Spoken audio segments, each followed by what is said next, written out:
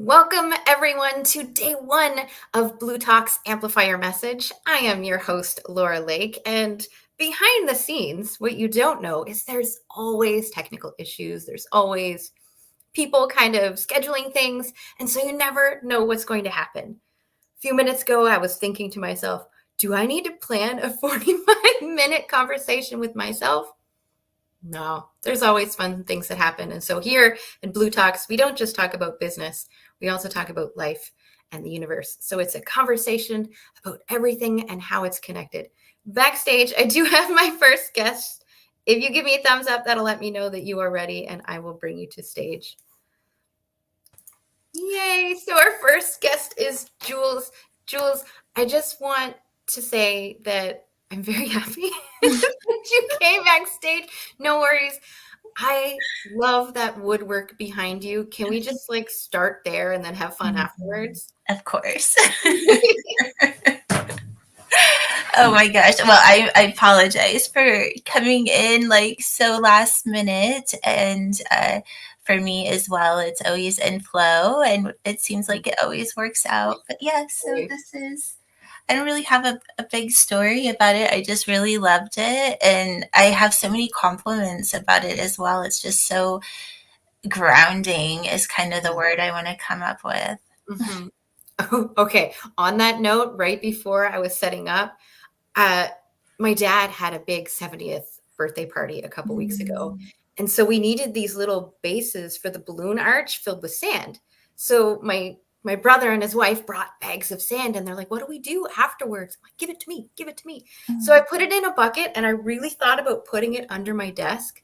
So this whole time today, I could just have my feet in the sand. I didn't do it. So I'm thinking about maybe doing it later if I have a minute to switch over. I love coming up with fun little things that we can do that just remind us of oh, okay, yeah, I got this. So then, there's my notepad. Okay. I have a fun question that I like to start off all my interviews on Blue Talks with, because then you're not giving us your typical thought out speech and your elevator pitch. It just kind of shakes you up a little bit. And we get to know the human being behind the business before you share with us all of the amazing things that you do. So the question is this. Are you ready? I'm ready. Okay. So the question is, if you could have other people describe you in 3 words, what might you like those 3 words to be? What would I like them to be? What would you like them to be? Yeah. Okay. It would be...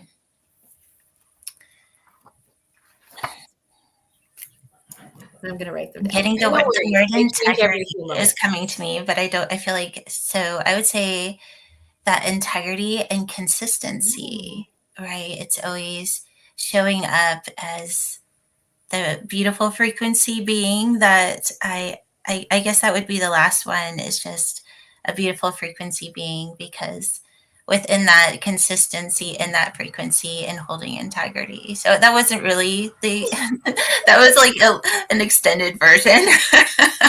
All good. Almost every single time people are like, I just want to hyphenate a word or have a descriptor, and then we come up with a word together.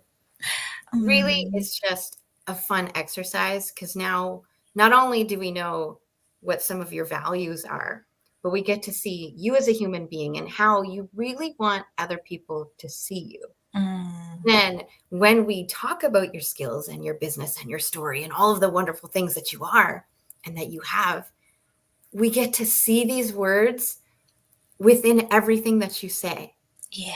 It's really fun, or at least it's really fun for me. And most of my guests have had a lot of fun seeing that pattern. So then, Jules, I know nothing about you. I think this is the first time I've ever met you. Can you tell us, who is Jules? Oh gosh, who am I? It's so funny that you say that, because I have this thing about not wanting to be labeled. I don't like to be categorized of oh, she's this, or even, a lot of the people will say, oh, you're a way shower or you're a star seed. And I'm like, oh, I don't want to be labeled. I just want to be that frequency being. I really do stand true to that. But what do I do with that you could say, if I'm a frequency being, what do I do with that? And so I do own a business. It's called Becoming Bioquantum, and I focus on ascending the body, cell ascension. So you could say I'm a conscious biohacker, and I've used quantum technology to activate the dormant DNA and releasing the frequency so that the way the cells are functioning shift from observation of the environment to the expression of a frequency. And that frequency is measured at 963 hertz, which is also the measurement of source intelligence or source frequency. 960. I have it's so funny because I went to go get my emotional chart before we Oh, started. I love that. So, It's yes, so so we neat. base Yeah. a lot of what we do, because right now, most people's physical body, we're so focused on consciousness, which is, we should, like, that's a Yeah. tool that we have to ascend.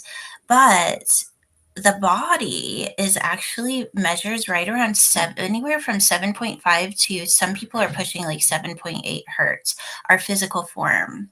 Okay. And the frequency that's stored in our DNA is measured at 963. So when we start to activate the way that our body is actually supposed to be functioning, because right now we're only functioning between 2 and 10%, depending on who you are, that's a huge difference when we, like, if you have the other 90% going. And that's what we all get to experience consciously. Oh, that sounds like so much fun. First thing that came to mind is I have an app on my phone, which many of us in the Blue Talks community understand, the Mind Valley app.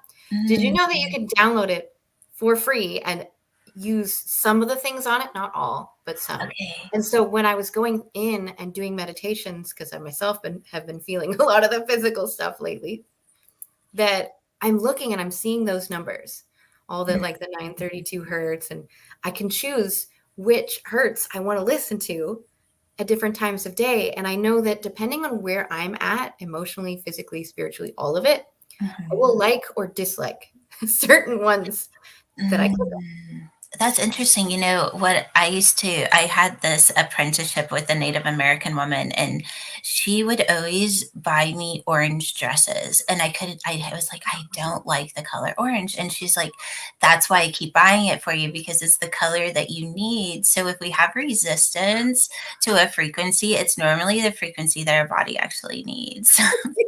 Okay, we're gonna laugh even more because I'm the same thing. I've been resistant to orange most of my life, probably because of the hair, probably because when people take pictures, instead of it being like a normal brownish strawberry kind of blonde, it looks bright orange, Mm, like an orange.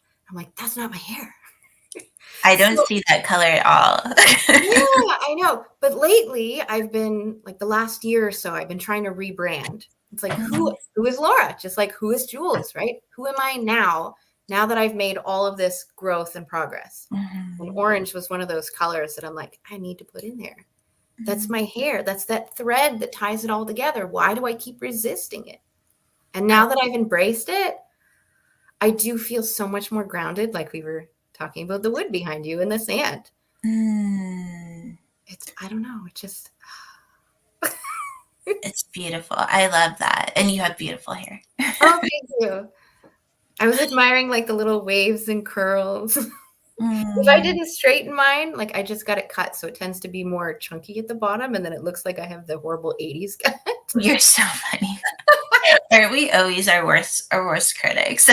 Oh, but it happens because you had that one haircut that you hated, and now you keep being afraid every time you get your haircut, it's going to look like that or feel like that. So, Jules, I really want to get into more about this message that you have. So I Mm, like that you started talking about consciousness and that you bring in a lot of that spirituality. mhm. Where did that come from? Like, what got you started on that path? Gosh, so when I was 16, I was quite the rebellious child, and I got kicked out of the house, actually. And I decided, well, if it's bad enough that I got kicked out of the house, because I got kicked out for being a partier, right? And so I went to Alcoholics Anonymous and I met this woman there that she became my sponsor. And I went over to her house one day and she had Barbara Brennan's Hands of Light book laying on her coffee table. And I was like, I know that this is what I see. And so she actually was my first teacher and she started training me how to read energy. And it just, I took off from there. I never went back. As soon as somebody saw what I saw and I knew I wasn't the only one. And not only was I not the only one, but I wasn't crazy. You couldn't turn me off. I just so it went from there to apprenticeship until I was about 30. And then when I was 30, I finally realized the only way to keep going was to actually go inside and have this be an individual journey between me and the intelligence of source, if you will.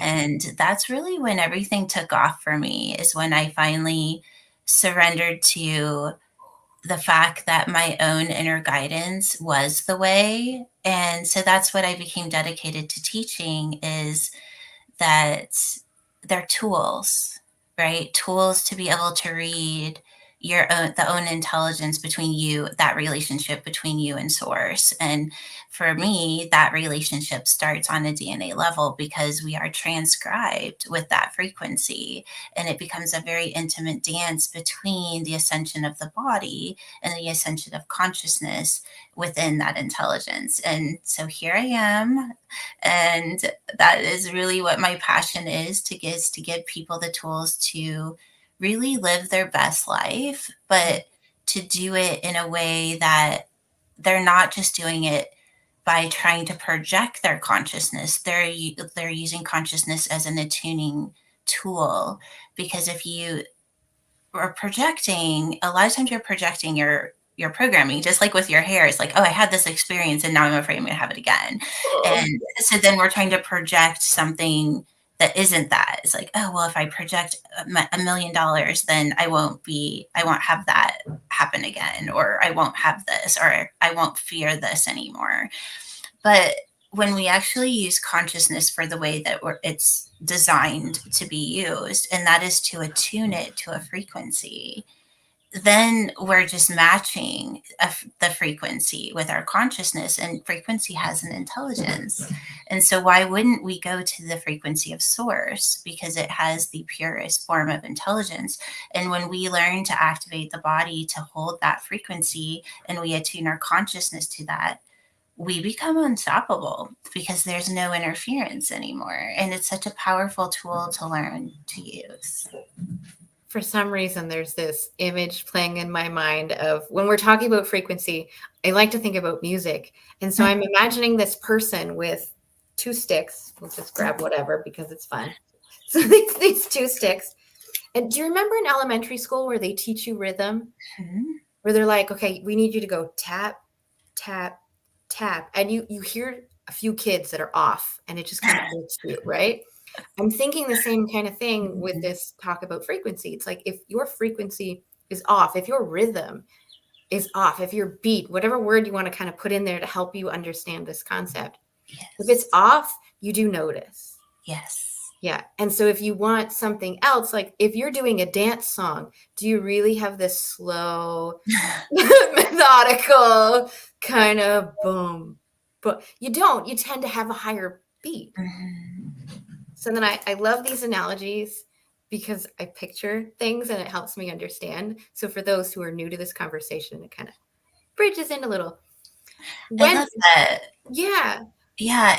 I always have so first of all, if you think about the way that our body is performing now, is more in a Hertz wave, because we have the chemical responses of our body that is like dopamine and oxytocin, and okay, now I'm going to feel joy, and I'm going to go try to do something to trigger that chemical so that I can feel joy. Mm-hmm. And that all is based on a Hertz wave, because it's only there as the chemical is released, and then it diminishes. And, when we're having something like cortisol release, we're happy when it diminishes, but then we're always seeking the chemicals that make us feel happy, but they don't last. And that's why when we convert into the other 90% of our body. I call it the quantum body, or that's what bioquantum is. We are activating the body in a form of frequency. Then it becomes a scalar wave. A scalar wave doesn't diminish over time and space. And so when you're attuning your consciousness to that part of the intelligence of your body, it's consistent. And so we have to almost relearn what it is to feel happiness through frequency instead of a chemical. But once we start to learn the tools and we're able to hold consciousness there, it's consistent. And that's why I love just that consistent, pure energy, because it's always there. And that is so true, is that we are aware if we're experiencing the body in this more of the roller coaster, or if we're experiencing it in the frequency that we're designed to experience it in. Ooh, okay, now I'm picturing, have you ever seen, I think it's like a sound table with a bunch of iron filaments on it? Okay, so my first thought was the dopamine and oxytocin, which we can come back to in a moment, is like us trying to push it into whatever pattern that we want. As long as it's not on and things aren't changing, it's going to stay. Yes. But as soon as something changes, that shape changes. But what you're saying is, what was the name of the other wave? So the other way is a scalar wave. Scalar wave, yes. So then I'm picturing that as the actual sound table making its frequency. It can change its frequency, but then if it changes, so does the picture. But if you go back to the frequency, it'll always look that way at that frequency. You have a gift. I love how so what you're doing right now is you're listening, but then because it's something new, you're listening with your intuitive powers, and you're getting these visions that are showing you what it is, so that you have an understanding of what it is. And our intuition is a big part of where we will go as we evolve as humans. We won't be really we'll still use the five senses to a certain extent, but we'll really live our lives through our intuitive senses. I have this saying, when we really start to experience life as frequency, we start to see before we see, we hear before we hear, we know before we know, and we really start to fine tune those tools so that we're no longer relying on what's already been programmed to receive information. It's a very pure form of information because it's not from our intellect or the programming. And most people would be like, well, don't we want to know things through the intellect? And yes, to a certain extent, you're always going to pull information there when it's needed, but only when it's needed. Because the rest of the time, you want to be living your life as if it was for the first time. And that's when we can live in frequency instead of our programming. So the scalar frequency, that part's new to me. The rest is not. But every time I have a conversation with somebody new, it just brings up like a new connection in my mind that's like, oh, we could picture it this way and this way. It's a lot of fun for me because my mind never stops. It's always playing a movie. So I liked that you brought up dopamine and oxytocin earlier. I wanted to come back to that because I wanted to share something that's really fun. At the beginning of these interviews, what I have intentionally done is to build that dopamine and oxytocin right from the beginning. We get people to talk about themselves, which is really comfortable, so that they feel more comfortable. But then the person listening is also like, oh, that's another human being on the other side of the screen. Not, as we were talking about tools, a tool for me to use, which is their skills, to do something for me. It's no, you're a human being first. We are here as a collective and community first to get to know each other and build a relationship. And from there, we can have the deeper conversations about the tools, about the skills that makes you even more of a jewel for people. I had to. I love you. You're so good. I like to talk about gems a lot. And I was like, no, I'm just going to switch it up because this is so much for you. That's so fun. Well, I can really feel that you're holding the frequency and that connection. I think that's such a valid point too. And what I love about where you went with that is with the dopamine and oxytocin, but you are doing it from a conscious place where you weren't necessarily trying to connect through a past program or trauma, which so many human beings will do when we first meet each other. We have to know everything about the other person so that we have a place where we can connect. And so often people want to go to their traumas to connect. But this, I feel like as we evolve, it's okay, let's talk about where we're going and how we can use these beautiful things to uplift and become more than what we are today. Yeah. I have this thing next. I didn't think I'd be using all of my things beside me so quickly, but I have this analogy where I talk about marketing, and because what I do is courageous connection. So a lot of it does involve emotions, psychology, human psychology, just so many things. And so I don't dive too deep into one. It's like, what are the patterns? So then this analogy is about exactly what you said. Instead of saying, this is your deep, dark secret that nobody wants to talk about, laser point, dive through your armor and you feel scared. What I tell people is, let's pretend they're deer in the woods. How do you call out the hiding deer, the hiding people, right? Without calling them out as a human being. So it's the behavior. And what I like to say is, I can see your purple fuzzy Care Bear sticky toe socks. Like, these are my socks from the 90s that are literally purple fuzzy Care Bear sticky toe socks. So sweet. And what it does is it's like, here's something so clear, so crystal clear that I'm not talking to anybody else. But I didn't say your name. I didn't point at you. I didn't tell you that you were doing things wrong. And I certainly didn't point out your trauma. So then it's focused on, what are the good things from that space. Once I say, I can see your purple fuzzy Care Bear sticky toe socks, which is a total tongue twister, then people have two choices.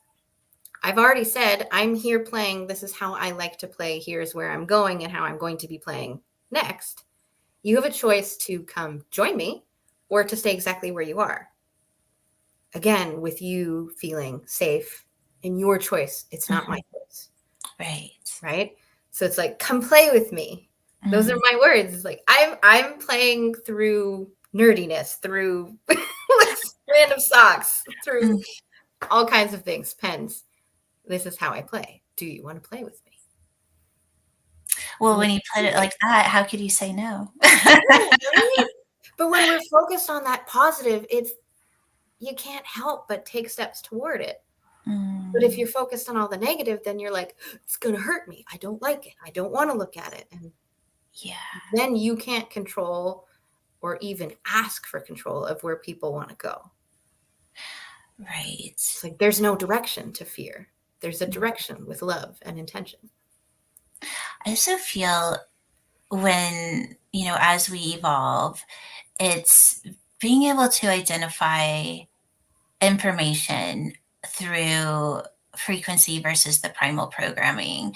Because if you really think about what creates our trauma is that we repeat it and we think about it and we fear having it repeat. But when we're focused on just experiencing life through this intelligence that is stored within us, it gives our mind somewhere else to go. That's literally transcribed in our DNA, where it doesn't matter what's happening around us. We don't need to necessarily understand it.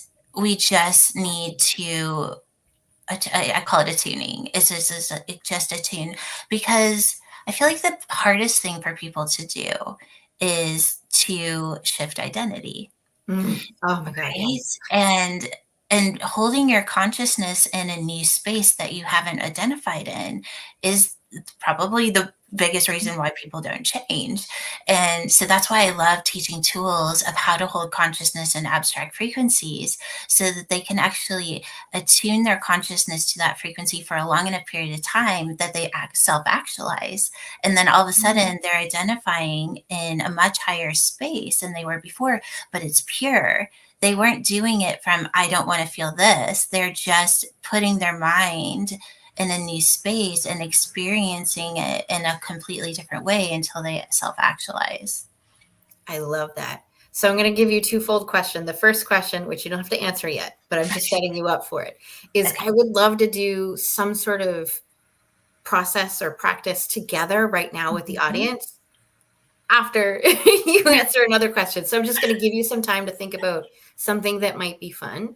Okay. But I do want to kind of come back just a little bit to the story that you were sharing earlier. There was a word that really hit me, which I would love if you could tie some of this into the fun practice. You said the word surrender. And I really like that word because that's the word that I use to describe my deepest, darkest moment. So if you could, however deep you're willing to go, right? I'm holding that space for you, letting your choice be your choice. Can you describe just a little bit more of what that moment looked like that might be hard to vocalize or have clarity around for other people? You know what I immediately got, and I don't remember the content or the context that I used that word. Mm-hmm. And this is actually something I've been really sitting in is, am I really surrendering or am I submitting? Oh, wow. Because when you're thinking about if you have a frequency that's transcribed in your DNA that is the frequency of source, it's your innate being. The observation of that frequency is where you're holding consciousness, and that is what you're creating your reality around, right? So Yeah. so when we're surrendering to that frequency, it's almost like, okay, I get that. Like but if in some ways it's almost like, oh, I'm only going halfway. Because to submit is to let the intelligence of that frequency to take over you and take over consciousness, because at that point when we actually hit the frequency of source consciously, we don't Yeah. need consciousness anymore because we just become the intelligence. So I have this saying is like, let the intelligence turn on. I'm calling the intelligence the frequency of source, turn on, because that frequency has an intelligence. Let it it take over your body and then have the experience of it consciously, because otherwise, consciousness is only going to have the experience of source at the frequency that it can be held in. And so I know that's not really answering your question, but that's immediately where I went, is like, I'm not even going to surrender. I'm full on submitting to this intelligence because I know how much better life is when we do. I'm definitely a definition type person. So I'm like, oh, I never even thought about the word submit. And I really liked the way that you describe that. I did look up surrender. I'm curious too. Now let's Yeah, go right? vocabulary. I know. It says to yield something to the possession or power of another. I was like, oh, Oh, okay. wait, say it again. Will you say it again? Yeah, to yield something to the possession or power of another, Okay. or to deliver up possession of on demand or under duress, which makes sense. But Okay. it has this connotation of like another person. Mm-hmm. But I like that idea of submitting, which I'm totally going to look up right now. Right. So submit. This also teaches me how to spell things better. So to give over or yield the power or authority of another. Okay. So it still kind of has that. Ooh, I like this definition better. To subject to some kind of treatment or influence. See, now it doesn't have to be another human being. It's just whatever Yeah, that for some reason, it feels like submitting is almost like saying, go ahead and take over me. Yeah. Right? It's kind of, and surrendering is more like you're giving something away. And submitting is kind of like, yeah, come on in and take over. And of course, we wouldn't want to say that but what I love about it is because, and also surrendering is like, you see like, okay, I give up, I'm going to raise the flag, right? If you're like, it's like, okay, we surrender, but we're not giving up, right?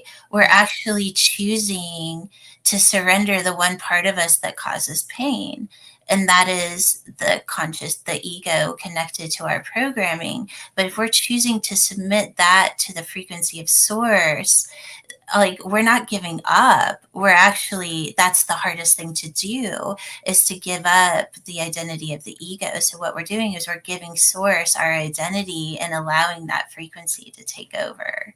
Okay, now I'm thinking I know what kind of practice we want to do. Have you thought of anything around giving up that ego? Do you have any practices that we could I do? have something really fun that we can do, and it's Yeah. super easy. And so what we'll do is we're just going to do a little bit of like breath work with the Okay. frequency of 963. We're going to expand to like basically clear the mind, and then we'll turn on the quantum body and let consciousness run through the frequency as the body. It'll be fun. So Okay. Yes. before we start, if there's something in your life that you're struggling with that you want to kind of bring into this process, you can kind of experience it then. Okay, this was what it was like to experience it through my ego or my programming. And now we're going to do this little process and to stay open and curious to, okay, what changed? Because then we can start to put our consciousness into what's different, and you're kind of looking at what it's becoming versus repeating the pattern. Yes.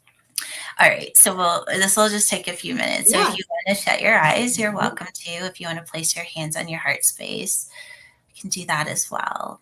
And then we're going to, in your mind's eye, and if you can't, if you're not good at seeing, just know it's working anyways, but you're going to see a white blue light. So really light blue light, and you're going to breathe that light in through the nose, allowing it to trace along the brain, moving down through the spine, and then breathing it out. We're raising the frequency of your spinal fluid to that 963.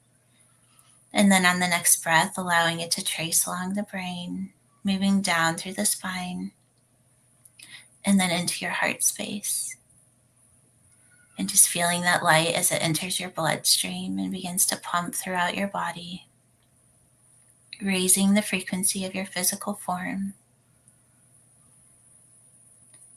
And then breathing in that white light, white blue light, allowing it to trace along the brain, down through the spine.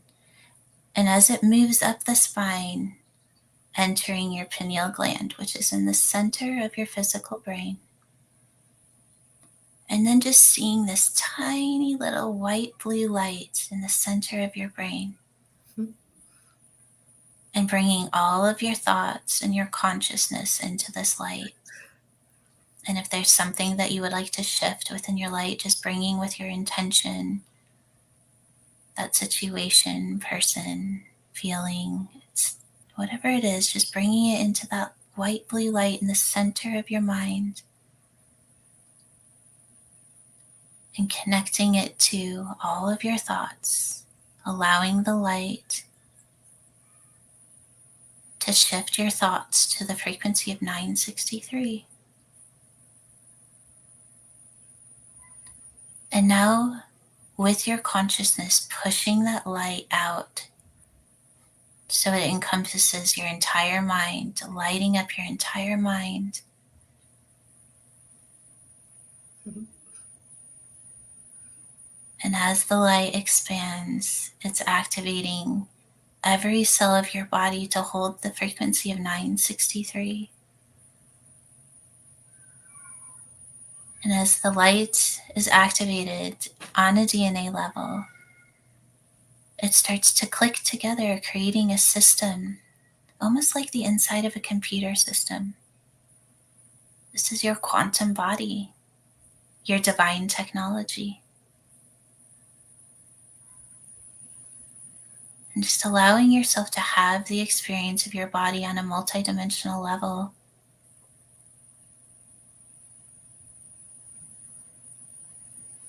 And knowing that your software system, the experience of your body beyond your programming, is running the frequency of 963.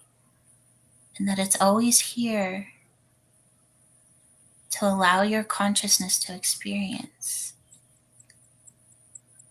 So now that your quantum system is turned on and it's running the frequency of 963, both through your thoughts, through your intention, and through your body, creating the experience of what life is like in the experience of your body at 963. And that frequency has an intelligence that will always lead you the way. Now you can just take in a deep breath and just pushing your consciousness into that light one more time. And then when you're ready to open your eyes, just knowing that you have the opportunity to open them up for the first time in that frequency of 963. And then everything's a little fuzzy. Everything's like slow-mo Matrix style. And it can get that fun, really. I mean, we can, there's a fine line between imagination and actually seeing for the first time through frequency. And in the beginning, it can feel a lot like imagination, but imagination is still a step up from our programming. It really is. My programming is generally okay, and sometimes I get caught in one of those little loops. It's like one of my colons is now, or no, instead of a semicolon, I have a colon. I was like, no, the programming doesn't work, which happened to me in university. Anyway, and so then just sometimes that little thing can trip you up, and you can start to spiral if you don't have that awareness that you're going that direction.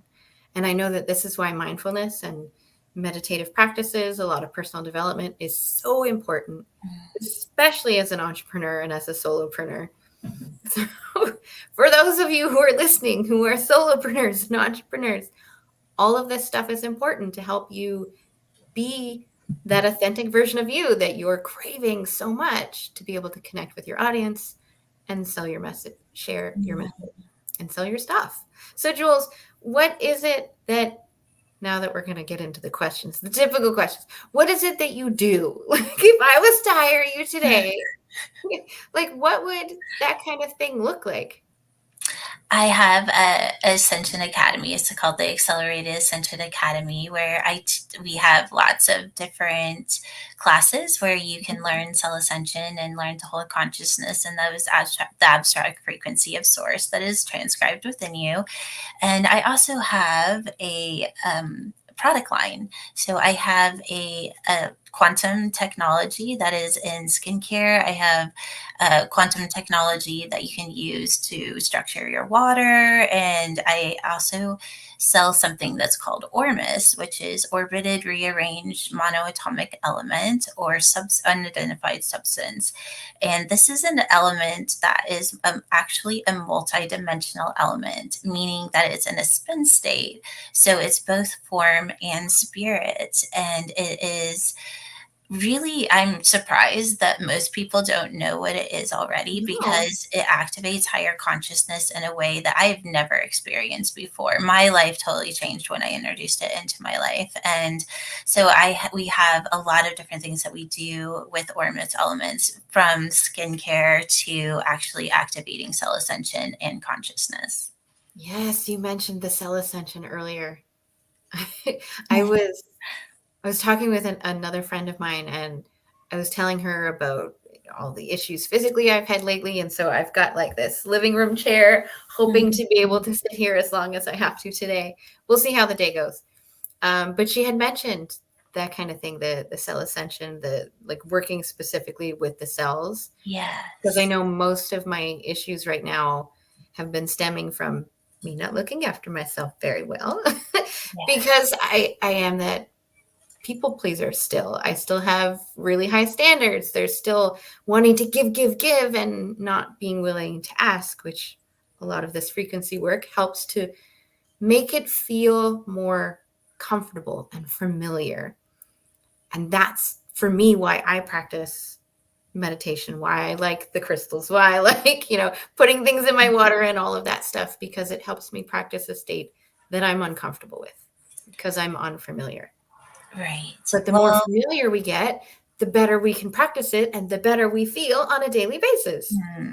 I love that, but I also love that you're uncomfortable in it, because I feel like when we have awareness and we're staying in that place of uncomfortable, it means that we're evolving, because we're not in a state that we're self-actualized in. So I just want to celebrate you for being in that space and receive. Yes, Practice receiving.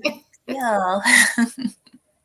That's one of the things many people say is they're like, I get a compliment and I just want to be like, shrug it off. No, you don't actually mean that. And yet that's one of the opportunities to practice. Yes. Well, you did well. I'm still working on it. It still feels really uncomfortable, but at least I say thank you now instead of going, no. Yeah. I love this. I love all of this. And I just love your energy, Jewel. It's so comforting and your eyes sparkle and I just love it. Oh, thank you. Yeah. I appreciate that. I want to get a little deeper now. I know that you had this story about why you got into energy work and all these labels that you don't want to have labels. So we're just calling you the Jewel. Do you have an actual message behind it? Like, is there something that you keep on repeat that you're telling people? Yeah. So, gosh, that's a good question. My tagline is activate cell ascension and live as frequency. And it's really, my biggest message is we are only experiencing such a small part of what we're here for. And when we start to activate the cells, and I know that sounds, but that's our operating system. I mean, the DNA is our operating system, and right now it's inverted. We're only it's not operating the way that it's supposed to. And and science could say, well, this and that, and even Bruce Lipton's work of showing how epigenetic codes get turned on, it's the distorted operating system, because right now our cells are observing our environment in order to be told what to do. But when we start to turn on our divine operating system, our cells actually shift from observing environment to identifying in the frequency of source. And when that happens, we can have the experience consciously. So we really do start to live as frequency. Well, what frequency is that? It's the intelligence of source. I love that. And you were talking about observation and identifying which frequency you're in and where you are. I like to, because we're doing all these analogies, I like to think of it like a Google Maps search. If you don't know where you are, how can it tell you the direction to go to get to where you want to go? Like if I don't say that I'm in Nova Scotia, it can't give me directions to Paris. It's like, where? I don't know.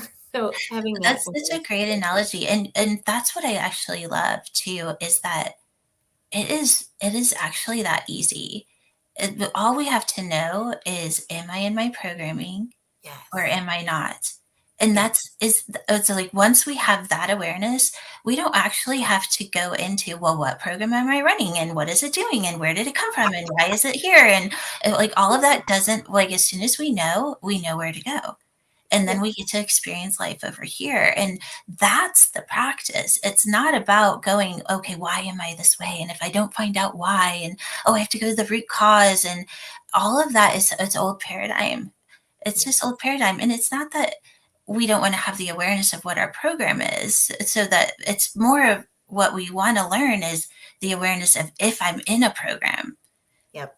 That's more important than knowing the program, because if we have that awareness, we know where to go. And then once we have the tools of how to hold consciousness on this other side, like in this abstract frequency of source, then the program doesn't matter anymore, because it's going to run only when you're having the experience of it.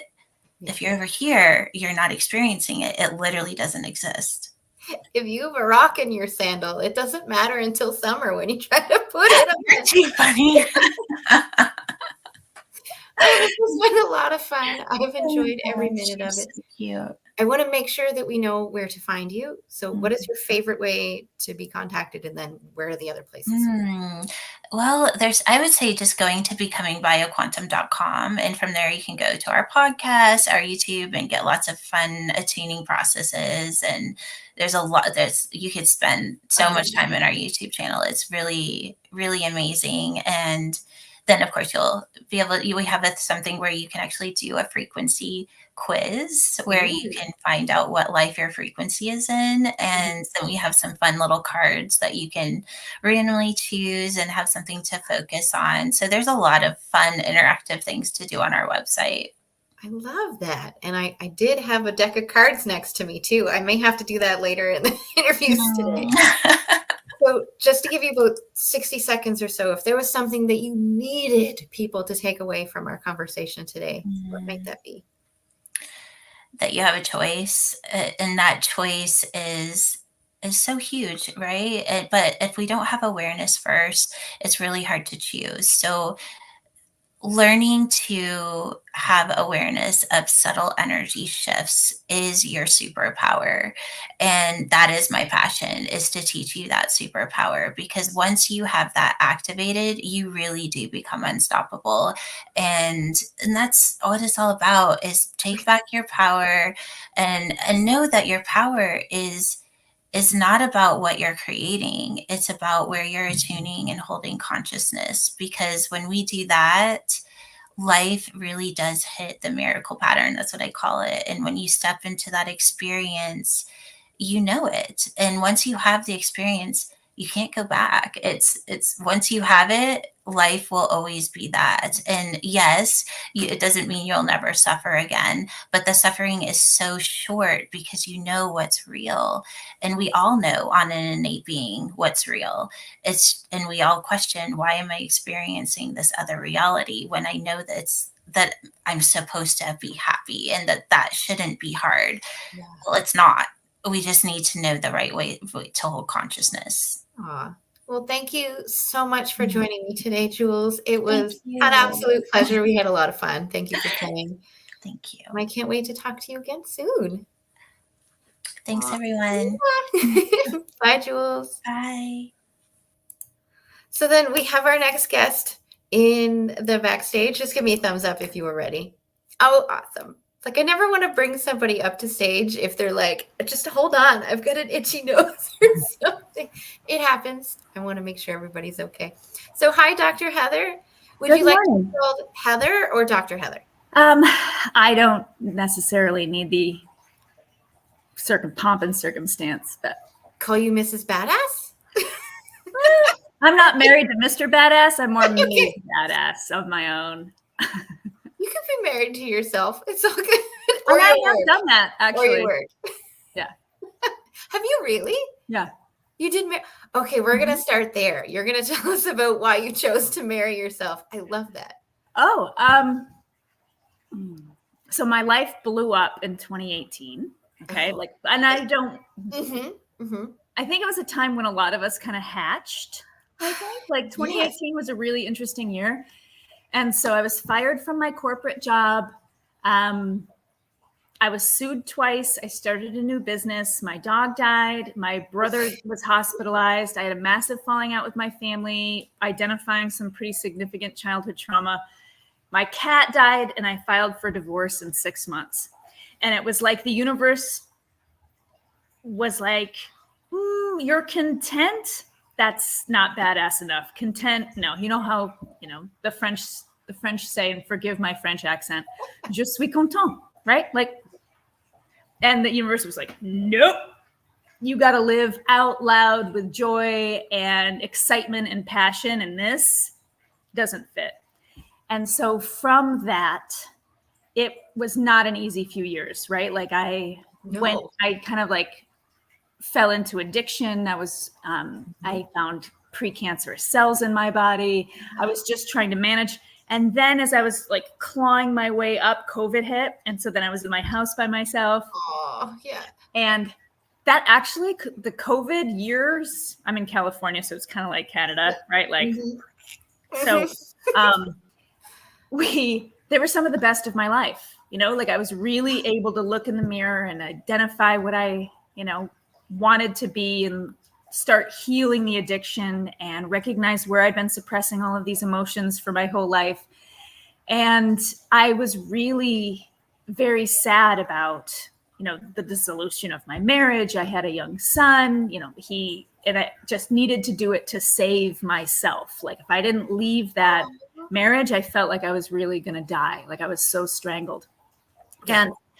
And that's all right. Like we have a beautiful co-parenting relationship now. And I'm very grateful for, the relationship in the years that we had. And I'm so glad to be freed. But there was a moment of recognizing it was kind of funny because, your friends are always like, well, you got to love yourself before you love someone else. Right. And it's like, yes. And, like I love myself, no doubt. And they're like, well, can you really feel it? And I was like, no. And so then that was kind of like a evolution of, because I would buy myself flowers and I would take myself on trips and, like that kind of like intellectual love or Yes. like the pattern of what you think it should look like, but actually really feeling it opened up a whole new level of healing. And in doing that, actually, and recognizing who I was and what I wanted and getting very, very clear on that, because when you hit your midlife crisis, for women, multiple. It happens too, right? Like, but it's like a midlife transformative opportunity.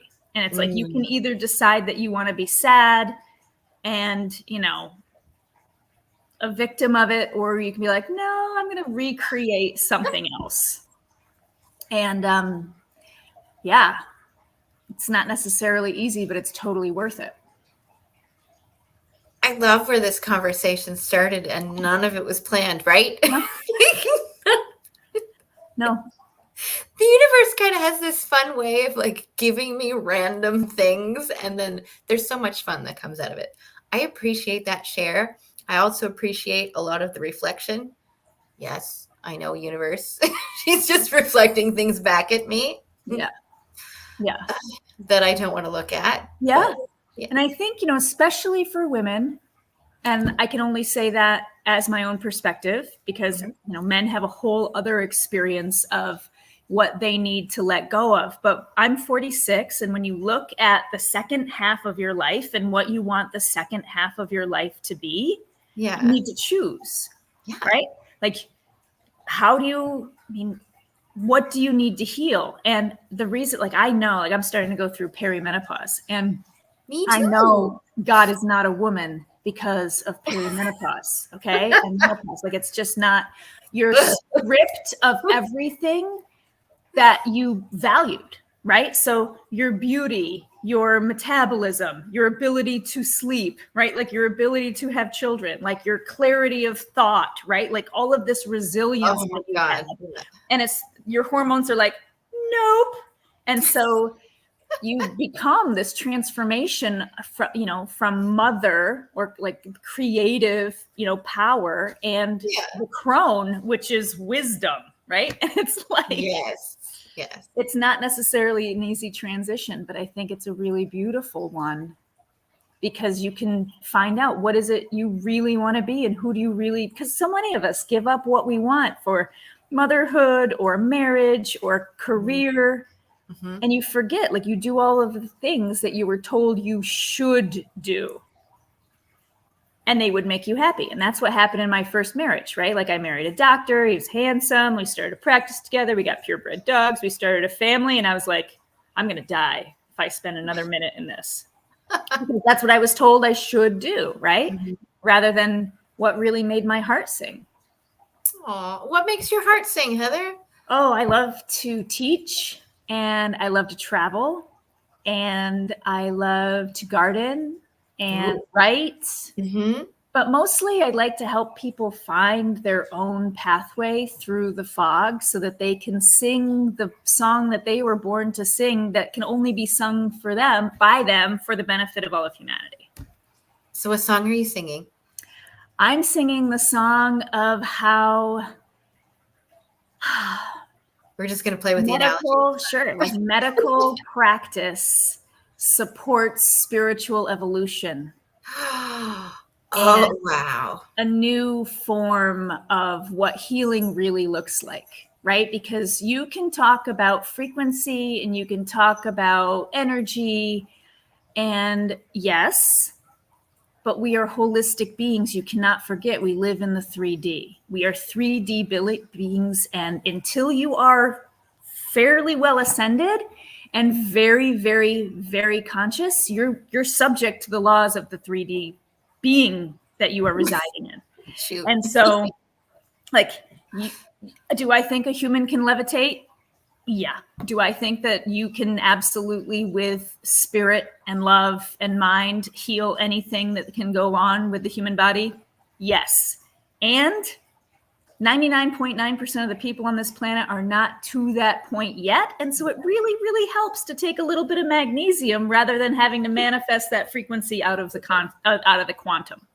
That reminds me. Will you be like super nice to me and give me 30 seconds to run into the kitchen to grab my stuff because I forgot? Okay. This is everybody's also water reminder. If you don't have a glass of water, please go get a glass of water and grab a drink. So tell I want to know so much about you. And I think many of us just fell in love with you because you're like, this is me as a doctor, but also understanding spirituality and how they can mesh together. Can you tell us more about that? And I'm going to listen. I'm going to turn you up and hear you. I'll be right back. So the most beautiful and magical, we'll go back to music, right? We are a symphony of biochemistry. And so your DNA is a resonance molecule that helps vibrationally create this vessel that you get to pilot, which is the most magnificent machine in the known universe, right? And I don't necessarily understand the workings. Nobody really does, right? But there are, like, your DNA creates proteins and structures of function and structure that build your body and allow for your consciousness to be inhabited into the body, right? And so you've got the mind, the emotions, the body, the environment, and the spirit. And so you've got all of these different aspects in these different realms that work together, and you cannot separate them.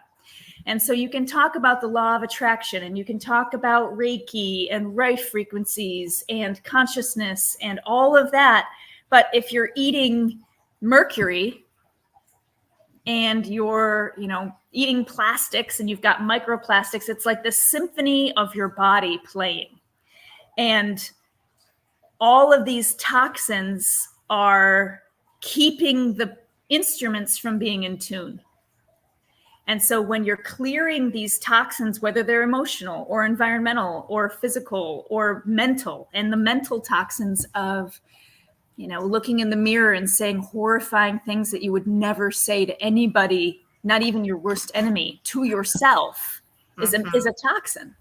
And so that choice of becoming aware of, these are my patterns, and I'm going to shift these patterns, and also pay attention to what my body needs in this experience, because I think that our consciousness and our unconscious work together to heal whatever energetic traumas are stuck in our epigenetic DNA, right? Like, we can track that, as well as our unconscious, collective unconscious, if you want to go, Jungian, and what our human species is moving through, as well as ancestral or past life, or however you want to do it. We have unconscious wounds that we don't know are operating. And so if you're having trouble being like, well, I'm doing my mantras and I'm sleeping with my crystals and I'm doing this and it's not working, why isn't it not working for me?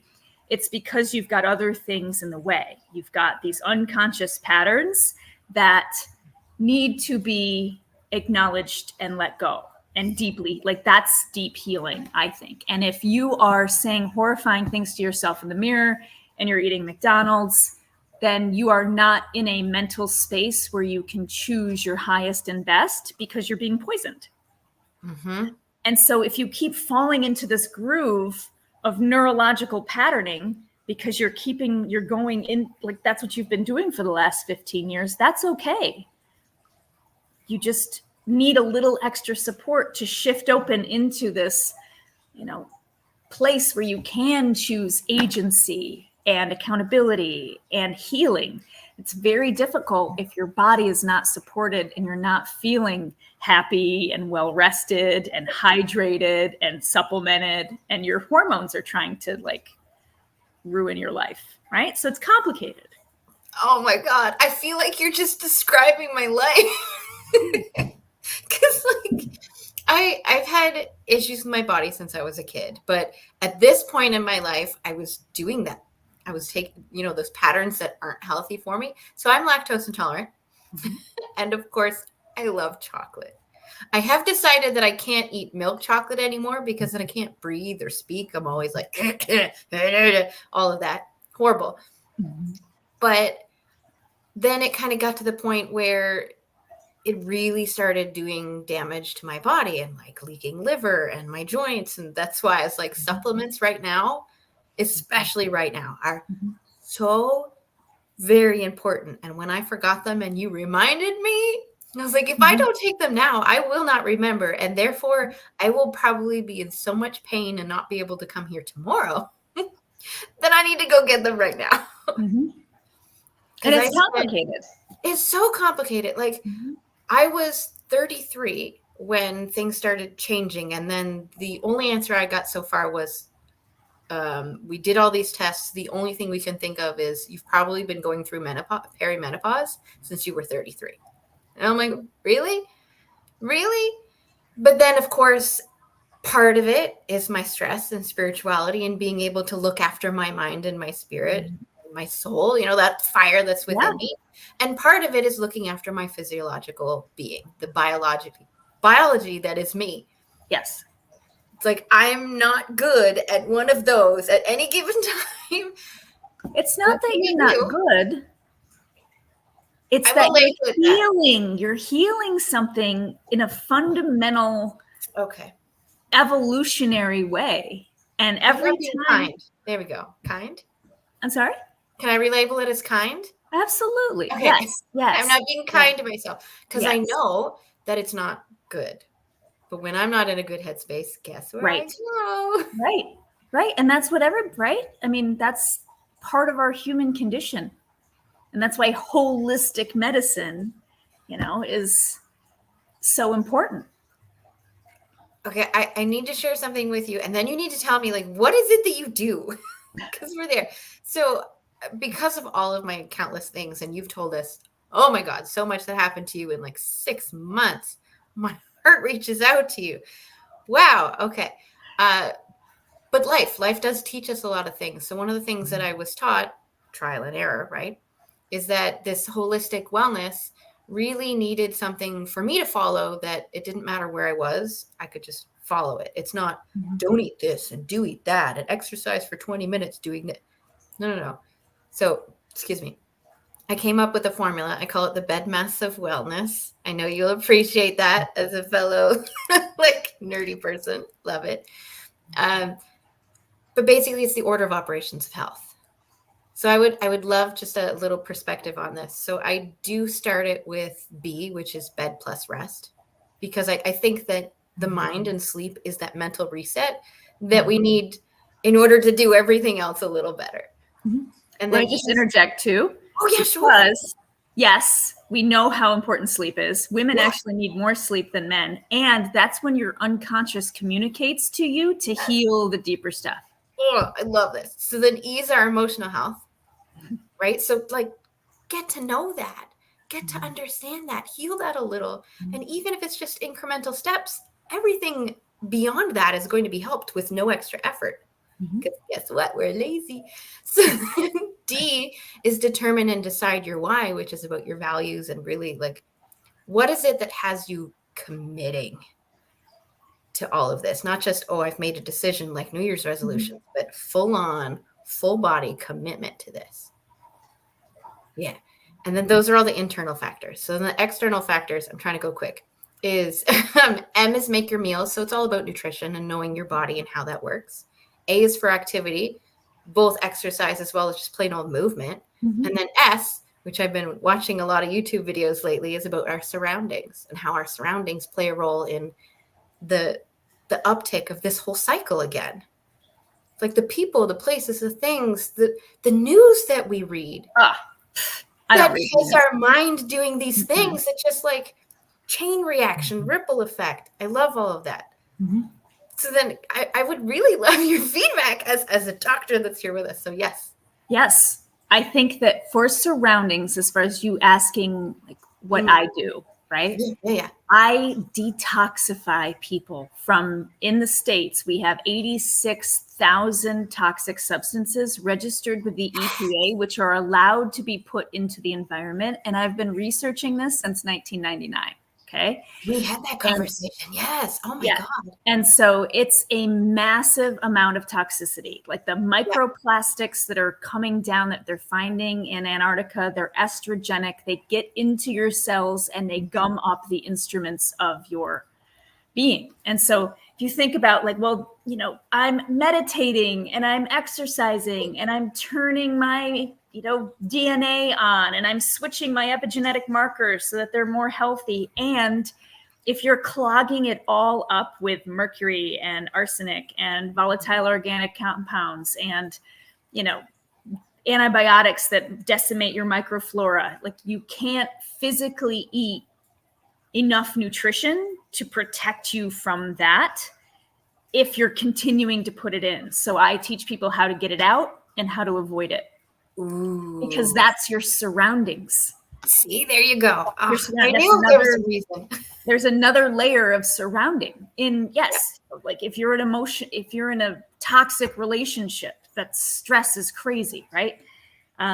If you're in, I'm in California, so we get radiation from Fukushima hitting us still. Really? Right? So we've had thyroid disease increase significantly because of the radiation hitting us in California. But you can't see it. It's invisible. Who knows, right? Who knows what's going on with the northern lights being able to be seen in Florida? Is that where it was? I just see all these all the way, like it is visible. Oh, wow. In a very significant way, which I don't know what effect that's having on anything, right? Wow. But it's an interesting time to be alive. And so absolutely those foundational pieces of health, right? It's like water, movement, go outside. Yeah. Right? Like see the sun, laugh, have, mental hygiene. And so I wrote a book about like the foundational, like how do you survive and thrive in the 21st century? Do you have it with you somewhere? It's in my other, okay. Yeah. I can put a link. I can put a link into it. Sure. It's on Amazon, but it's called The Wilde Way and how you can unleash your vitality by hitting these pieces. Yeah. And, like I have broken down my idea of medicine into the three main drivers of disease are stress, inflammation, and toxicity. And so let's look at your lactose thing, right? Yeah. You're probably sensitive to way more than just lactose. Oh yeah, right? So much. And so you've got the stress of your body being inundated with something that is causing inflammation. And then you've got conventional dairy being absolutely toxic and full of Roundup and hormones and antibiotics and all kinds of stuff, right? So you've got in that, how do you protect yourself and your family from all of this heaviness? And I do think, since we, talk a lot about spirituality on this sort of, platform and energy and why we're here, I think that toxicity is the physical embodiment of darkness. And so as you shift and remove those things from your body and you avoid them, you become lighter, you become more loving, you become healthier because all of your hormones and your nerve cells and your body work better, right? Yeah. So many of these things are nerve toxic. And so they kill nerves and make them not work as well, or endocrine disruptors, which make, going through perimenopause at 33 is stress and toxicity, right? Like that's what drives that sort of thing. And, decreasing the hormonal assaults of aging, you avoid toxins like estrogens in your pesticides and your plastics and that sort of thing. But there are hygiene things that we can do with our life to make that progressive march towards dis-ease and death, because nobody gets out of here alive, right? But how do you have the power and the clarity and the vitality to really be who you came here to be? And that means you have to be healthy. I have a fun question then, Heather. Okay. So I don't want you to be logical at all. Crazy cool. That's tough. Okay. I know. That's why I had to mention that part. No logic. We're thinking like genie in a bottle, snap your fingers, rub the lamp, whatever. If you could be any version of yourself, like what would badass future crazy cool Heather look like? What would she do? How would she show up? I feel like I am living my best life. I feel like I show up that way. Yeah. To the extent, like, I have healed so much. I am in an absolutely beautiful relationship. I have 5 different jobs where I get to work with people to optimize their well-being in a lot of different ways.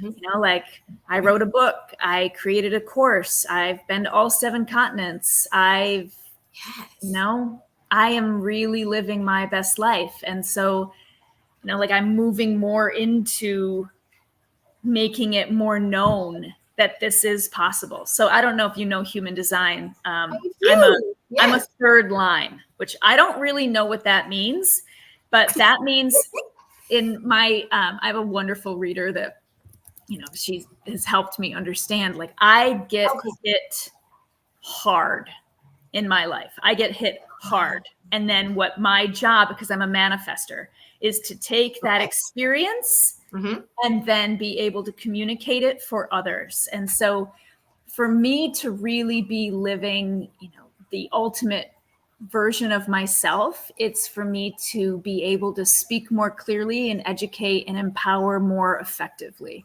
And so that's why, you know, it's early here this morning. I got, you know, I did my hair before my day starts so that I can, you know, teach and help just reflect to people that you can go through terrible things. You can have health challenges. You can, you know, experience depths of despair and addiction and trauma and find the power through holistic functional medicine and coaching and support and spiritual evolution to really rise up and let go of the things that no longer serve and be healthy and wild and free. Yeah. I couldn't really walk last month. You just saw me run to the kitchen, like putting practice into these things. And you mentioned earlier the 3 things that really affect our body: stress, inflammation, and toxins. That has been what I've been focusing on. And the supplementation has been part of that. But like I was physically shaking all the time. I couldn't sleep. I couldn't sit. I couldn't stand. I couldn't walk. Like it was bad. I was on the couch for a whole month. So to go from that to being able to walk around and have a conversation and sit in the chair, it makes a huge difference in a short period of time. The human body has an incredible capacity to heal. If you just give it what it needs and get out of its way. Getting out of its way is the hard part. Right. Getting out of its way that's the mastery though, right? Like that's the mastery. Do you have any tools or practices to help us like today, maybe in the next 5 minutes, to just learn and practice to get out of the way of our own body? Right. I think one of going on what you shared earlier, right? And as far as the testing goes that you had done, oh my God. Yeah. I'm sure like people make a big deal out of testing and they'll run, you know, $100 worth of testing and be like, well, this is a really extensive blood. And it's not, it's a joke. So, but I would say in one of the first things in my course is really pay attention. So much of our lives, we're not paying attention. We're rushing to do something. We're driving, we're listening to podcasts, we're listening to music, we're distracting ourselves from everything that's uncomfortable. We've disassociated up out of our bodies. We're not paying attention to how we're in pain, how we feel, because we're like, well, I'm just going to not paying attention to that and do what it is I need to do to blah, blah, blah, whatever. Right. Yeah. And so many of us do that. Right? Like, I'm tired. I have to go to work to do this. Like, I'm in pain. I need to take a, anti-inflammatory to do this. I'm depressed. I'll take an antidepressant to do this. And I think that some really beautiful parts of medicine are actually subtractive. And what that means is when you stop doing things that make you worse, it's easier to get better.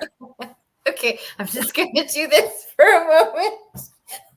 Stop doing the things that make us worse. I know. When I did my first food sensitivity panel, and you can just pay attention. Like, if you eat something and then you feel sick, don't eat it. Right? Like, you can also track it with your heart rate. Like, you can see, like, if you eat something and your heart rate increases, or you or you gain 2 pounds overnight, you're sensitive to it, don't eat it. So I almost lost my leg in a car accident when I was 21 years old. Yeah. And I've dealt with chronic pain. Like, that was my moment of like, oh, well, your life, you can choose. You can be on, hardcore medication and never feel anything ever again. And you can be bedridden, you can be, fibromyalgic and all of this, or you can do something different. And so in that, like, I heal it, I backpack, I, have no physical deficits from it, but I can see as I get older, like, I am carrying my pain in a different way. Like, my body moves differently. I need to really be very aware of how I move for that activity, right? But I also am sensitive to turkey. If I eat turkey, I feel like I got hit by a bus for 3 days because it causes such an incredible inflammatory reaction. And so when I found that out, it was also, I was sensitive to cauliflower, coconut, coffee, chocolate. And I was like, the hell I am, right? Like, I'm not yes. Nope. And chocolate anyway. Yeah. No, it's not that bad, right? And so I took chocolate I took it all out of my diet for 2 weeks. And I was like, well, I don't really feel any different. And so then I had chocolate and I immediately got like a tension headache migraine. And I was like, oh, I've been on the computer too long. So it took me 3 times to be like, no, stupid. You're eating something that's giving you these terrible headaches. Mm-hmm. Stop it. And so it's just like you have a choice. Be aware and choose. And I love what you said about just having the, decision, the inspiration, the passion, because you can either be proactive or reactive. Yes. And so you can be proactive and be like, I want to sing the song that I was born to sing. I want to have the energy to do the things that I love. I want to be healthy and well. And I don't care if I never eat turkey again, or I don't care if I never have Fritos or chocolate or all of this garbage that we put in our bodies. Because if you are what you eat, don't be fake, fast, cheap, easy, or toxic. Right? Wow. I love that. Can you repeat that again? I actually stole it and added to it, but it's don't be fake, fast, cheap, easy, or toxic. Soundbite right there. Right? And so pay attention. These things that we put into our bodies aren't making us well. And you could be sensitive to things that are conventionally healthy. Tomatoes. So just pay attention to how you actually feel. Because it's all good. I have massive guard dogs. Yeah. And so by paying attention to the reaction that your body has, you're going to get a massive amount of information. So you don't necessarily need advanced testing or like thousands of dollars of work if you really just become embodied and recognize how you feel. When I gave up all of my addictions at the same time, because I really felt like if I didn't, I was just going to leave this life. And I did it all cold turkey, all at once. And it was just part of my journey. Like, that was what I needed to do. And I recognized that I had been stuffing all of my unhealthy or like uncomfortable feelings in my guts, just like stuffing them. Yep. And we all put it somewhere. Yep. And so as you let that go and as you heal that and you become aware of all of these feelings, you can stop doing the things that don't serve. Pay attention. Oh, okay. That reminds me of Sister Act.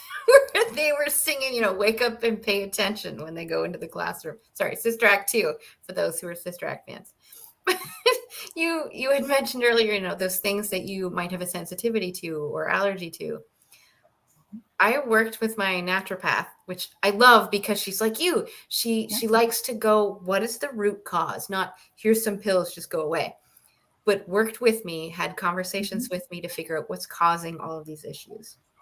And she's like, we could give you all these blood tests and figure out what's going on with your food sensitivities. Or the cheaper option is you have to do this elimination diet for a minimum of 8 weeks to figure out, what foods are doing what to you.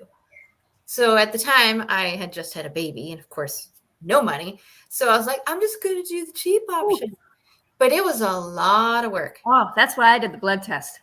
See, I'm like, I can't, I'm just going to take, because the elimination's the gold standard, right? Like that's the standard. Like that's what you're going to really get the best information out of, right? It was really good. Yeah. But like, I did the cheat code. The cheat code. But I did find out that I was allergic to tomatoes, but like pasta, spaghetti was one of my favorite foods. Yeah. I'm Italian. I had to give it all up. I get it. Yeah. So then I was like, why am I always itchy? That's why I'm always itchy. Yep. But then I also found out that potatoes and corn will give me cystic acne. Yep. Which I didn't know if that would even come up on a blood test. I don't like all these things I noticed, and I'm thinking about doing it again. Yeah. Just to see, because we're going back to like what's happening. So my body, I came home one day and I looked at my ankles and they looked like they were just, I don't know what's going on. So I measured myself because I measure myself every week so that I can see what's going on with my body. I had gained 10 inches and 4 pounds in one day. Yep. And that's at the beginning of the day, no food, no drink, after using the bathroom, like as consistent as possible. I'm like, wow. I didn't realize that the things that I was doing was causing that much effect on my body. And it can take 72 hours to see it, right? So something you ate 2 days before could cause that. It's crazy. And it also can change because a lot of times you can eliminate, but if you don't heal up that leaky gut barrier. Yep. That's where my problem was last time, is I went right back after the elimination diet to putting everything in, and I just didn't give my body enough time to heal through it. Yeah. It was just enough to be like, we don't like that. Oh, what are you doing? And right back in. Well, it's complicated, right? Like it's also, stress response and microflora and, minerals and, so much. Probably gets down into past lives, but right? Oh, yes. Really I did one of those too. And the thing that I learned was that some sort of abandonment, the feeling, like my physical reaction to it, the story behind it was there was this boy that supposedly was dead and didn't know he was dead. And his parents tried to save him in the middle of a fire and they couldn't, or they would die. So then he felt abandoned because they weren't there to see him. Yep. And then when he came back down and saw his body, he finally understood. I'm like, where's this story coming from? No. Doesn't matter. This is how my brain doesn't matter. Exactly. Doesn't matter. Okay. Yeah. It doesn't matter. And it's so beautiful because your unconscious understands things in symbols. And so like I had one where I was locked in a tower. Ooh, right? Yeah. Is that true? Who knows? Who cares? That's what I was symbolically representing it as. Yeah. And then when I was able to have that awareness and that perspective, I was able to let it go and heal that layer, right? And then you can go down a layer and your body is a beautiful, it's like a codex. And so when you are paying attention to these different things that come up and be like, what do I need to know in order to heal this and become more of an energetic light body so that the light can shine through in a more powerful way without all of the clouding. Mm-hmm. Like, I think that's why we're here. I love you so much. I know this is the second time I've had a chance to interview with you, but like, I feel like this conversation is so much better than the last one. Yeah. I think that it's also, when you asked about like, what do I want to grow into? I've spent so many years of my life being like, well, I'm a physician and I'm science-based and you need to respect my authority. Like, it's Dr. Wilde or whatever, right? Like, I'm a scientist. And yes, and there's plenty of science that supports what we're talking about, right? It's the nuances of how they come together. And I think it's probably some past witch trauma of how many times I've been burned and drowned and drawn and quartered and all of that, right? But it's time to like really like get up and speak. Like, what is the truth that you see? In the way that I see clients, it's like, how do you optimize them from the DNA out and help clean out their unconscious and like really have these beautiful revelational healings? Because it's time. We need to do it as a species. Yes. I love that this conversation didn't turn out anything like I thought about. But I do want to make sure that I ask you the question that I ask everybody, because I love the patterns. And I just, that tells us so much about who you are, but we've already learned a lot. So it's great. So Dr. Heather, what I was going to start with, and what I always start with, and Nick gets the scene in the background, is if you could have other people to describe you in 3 words, what would you love those 3 words to be? I know it shakes you right up. That's perfect. Well, it's like there's a lot of words. I had my son and my partner actually write these down for a branding exercise, but I think that mine would be transformative, wild, with an E. Well, with a D. I mean, it's like untamed, right? Okay. Like, yeah. And normal. Transformative, wild, and revolutionary, I think. Revolutionary. Sometimes I have to say it out loud.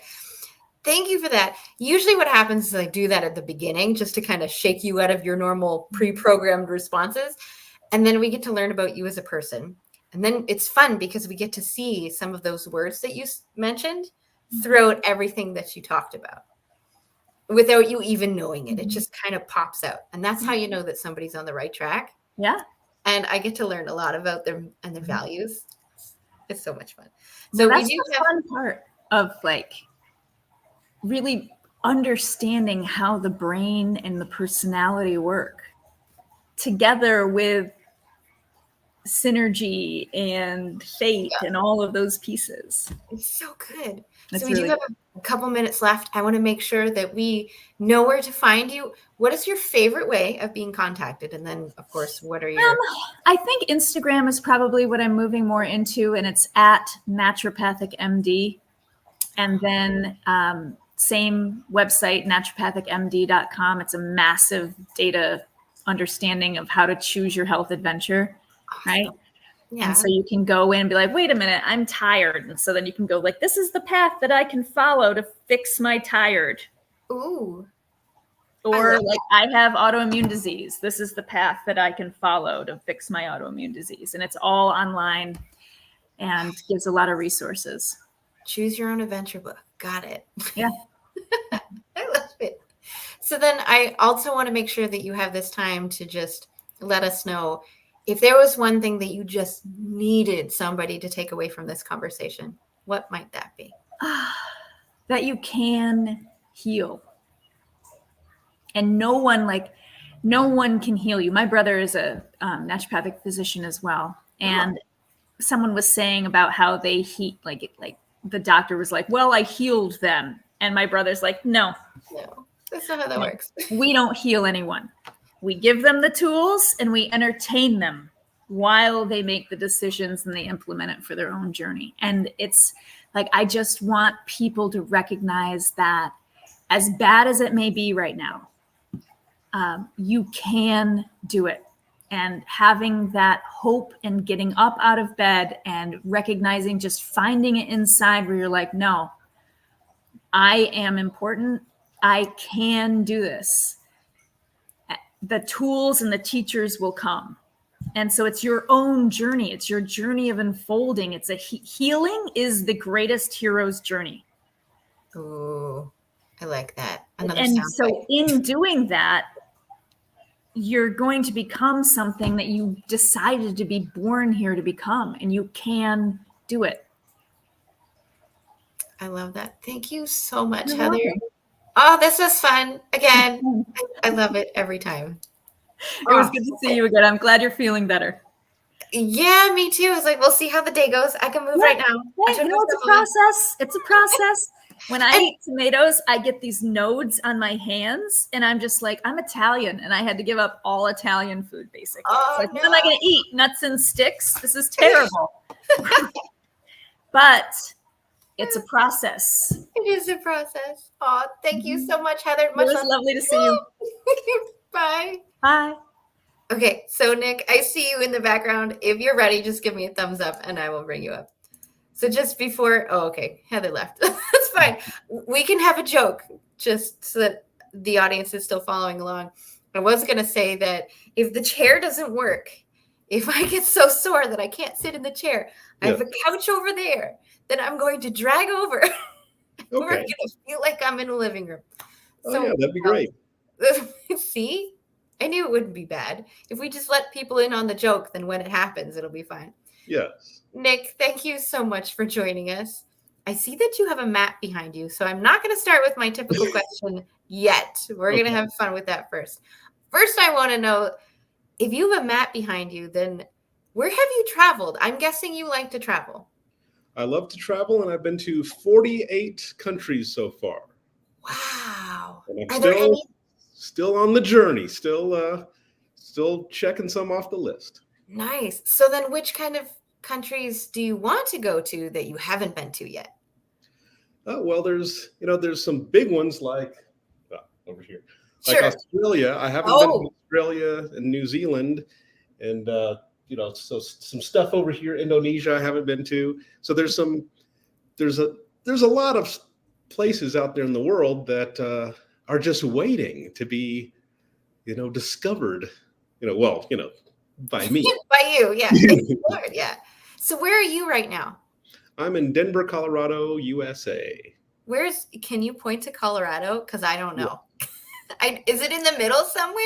It is in the middle, yes. Right. Oh, that's why I don't know. Okay, thank you. I'm learning U.S. geography as we're doing this and through my other interviews. It's like people will tell me a state. I'm like, unless it's on the East Coast or on the West Coast, I probably don't know where it is. Oh yeah, it's there's a lot of stuff in the middle, and people normally don't hear too much about those places. Okay, so then I am going to start with my favorite first question, which I think you might have heard with Dr. Heather. So here it is. If you could have other people describe you in 3 words, what would you love those 3 words to be? I would love those 3 words to be loyal, honest, and happy.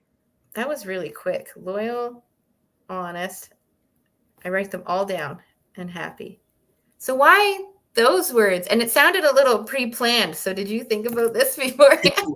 I heard you ask them. Oh, okay. And so I said, what would mine be? I'm probably going to get asked this. So yes, I did get a little bit ahead of the game. Fine. But yes, it's just because, these are things that are important to me and in other people. And, I've been, and especially that last one, the happiness, that's been a quest to get to that point. And so I want, I hope that reflects in my interactions with people. Yes. And I want them to remember that and take that away and have some happiness for themselves. Like, I think I heard a term once, I don't know if it's exactly like this, but you can be, people always measure stuff in money, but what if you considered yourself like a billionaire of happiness or something like that, and you have so much to give, you can just give it out all day, and you're not going to lose it. So smiles. Yeah, I can. So I have that in abundance. I can give it out, and it's not going to impact my life by giving it out. So, Aww. I really thought about creating some sort of stickers that said something along the lines of "You're doing a great job" or "Thank you," or just something really simple, and then handing them out to people on the street when I see them doing something nice or somebody that just needs a smile. That is, it's amazing that you said that, because I have. You have stickers? It's let's see if it's here. So I had some stuff, like I had some that were printed up that say "I believe in you." And Are they like business cards? Yeah, they're business cards. So it says "I believe in you because you're worth believing in," and then I have like a to and from on the back. And so I said I'll just get some of those printed and hand them out. Okay, hold on. And I happen to have them right here. That's amazing. Oh, that's so funny. Okay, so in February, I was asked to help run an event in Chicago, and part of that was they wanted us to create some sort of card to put in all the gift bags. And on the back, it doesn't really matter what my workshop was, but on the back, I did something fun. I wanted to write love notes to everybody, but then I put clear tape over it, and then I painted every single one. So it was like a scratch off to see your personalized love note. And all of them said, "Love Laura Lake." So this one, the one that I kept, it said, "Let your light shine, Laura Lake." I love that. It was all kinds of notes like that. We are already aligned, Nick. Yeah. So you and I are thinking the same way. Yeah. I love that. Why did you create the cards? Well, and I had some with some other messages too on there, but I created it because, I know that it's these little things that make a huge difference in, I want people to feel seen. So for example, like I don't know if where you are, they have a Chipotle restaurant, but so I went to it's this place where you walk in and you like order a, burrito or something like that, and they make it in this assembly line fashion. Oh. And so I noticed that in this example, that, it was lunchtime and there's, this long line and everyone's just going through and placing their orders. And I remember I worked at a sandwich shop back in the day, and people would just come in and they would, they're treating you like you're like a machine making their food. And so I said, I want these people to know that I see them and recognize them. So when I get to the front of the line and they just say, "What can I get started for you?" I say, "Well, hold on. How are you? How are you doing today?" And then they're like, "Oh, what?" And it, catches them off guard. People behind me are like, "What are you doing? You wasted time." Yeah. But I, have just a small little conversation with them so they know, yes, I know you're not just like this food making machine, you're a person. And then I would go and I'd acknowledge each person down the line. And so the card thing was another way that I could hand this to somebody to let them know that I see them and that, they matter. Aww. A friend of mine had posted on Facebook a little while ago about when you enter a room, what is the first thing that catches your attention? Is it the faces? Is it the layout? Is it like, what is it that catches your attention? And so in my response, I was like, the first thing that I look for when I enter a room is basically, where are the staff or the host? Yes. And then everybody else comes afterwards, because exactly like that, Nick, I want to make sure that the staff that helps run this event, because that's usually when I get out of the house is for an event. Yes. I want to make sure that they know that they are just as valuable as the event that they're helping to run. Because without them, it wouldn't be running. Right. Yeah. Yeah. I love that. And I've never thought about when I enter a room what I look for. I know that I tell people, introverts, I say, I'll tell them to look at the layout, look for the food. I say, look for the food, go for the food, because then it'll give you something, a purpose. Walk in and it'll give you something to do. But, or you look for a fellow extrovert. Well, I tell them, so for the introverts, I say, look on the edges for other people that look like you feel. That's what I do. Yeah. It's like, where are the introverts just leaning against a wall? It's like, those are the people I'm going to have the best conversation with. Exactly. And I always look at like, I need to rescue that person. They're waiting for me to come and rescue. They're having so much fun. Don't worry about it. Because they're like, they'll have their phone or something like, oh, I'm busy over here. I'm looking like I'm doing something. You're like, you're not doing anything. Many of them are actually really good observers. And so they lean against the wall and tend to do this so that people don't come up to them because they enjoy that observation.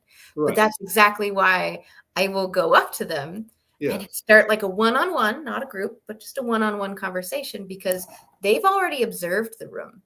Right. They have so much processing that they've already done in their own mind that when I start up a conversation, I'm an external processor. So they're already at the point that I want to go. Yes. And we can get there faster. Exactly. I love it. Yes. So then, Nick, how does this whole happiness and spreading kindness with the cards, how does that play a big role in who Nick is and how Nick likes to show up?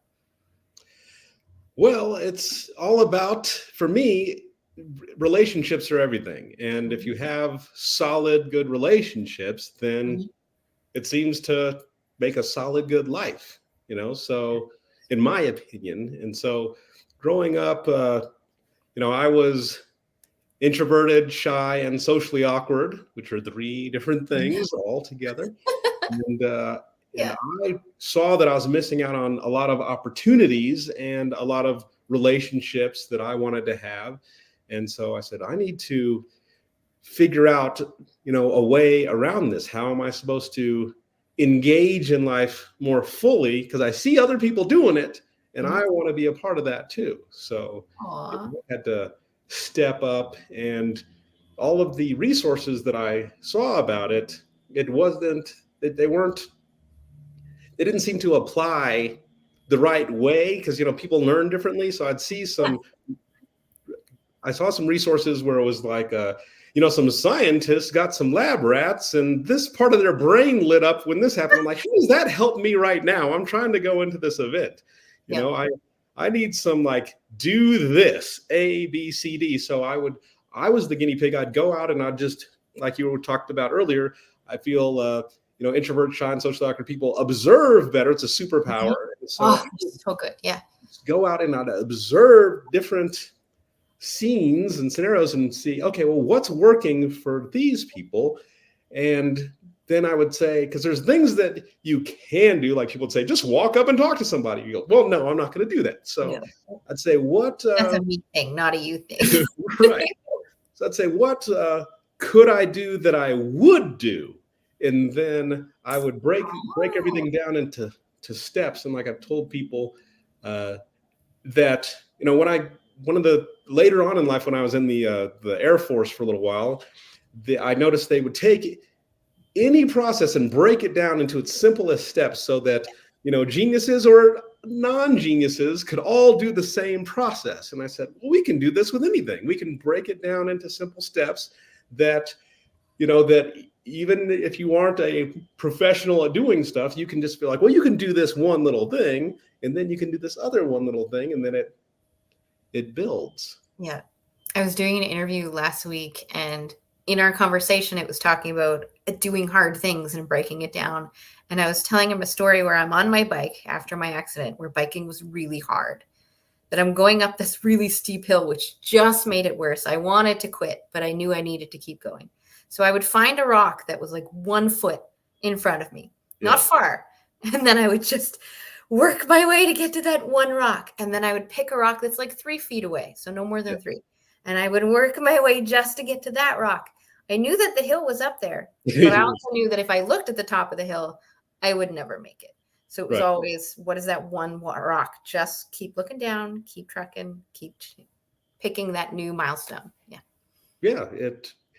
Just these little things make a huge difference. And that's why I started talking about, networking for introverts, shy, and socially awkward people. I started speaking on that. And then I noticed people were paying attention. I said, oh, people are interested in this. And then one day somebody asked me, where can I get your book? And I said, well, I don't have a book. And then I wrote a book, An Introvert's Guide to World Domination. Ooh. And, I like the title of it.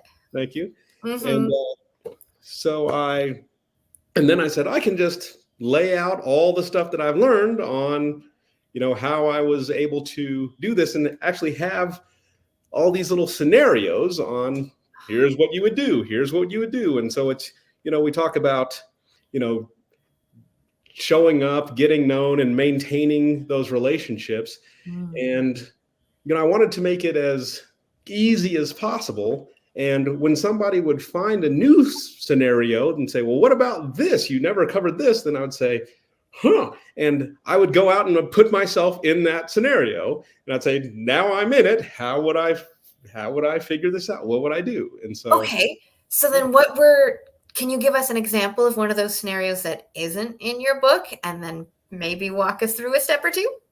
Right. One of the scenarios was that, so one of the things that I had said that you should do is when you walk into a event and then you're going to like look for those introverts around the edges of the room, or you will, there's all these little different things that, also showing up early. So if you're there early, then you can establish yourself and you're watching people enter. So then like if you walk in late, then everyone's already there and they're seated and you have to say, okay, now there's one seat over there. I have to just go sit in that and figure it out. But if you're there early, the layout, all the players, the staff, like you said, how everything works. And then as people come in, you can choose, I'm going to start talking to these people or this one.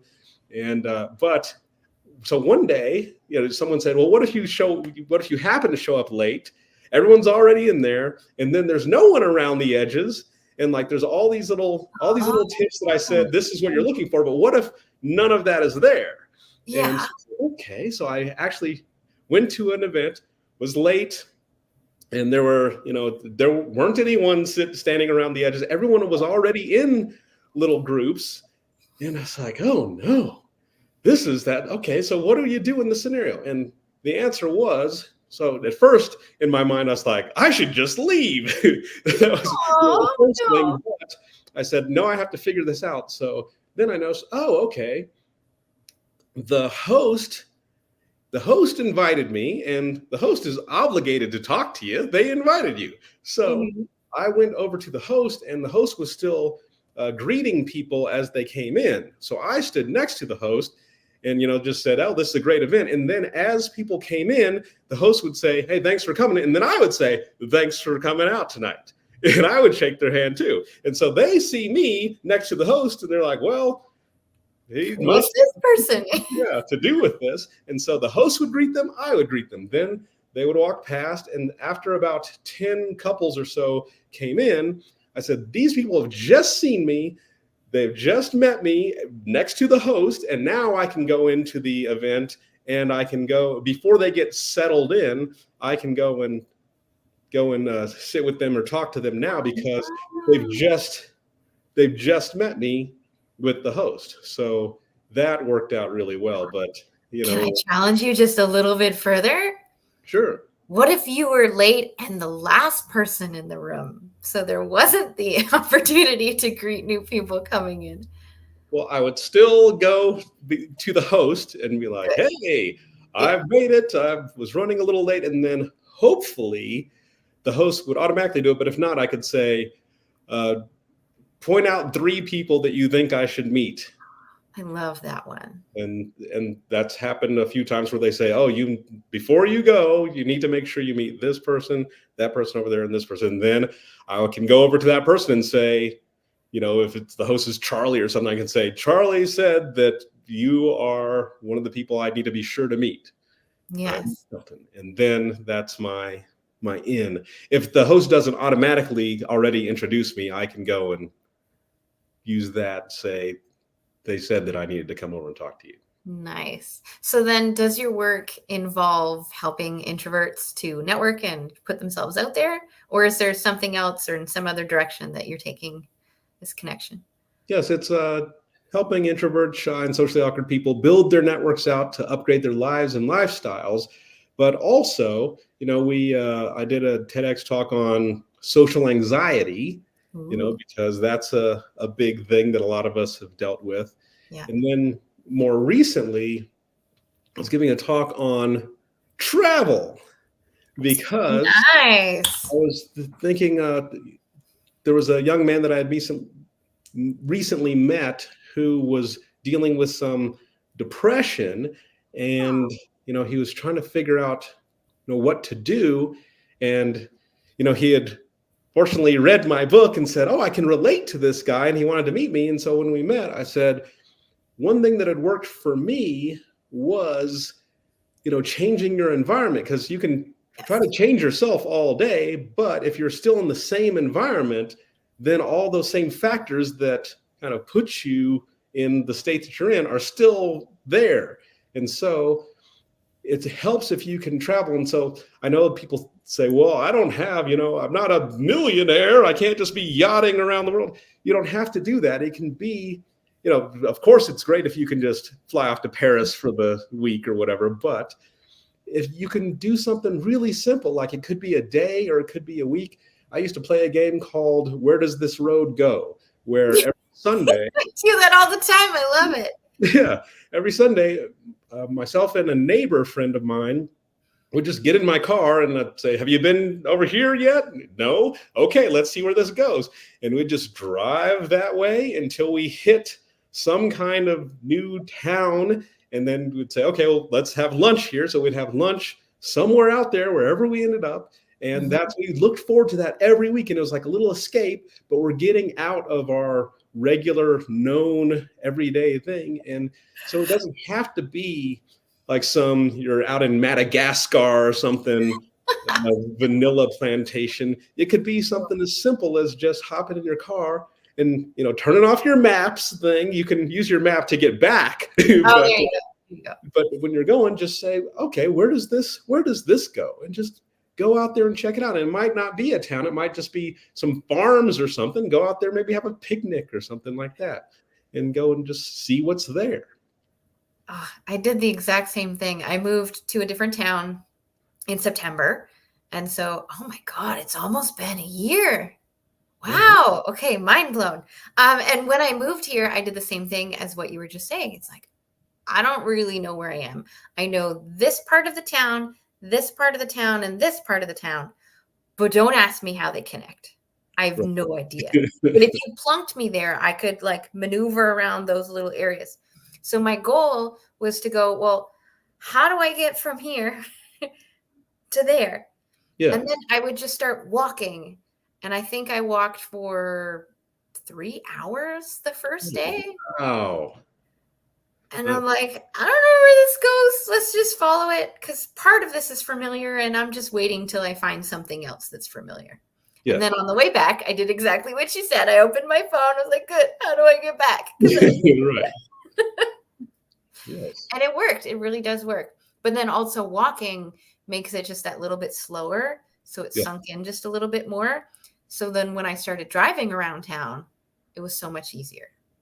Oh, yeah. Yeah. And with the walking, I notice when I visit a new city, let's say if I'm going for a conference or something, I'm staying at a hotel, I walk out and then I just start walking the blocks, just like around. I'm like, okay, what's here? Just going left, then go one more out and then make another loop. And then I know, okay, in this area, 4 blocks that way, this way, this way, this way. I know everything that's here because I walked it.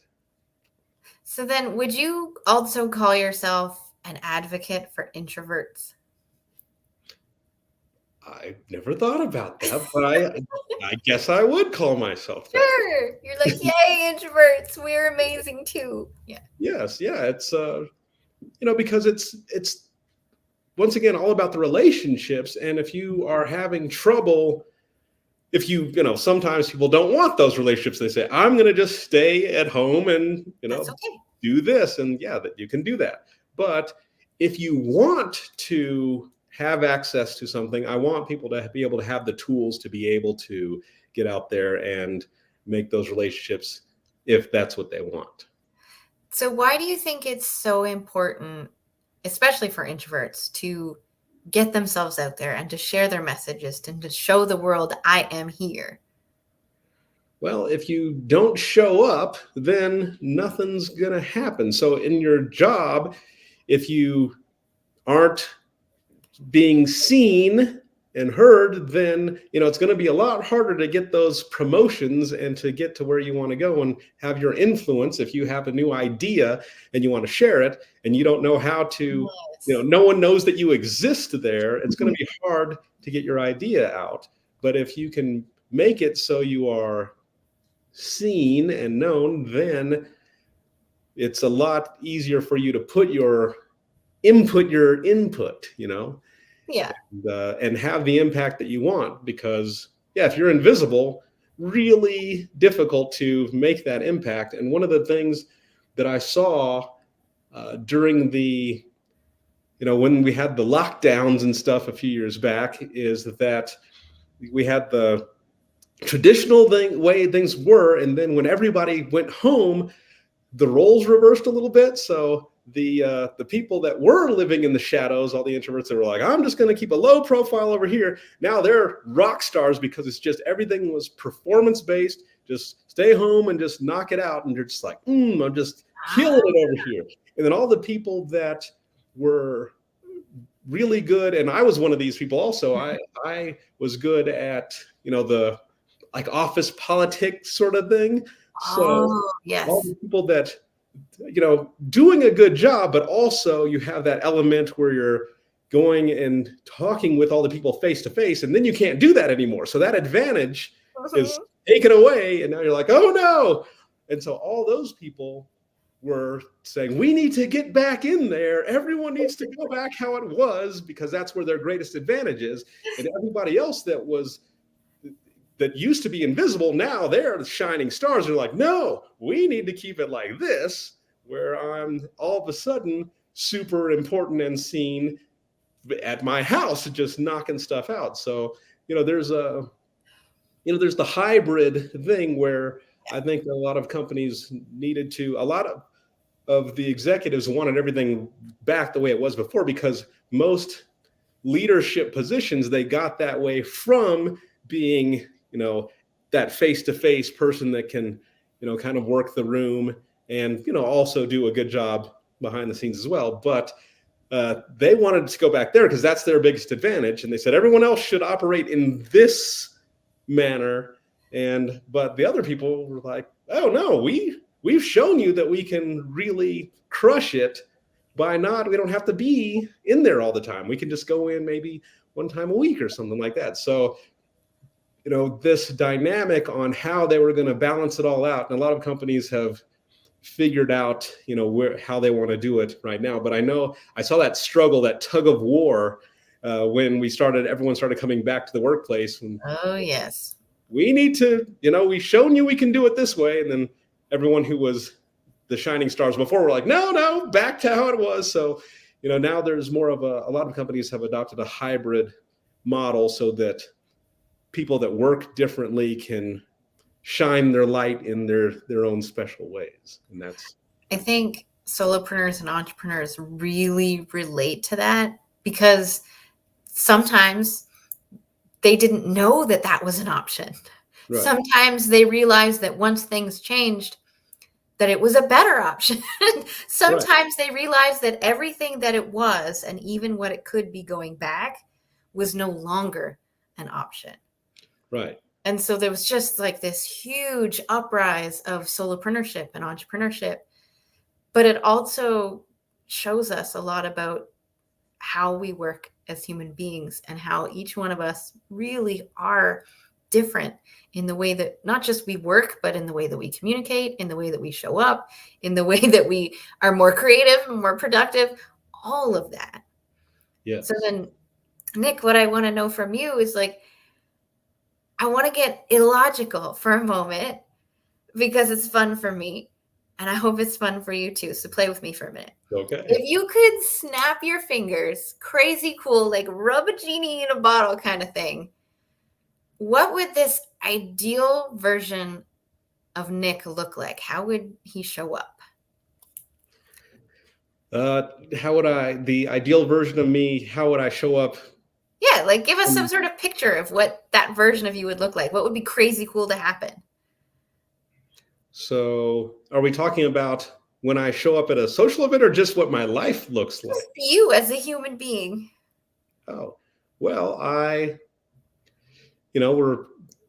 and if you do have one of these lamps around, please send it FedEx. I'll pay for the shipping, and I will, we'll get that genie. Well, part of the genie is telling us about the things that you would like to see happen, and then practicing that, having those emotions of that, yes. And then eventually you work toward that. I'm my own genie. I'm sneaky, I know. Okay, so. But if there's the shortcut with the actual lamp, I'll take that too. That's what connections are for. That's why we're doing it publicly, not just a one-on-one conversation. Yes. Well, I would like to, travel more. Okay. And, continue working on, building out networks. So when I travel, I try to build out new social networks wherever I go. And so, because once again, the relationship thing. Mm-hmm. And so I would, like to be known for the guy that travels around, builds those relationships, and goes back to our 3 things with the loyalty, honesty, and being happy. And I want to be known as that, show up as that, and leave every place that I visit a little better off than it was when I showed up. And, I'm always open to learning. So I want, people to know that I want to show up as someone who is curious and wants to know about, what's going on there. So I don't want to just show up and say, this is how I think you should be doing things. Yeah. I want to say, well, what's going on here? How do you do this? What sorts of things do you eat? And why are you eating those? And then, what sort of things do you do to pass the time? And there's all kinds of, when you go back to the travel, whether it's, far away or, the next town over, there's all these little things that you find out that, so for example, hobbies, there could be a hobby. I'm always thinking there's a hobby that I love that I don't know exists yet. Yes. And so when you go somewhere and you visit a different place, and it could be, like I said, it doesn't have to be in, Bangladesh or anything. This could be in the next town over, and you find out, like one of my neighbors had moved away, and then I saw him again, and I said, what are you doing these days? And he said, oh, I'm doing glass blowing. I'm making a bunch of glass sculptures. And I was like, what? Oh. I didn't think that was a thing that people just go out and do. And, so I was like, now I have to go and check that out, because that could be something that I want to do. Same with like beekeeping. You never think about it, but when someone says, oh yeah, my uncle, he has all these hives and he does beekeeping, I'm like, can I go and look at that? Because maybe I want to do that, but I don't know. It sounds fascinating. Let's take a look. So, for me, so back to your question, I want to show up as curious, because I want to know. I want to know, like I'm here, I'm showing up because I want to learn about what's going on. There's so much stuff that I don't know, and I'd like to find out, positive stuff, the good stuff that I can. So I guess the genie in me and the genie without can keep me on the road traveling with an open mind and curiosity to continue learning and bridging that gap, being the advocate for the introvert, shy, and socially awkward people, to help us all get out there, be seen, and form those relationships and learn about all the cool stuff that the world has to offer. Oh, I love that idea. I just want to share something, which I'm pretty sure you already know this, but for those watching, since this is called Amplify Your Message, we talk about your message. I will remind people that some of the best speakers in the world are introverts. Yes. Do you have feedback on that, Nick? Like, is there something you wanted to share around that? I have seen a lot of that myself, a lot of the, because when I've been looking into all the introvert stuff, I've seen, a lot of the big business leaders and a lot of speakers are introverts. And a lot of people asked me in the past were like, well, how can that be? And I said, well, it's like about energy, really. So it's not necessarily you might not necessarily be shy or socially awkward. Maybe your energy is just a certain way. So for me, like I also do, stand-up comedy too, as well on occasion. And when I get up there, I do my thing, but then when I'm done, I can't be around people anymore. I'm done peopling for the day. So I can peopling. Yeah, I do I can get on stage and say what I need to say. And then I'm like, okay. And people say, what do you want to do after this? You want to go out somewhere? I say, no, I need to just go be alone and get my energy back.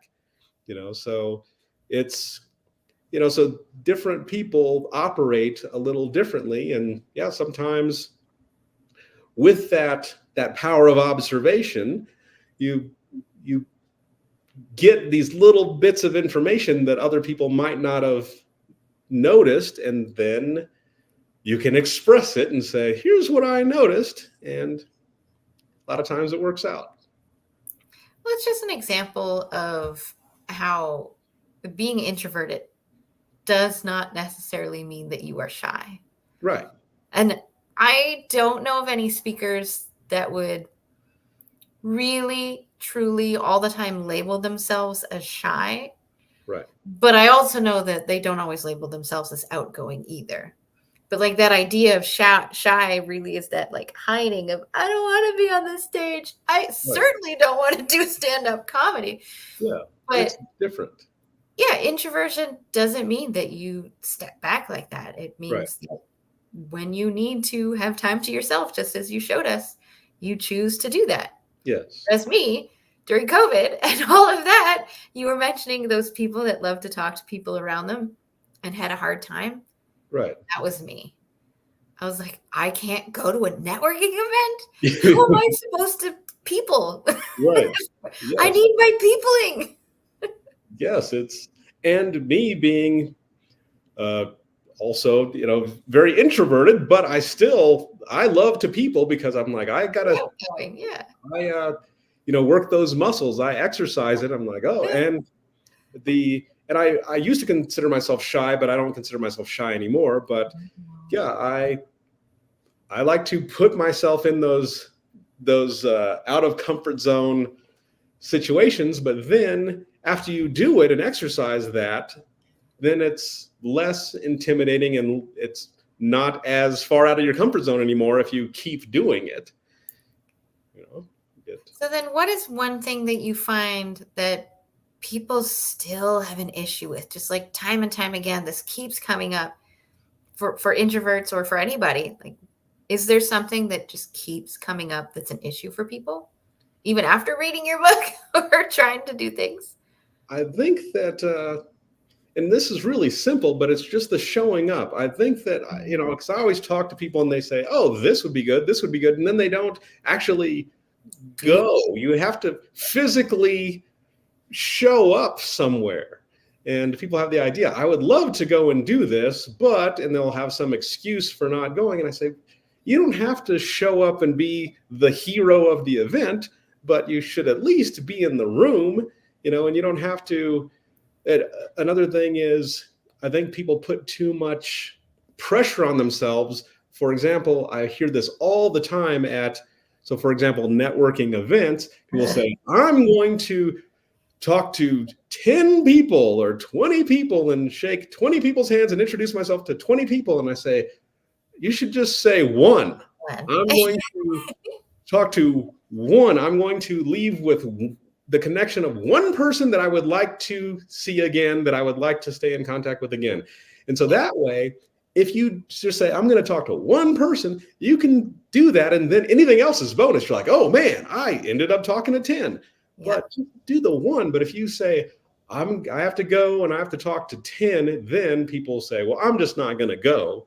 So they don't even show up. Or if they do, they feel, I messed it up. I didn't do it. And they're disappointed. Then it's difficult for them to go out and do it again because they're not hitting that mark. But if you just say, I just need to show up, be in the room, and talk to one person, even if I talk to the one person at the end when we're all walking out. I have done that. Oh my God, countless times. Yeah, it's still a victory. And you can be like, all right, did it, done. And then you can go home and feel like I won the day. I did my thing. Let's just show up and set those expectations low. Yeah, let's talk about a scenario for a moment. So if I go to a networking, Nick, and I'm with you and I'm talking to you and we're having a grand old conversation, but there's only 15 minutes left and you're only the second person I talked to when I said I wanted to talk to 10. And I say, excuse me, Nick, I still have 8 more people I need to talk to in the next 15 minutes. How would you feel? Well, I would say, okay, do your thing. That's what I would say. But one thing that I have taught people to do with that is I say, it's good to have that good one-on-one, but my rule is try to get 3, the group of 3. And so if you and I were talking, we're having a good conversation, if I saw another introvert looking person kind of wandering around, I would tell you, I'd say, let's rescue this person. I'd say, come here. I'd bring them over. So then I find when we have 3, first, the conversation never lags, because if it's just me and you, it can have some dead spots. But when there's a third, usually that third person can fill in those gaps. Also, if we have 4, that's too many, because if there's 4, then there's one person that's always just completely quiet and they're just standing there. But with 3, usually all 3 will be engaged. And then if you need to excuse yourself, now it's not just me and you and I'm like, okay, bye, and I'm just leaving you hanging. I can say, excuse me. I can just say, excuse me, and I can go, or I can, if I'm having a cookie or a sandwich, I can be like, gonna go get another sandwich. And then I can just leave. Now you are still with that other person, so you're still good. I'm not leaving you hanging, and I can go and I can, or I can say, oh, I need to talk to that guy. But it's way easier with 3 to keep the conversation going and then excuse yourself and move on, especially if we are talking and if I don't like talking to you and you like talking to me, I'm like, how do I, if there's 3, I can leave. But if it's just us, I'm like, well, how do I leave? So get that third person in, then you can leave at any time and continue your networking. Okay, I want to just check to see how much time we have. We have about 3 minutes, but I really want to know, do you have any tips for leaving a conversation that you would like to end? Leaving. So my thing that I always do is just the bathroom thing. Yeah, that's no one's going to stop you from going to the bathroom. Yeah, they're like, well, hold on, you already went to the bathroom earlier. You can't go again. No, they'll say. So I'm like, I got to go to the bathroom. They'll go, okay, and they're not going to stand outside the bathroom door. Well, hopefully they don't, and wait for you to come out. But I had somebody do that once. It was very uncomfortable. Yes, hopefully. But yeah, so my thing would be, I just say I'm going to the bathroom, and then when I come out, then I will, take off in a different direction. Yeah. Also, leaving the event, I'll say, I'm going to the bathroom. I'll go to the bathroom, and then I just head for the door, and I'll just leave the event if I want a good way to leave. I've used the excuse of, I have a bus to catch and it leaves in 5 minutes. And sometimes it's a couple minutes early, so I really need to go right now. Or I'm going to miss my bus. Yeah. But then you get the really sweet person who's like, oh, where do you live? I could just drive you home. I really like the bus driver knows me. I need to see them. Actually, yeah, I talk to everybody, so the bus drivers know me. Oh my God, this has been so much fun. So I want to make sure that you got across some of the things that you wanted to say today. So if there was something that you needed to leave people with from our conversation today, what might that be? I would say show up. Always show up. Make sure you show up. Show up for yourself and show up at any potential event that you are curious about. You got to show up. Nothing happens if you don't show up. Nothing happens if you don't show up. So for all those people who want to go to networking events and are scared to go to networking events, just contact Nick, have him go with you, or find yourself an extrovert who wants to go in person, and you'll be fine. Yes. You'll be fine. So Nick, where do we find you on social media? And what is your favorite way to get in contact with people? So they can go to connectedintrovert.com. Ooh. And they can get in touch with me there. Or, LinkedIn, I'm really easy to find on LinkedIn. I look like this, and, Nick Shelton. And yeah, that's probably the easiest way to reach out and say hello. Oh, nice. I like that. Okay. So yeah, loyal, honest, happy, loved all of that. Is there anything, double check. Okay. For in about 60 seconds or so, is there anything that you're working on right now that you would like to share with us? I am working on a travel newsletter that for people to enhance their travel experiences. So it's called Beyond the Itinerary, and it will be. So if you go to the LinkedIn, because I'm still building out all the stuff on the other things. So we're only human; it doesn't snap and done. So on LinkedIn, it'll have all the information on that there. And that's just for, have some good travel tips and some things that you can do that you wouldn't normally think of. Like my brother's in Alaska right now doing a dog sledding lessons. And who knew that you could do dog sledding lessons? I didn't know that. So it'll have like different things that when you're traveling, you can enhance your trip and do some cool stuff that maybe you didn't think about. Dog sledding lessons. Yeah. So interesting. Yeah. I'm just gonna make sure. Oh, good. Kitty is in behind the scenes with this. So I just want to say thank you so much, Nick, for joining us today. I had a lot of fun. I don't know about you, but I enjoyed myself. This was great. Yeah. Thank you, Laura. I definitely appreciate it. And yeah, hope to see you again soon. Oh, yes, please do. I will say goodbye, Nick. So thank you. Have a great day. Bye. Bye. Okay, so Kitty, I'm going to bring you up to screen. Give me a thumbs up if you're ready. Cool. And then I will tell you, Kitty, that I'm just going to take a minute after our introduction, but I want to know, like, you're my co-host for the next couple interviews. I want to know just a little bit about you and what your background is. So when you and I ask questions of our next guest, who's in the backstage, like, where are you coming from? So Kitty, just introduce yourself. Tell us a little bit about you and your business, and then I'll bring up Yvonne. I'm just going to go to the bathroom for a moment. So am I doing this live now, or am I talking? We're live. Okay. So you good? Say, just introduce yourself and what you do. Okay. And then I'll be right back. All right. Excellent. Hello. I am Kitty Andrews with declutterthebrain.com, and I am not very far away, actually, geographically from Laura. I also live in the province of Nova Scotia in the capital city of Halifax. And we're about an hour away from each other. And Truro actually is a lovely, lovely town. If you ever get a time, if you ever visit Truro, go to Victoria Park. It really is beautiful. There is in the park, there's this huge stairway called Jacob's Ladder. And my father didn't want to attempt it, but it really was lovely. And I kind of went off on a tangent there. Sorry. No, I heard Jacob's Ladder and I got excited because I want to go back to the park and climb Jacob's Ladder. And my dad didn't want to, and I looked at it, and yeah, I was a little bit daunted by it. Pretty steep, a lot of stairs, yeah. Yeah, and just quickly, what do I do? I help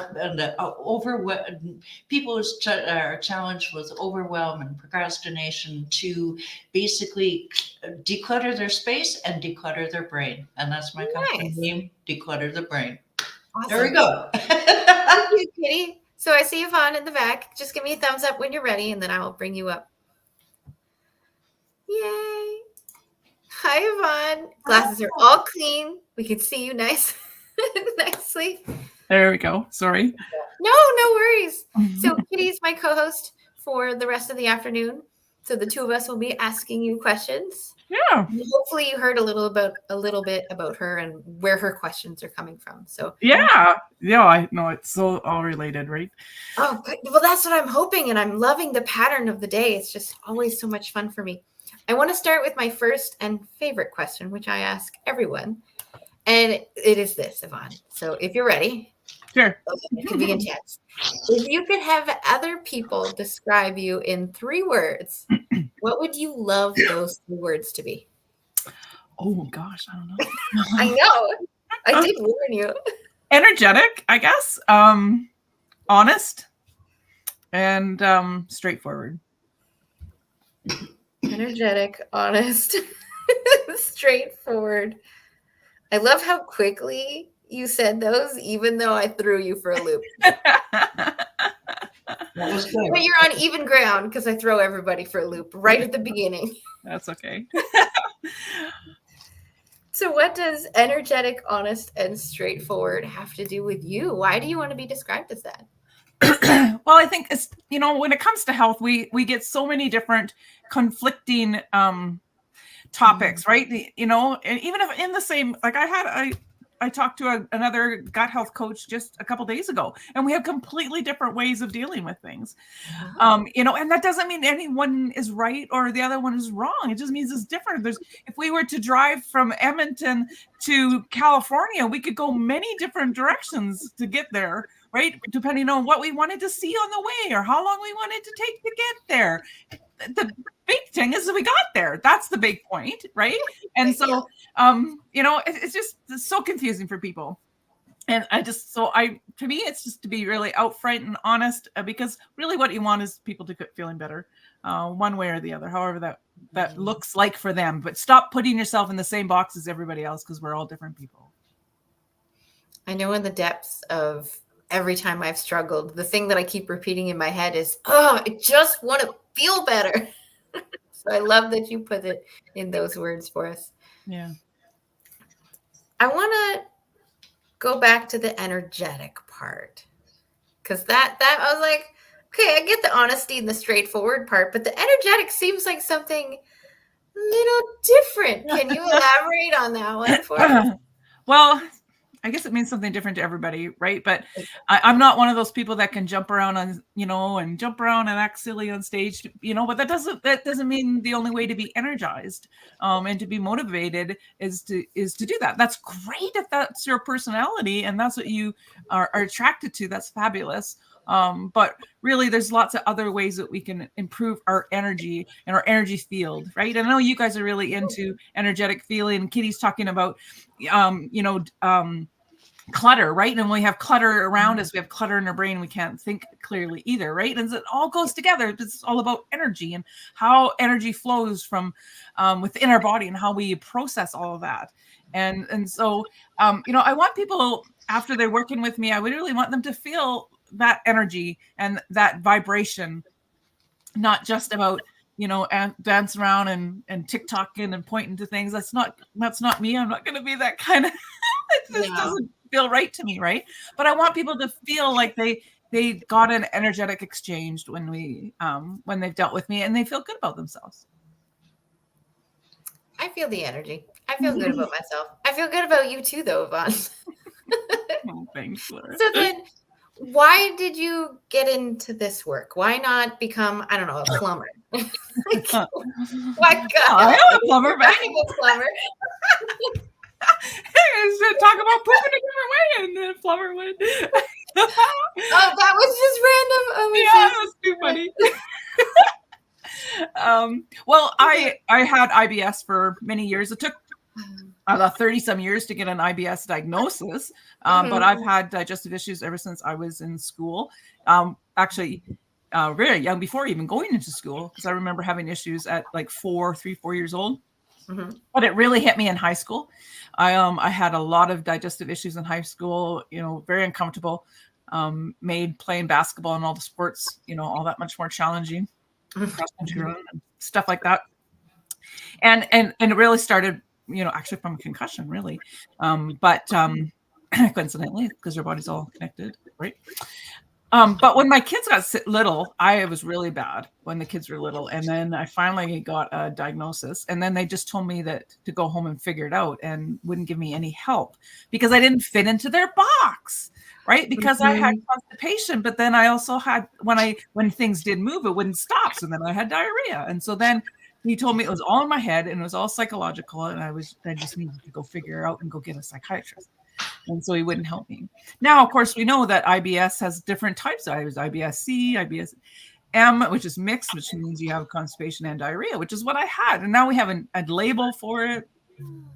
But we don't need to put nobody is the same. Everybody's going to have different ways things, produce for them, right? And how that develops and how that shows up in their body and how that shows up in their life. It's going to be different for everybody. I didn't even know that there were different types of IBS, because I think I was diagnosed with IBS a couple years after giving birth. I'm like, I don't really know what that means, but it doesn't look exactly like my mom having IBS or my cousin having IBS. Exactly. Exactly, right? Because what the root cause of all that for every person is going to be slightly different too. And so depending on what's really at the root of that problem, and how that's then portraying, how's that showing up for you? What kind of symptoms is that shooting? How is that affected by your stress in your life?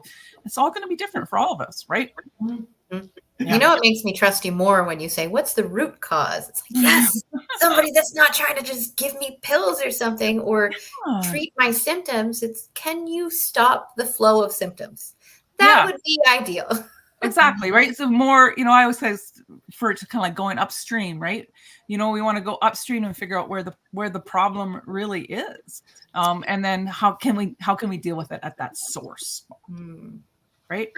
Yeah. And what really hit for me was my daughter was in grade 6. She started having the same issue. So now we have 3 generations, my sister, my mom, myself, and my daughter all having the same issues. And yet they kept still saying it was celiac disease, even though at the time we thought that's what mom had been diagnosed with, celiac disease. And so I kept saying, how is it possible 3 generations have the same symptoms and you're going to tell me it's not connected? What's reality? What's the reality chance that that's not connected? And then they say it's not connected to your food. How can your poop not be affected to your food? That's what poop is. Processed food. How can it not be connected to food?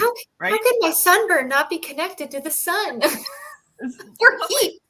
Right? Like, that's just the most ridiculous thing I've ever heard. It's not connected to food. How can it not be connected to food? Yeah. Oh, wow. Right? So, yeah.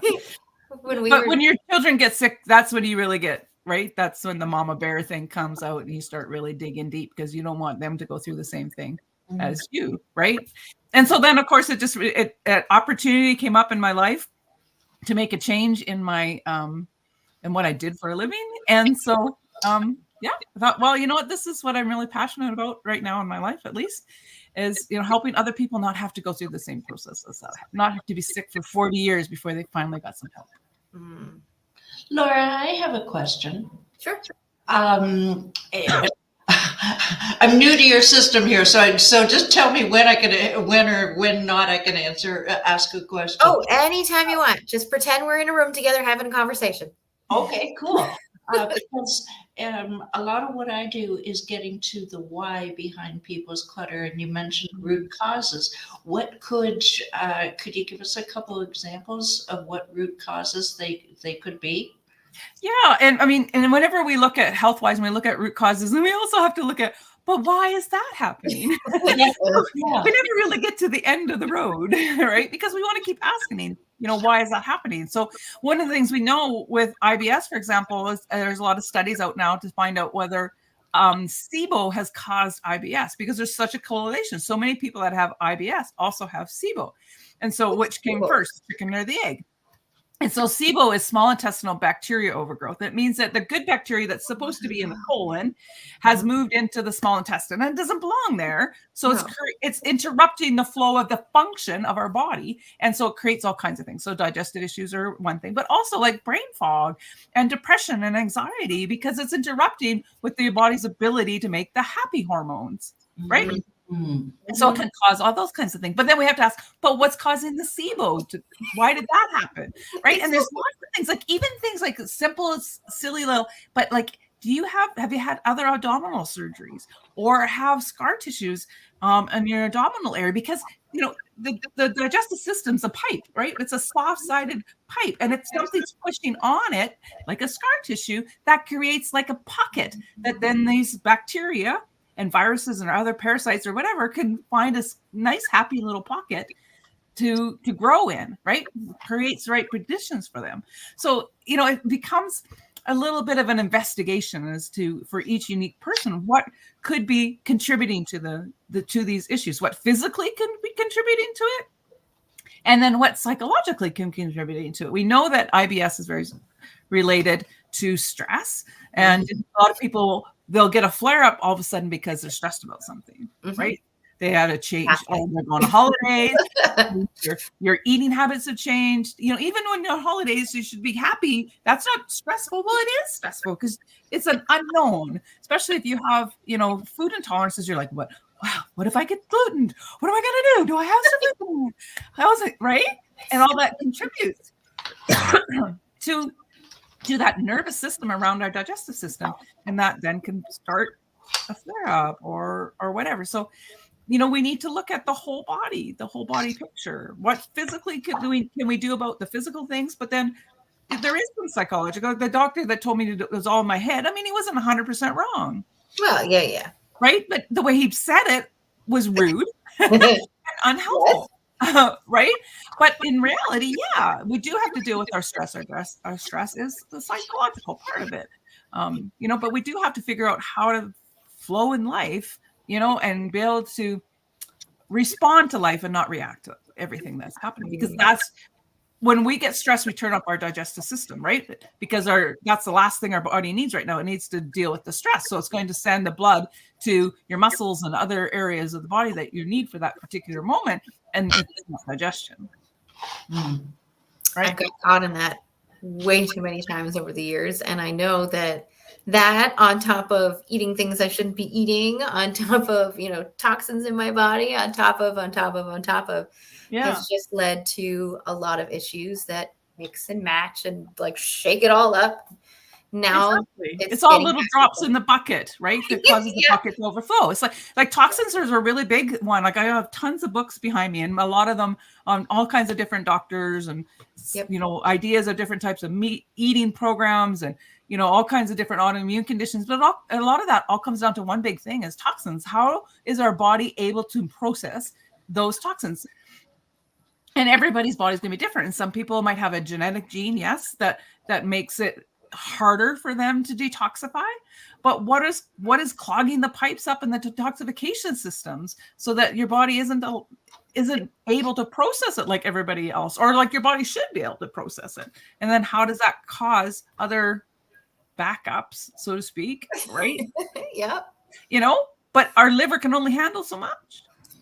Ooh, we had a couple conversations today. One of them was with Dr. Heather Wilde, who specializes in the toxins, right? And she's got her own book on that. And I was like, oh, I wonder if her book's on your shelf. Who knows? But I don't remember where I was going with this. Toxins.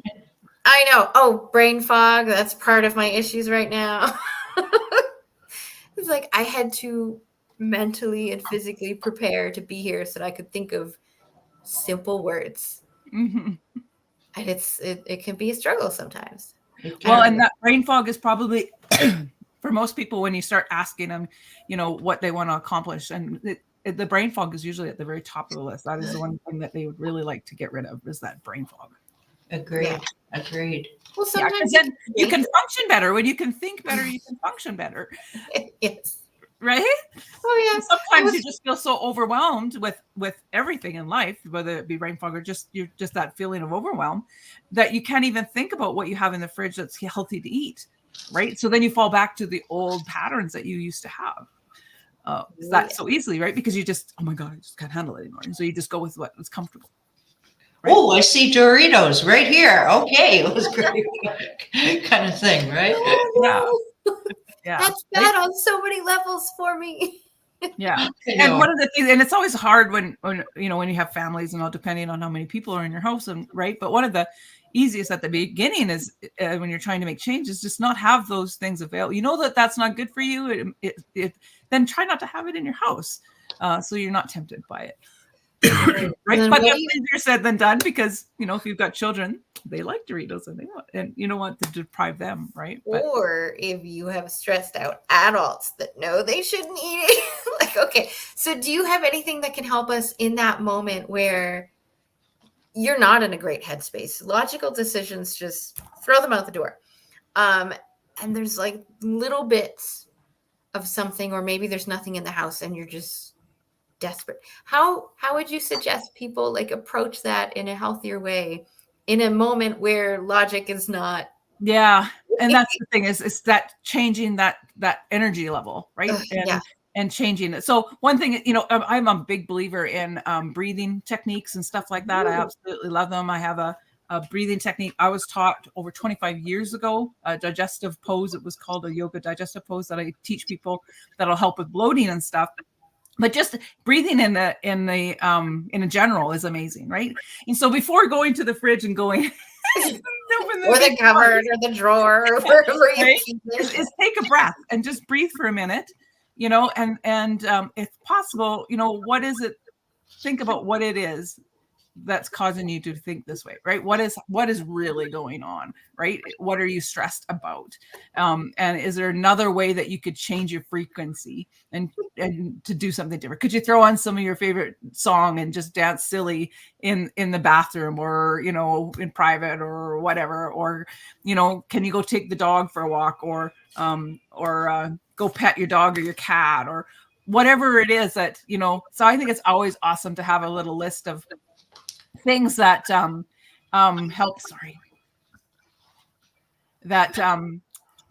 help change your frequency, right? That'll help get you out of that in that headspace, right? I have a list of songs that I have on my iTunes account that I call it my pick me up list, and it's just songs that I can't help but put a smile on my face when I hear them, or whatever, or they want to make me sing or dance or whatever, and that helps a lot to just kind of get me out of that headspace.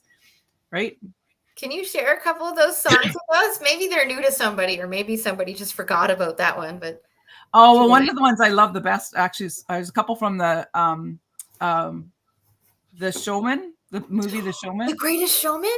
Yeah, there's a couple of video of those that I absolutely love, right? Reminding you of who you really are and what is really important to you. Mm-hmm. Those are a couple really good ones. Trying to think of the names. I'm really bad with artist names because I just Shazam something I like and then add it to and but we all have those lists, right? That sometimes there's ones that mean something from your I'd say childhood, but most people it's more in that teenage years, right? Where there's that one song that just makes you feel good and reminds you of fun times and stuff like that. Right? And I have a big one for motivational stuff. So some of my songs on there are clips of all the great people like Bob Proctor and right. And then they have clips of all these amazing people that are all somebody's just made a collage of them, right? But they just remind you of who you really are and what it is that your intention on earth are. What's your purpose in life? It reminds you of that. And I find that kind of thing to be really, kind of almost like a slap in the face or a kick in the ass, right? To remind me to what is really important right now. And it's probably really not that piece of chocolate. Somebody had told me a couple of times where if you're going to go get food, label the emotion, label what is happening in your mind as you're doing it in hopes of you stopping. But then I would find myself walking to the cupboard going, no, you're only hungry because you're stressed. You're only craving sugar because you're feeling lonely. As I'm opening the cupboard, opening the package, you only want this cookie because, and then I'm eating the cookie. It's like, no, I did all this to not do that. And what the thing is that when it does happen, though, what's really important is we stop putting judgment on ourselves. I know. Just let it go. It's just a goddamn cookie. But I'm also lactose intolerant, so right? There's extra layers.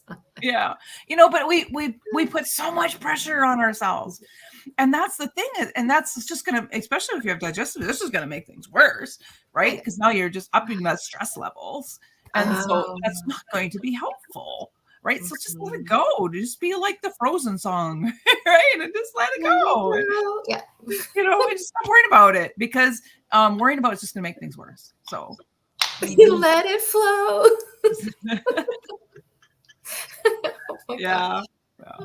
Yvonne, have you found any correlation between physical surroundings and flare-up of IBS? You were talking about maybe being on holiday. What about, say, for example, in somebody's home? Have you found any? We could even talk about clutter. If it's messy, would it cause stress, which could cause a flare-up? Or I mean, whatever people are stressed about is going to be connected, right? So depending on what brings you more anxiety, sure, right, there's going to be a connection. But one of the things that, and I can't remember who I learned it from, but is to creating a safe place, a favorite room in your mind.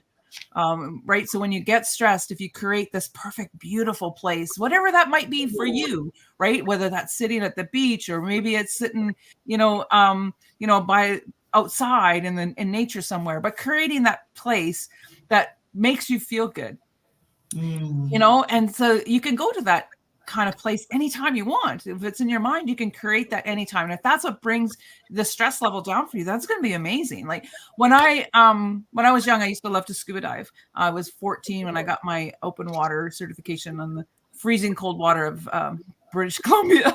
But when I had my babies, when I was in labor, that's what I just pretended I was under the water, because all my stress would disappear when I went in the water. I used to have horrible headaches from the same concussion that caused all my digestive issues. And they were always told you should never go scuba diving when you have a headache. Well, I knew that as soon as I got 2 or 3 feet under the water, the headache would be gone. Right. And it did. And so when I was in labor, I could imagine myself just being weightless underwater, right? And that just took all the stress away. Like I didn't have any medications with either one of my children.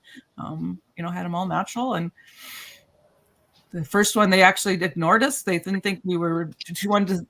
The nurse said, "Oh, don't worry, the doctor will be in a few minutes. We'll send you home because you're not doing anything." And then the doctor came. She's like, "She's fully dilated." Like, right, just because I wasn't screaming like other women in the ward, right? They thought I wasn't in labor. But that's a thing that's what's so powerful about how the mind works, right? We can take ourselves to wherever makes us feel good at any single time. I wrote a poem in elementary school, and it was that kind of thing. The teacher had asked us, what is this safe place that you have? If you could go anywhere in the world, what would it be and what would it look like? So I wrote this poem called My Favorite Place to Be. And it was describing like this tree next to a river in like all sorts of greenery and flowers and the bees and the birds. And that has been my safe place. So even when I meditate, it's like, the sunshine on my face, very light, warm breeze, like anything that just brings me down. And especially when you involve the senses like that, yes. Right? You can feel the breeze, you can feel the sun, you can smell the flowers, right? That's what the poem says. It goes through all the senses, right? When we can take that out of the physical and take it into, the three-dimensional. Yeah. It's very powerful. But yeah, we all have to find, our own little perfect little place. But but that's the power of the mind, right? Oh God, yeah. So do you have anything that we can practice together live, or something that we can, like maybe a test or a question, something a little more interactive so we can kind of get our audience involved as well? Mm-hmm. I don't know. But I was certainly, it's a little hard to practice it, but just even the diaphragmatic breathing. So one of the things that I was taught many, many years ago, almost 30 years ago, a friend of mine taught me this digestive pose, and I have it on my website, and anybody wants, they can certainly go to it and get the instructions. But I call it L bar, because you lay on your side and you start on your left as an L, right? And you do all four sides, and you do diaphragmatic deep breathing. So you want to see your belly up and down. And so we can do diaphragmatic breathing standing up, laying down, doesn't really matter. But we wanted to move our diaphragm. When we move our diaphragm, especially when it comes to digestion, it becomes a piston, right? And it helps to massage the small and large intestine, right? It's helping to massage it. So if you're bloated, it will massage it and it'll help move the gas along. If you have cramps, it'll help to calm you down and reduce the cramps, the bowel cramps that you might be experiencing. Or if you're bloated, so it helps with constipation, excuse me, to some degree as well. But I do have another exercise I always share with people with constipation. It's just a little bit more effective than L-bar, but you just laying on your side and doing slow, deep breaths. And one thing to remember when it comes to digestion and breathing, if you breathe in through your nose and out through your mouth, you don't ever want to breathe in through your mouth, because then you're taking the bacteria that's in your mouth and you're pulling that into your lungs, right? And so your nose is for breathing, your mouth is for talking, right? But so how you do it, there's lots of different techniques and there's a million different ways, and just stop stressing about that and do what feels comfortable for you. So maybe you can answer a question for me. I'm hoping you can. I do this vagus nerve stimulation, and there's like 10 different points in our body, and we work from the bottom up to work with our stress response. There's one of the steps where I take 2 fingers and I tap 2 inches above the belly button. I didn't know why that worked. I just know that it did. And I knew that there was something there that was attached to the vagus nerve. Do you remember what that is? I could say no, but there's around your digestive system, there's all kinds of nerves, right? Which is why we have, when we have that gut feeling, it's the fear, right? That's stimulating those nerves that gives us that gut feeling, right? But we're tapping on those nervous systems, and there's all kinds of different acupuncture points and things like that also help.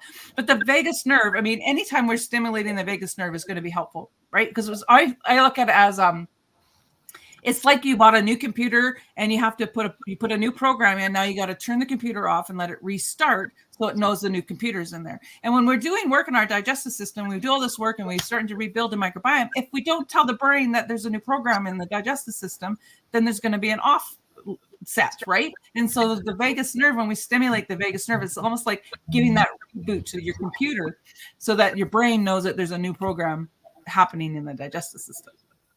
I like that. Yeah. And so anything that vibrates the vocal cords, because the vagus nerve is right behind the vocal cords. So anything that vibrates the vocal cords is going to help stimulate the vagus nerve, right? And there's all kinds of the vagus nerve we'll see more and more work on it a lot. It's going to be a big thing coming forward, I know, like vagal theory and like, oh my God. Yeah. And it's awesome. It's so cool to see, but gargling, singing in the shower, yodeling, or of course, yoga breathing. Yoga breathing is the one that I just think most people will probably be more likely to do. Most of us aren't going to try to stimulate our gag reflex or, sing really loudly because we're not, we're embarrassed or whatever, right? Oh God, when I was teaching the kids, I was telling them about pretending to hold in their farts. They, of course, loved that because they're like 6 and 7. And then I was telling them to like gulp beyond. I'm like, pretend that you are this big fish and you're just trying to like gulp in all the air and then have the biggest swallowing ever. And they're like laughing at that too. I was like, then you can hum in class and you can sing in class and just all of that stuff. The teachers were like, oh, this is kind of silly, but the kids are liking it and the kids are getting something. Yeah. And all they wanted as the teacher was just the kids to be a little calmer in class. So they're like, if they will laugh at the kids pretending to hold in farts all day, if that makes their class just a little calmer, they're happy. Well, and it's making it relatable to the person, right? Exactly. Yeah. Yeah. Because there's so many different things that, like I said, we can get get overwhelmed by all the different things, but just slow down, keep it simple, right? Yeah. Because when I'm right now, I'm creating a new program. It's called the Super Duper Poop Project. And it'll be an email a day with a tip, right? And some of the tips, some of the digestive things are things that we all probably know about, but we're probably not really doing. Just because we've forgotten, we're looking for the big fancy answer when really it's the simple habits that we have that we do every day that are going to make the biggest impact. Could you give us an example of a couple of those tips? Well, for one thing is we're all eat too fast, right? We're rushing constantly. And so we're not chewing our food enough, and we put we put more food back in our mouth before we finish chewing, and then we swallow food that's not completely broken down ready. So then now we're going to put more stress on our digestive juices, which most of us don't have enough digestive acid because we take acid pills and things like that so that we don't have heartburn, but then we don't produce enough acid in our stomach to digest our food properly. So now we make our small intestine do it, and it just goes downstream and keeps creating more and more and more and more problems, right? But in our society, we're always in a hurry. And watch TV while we're eating. We're watching the news while we're eating, or we're watching something, right? And so then we're never allowing our body to get into that rest and digest mode, right? Yeah. So we're always stimulating it by the stress. So if you're watching the news and then you see, well, not to be political, but if whoever political party you are, oh, that goddamn do, and you get all excited, right? Because the government's doing this or that, and you get yourself all worked up, and you're eating.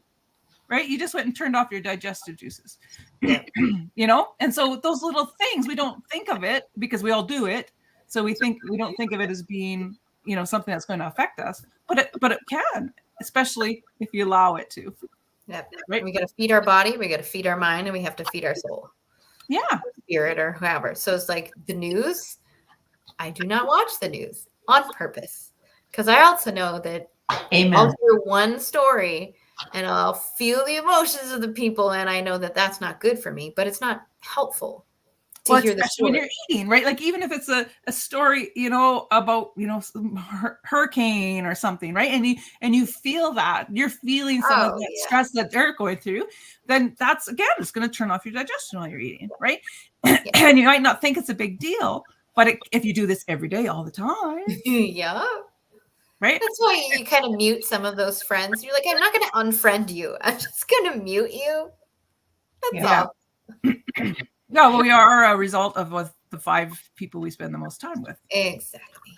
Right. So what are we feeding our emotional part of our body? What are we feeding with it? Exactly. The people that we're exposed to. Right. I one of the things I love, and when we were kids, we used to never be allowed to eat until we had a prayer. Right.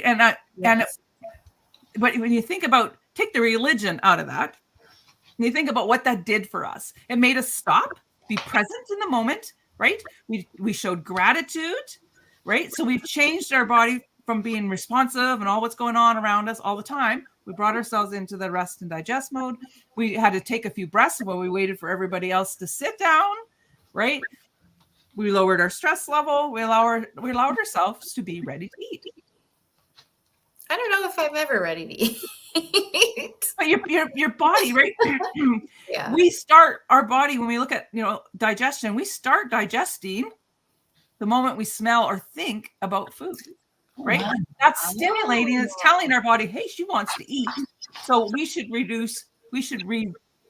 release digestive enzymes. We should increase our stomach acid, right? And so that we have enough stomach acid there when the food arrives, there's acid in our stomach to process it.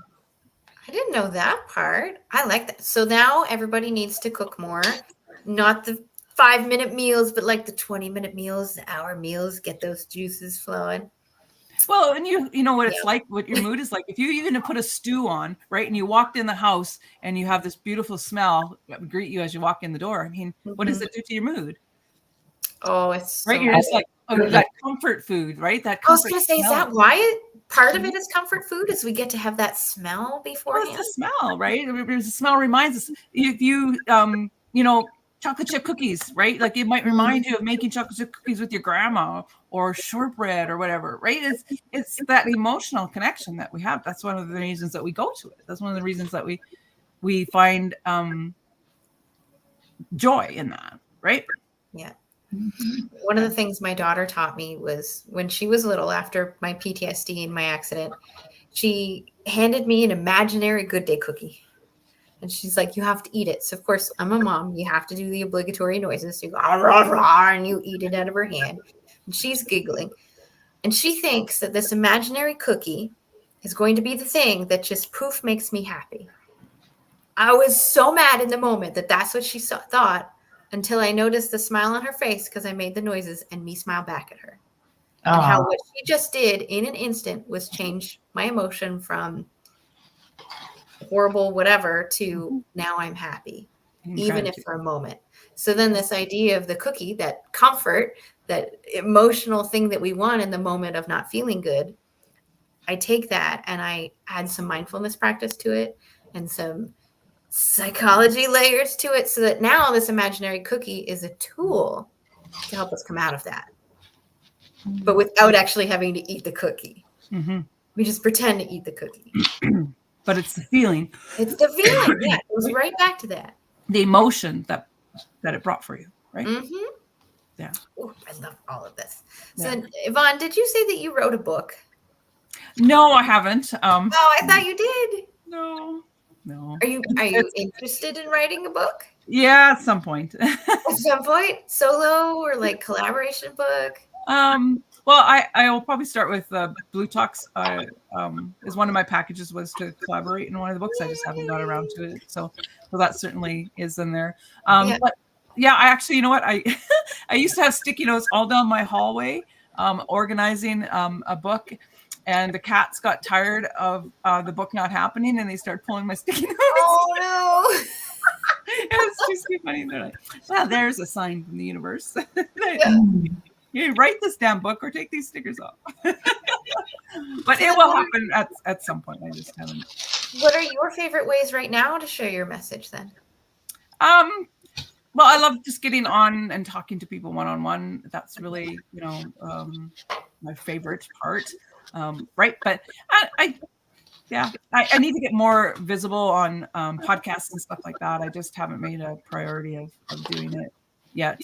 I go live in my group every week. I'm always doing something in there and sticking kind of close to home. Right. So, yeah. But the world is, I would really like to get back to one-on-one events, but they haven't really gotten back to normal like they were before. Oh, like the live in-person ones? Yeah.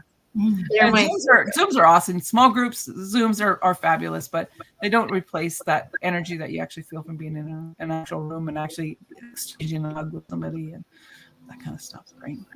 So I want to make sure that everyone who's listening can find you. So then the question is what is your favorite way to be contacted? And then how do we find you? I'm probably most active on Facebook, actually. That's probably the easiest way to find me on Facebook is just Yvonne King or Yvonne King Coaching.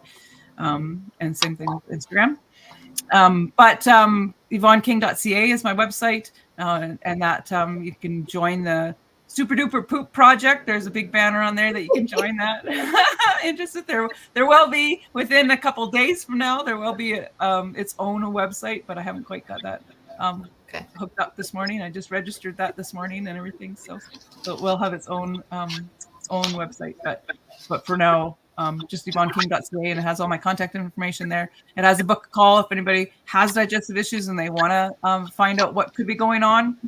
And a different way to look more at the root cause of those. They can book a complimentary call with me. It's really, like I said, it's a unique thing. There's lots of things in common, but we really need to find out what's actually happening for you as an individual person. Yeah, exactly. So then the final question is, I just want to make sure that you have some time to share what it is that you needed to share that was on your heart today. So if there was something that you needed people to take from this conversation, what might that be? Well, just, pooping is important, right? It's a really important part of life. And we shouldn't be embarrassed to talk to people about it. Find somebody that you trust, and ask them questions, because it's really important that we have that drainage pathway open, making sure that our toxins, that our body's producing and our body's filtering out, that those things have a way to get out of our body. Otherwise, it will create all kinds of issues, not just with digestion, but also with your emotional health, right? Because we can't produce enough of those good, happy hormones if our digestive system is not working properly. So really, it's when you're trying to improve your health, start with your digestion, start with your liver and your colon. Those two things are the two most important things, and all the other things will start to fall in place when those things are working properly. Oh, that sounds good. I just want to thank you so much for being here, Yvonne. It was a lot of fun. Yeah, it's great to meet you guys. Thank you very much. It's great to see I you. think my cheeks hurt now. It's good. It's good. I can't wait to see you again. Stay in touch. You bet. Take care. Okay. Bye. Bye. And then I see our next guest in the background. And if you give me a thumbs up, then I know that you are ready. All right. I will be back in about 90 seconds. Should I turn off the camera or? You can turn off your camera and your mic. Okay. Thanks. Thank you. Hi, Teresa. Hi, Welcome how are you? to the stage. I'm a little sore, but we're working it through the day. I was saying earlier that I've got a living room chair in here in hopes that helps. And if I have to, later I'll bring over the couch. Oh, wow. Why? Because you're doing so many of these? About 3 weeks ago now, I was on the couch for about a month. I couldn't really walk around the house. And so building up to being able to sit at my desk again took some training. Oh, I see. I'm sitting here, but I'm sore. So we're just kind of like wiggling a little bit right now. Sorry to hear that. We make it through the day as best as we can. So, yeah. And Is there a way of like zooming in so like not so much of my background shows or blurring the background or anything like that? You might have, if you go to settings down at the bottom, it might give you some of those settings to blur your background. I don't think it'll zoom in though. Got it. I think the only other thing I can do. Yeah, it gave me blur. Because I can do this. Does that make you feel better? I feel weird when I'm doing this. Let's see.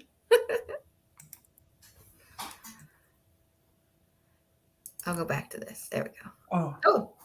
Yeah, I blurred it. So that's okay. That works. Okay. Sounds good. So then, Teresa, we're going to have some fun. I have this question that I ask everyone, which just kind of shakes up your mind a little bit instead of having all of these pre-programmed elevator pitch type things. So if you're ready, I'd love to ask you. Okay, sure. So the question is this. If you could have other people to describe you in 3 words, what would you love those 3 words to be? Happy, loving,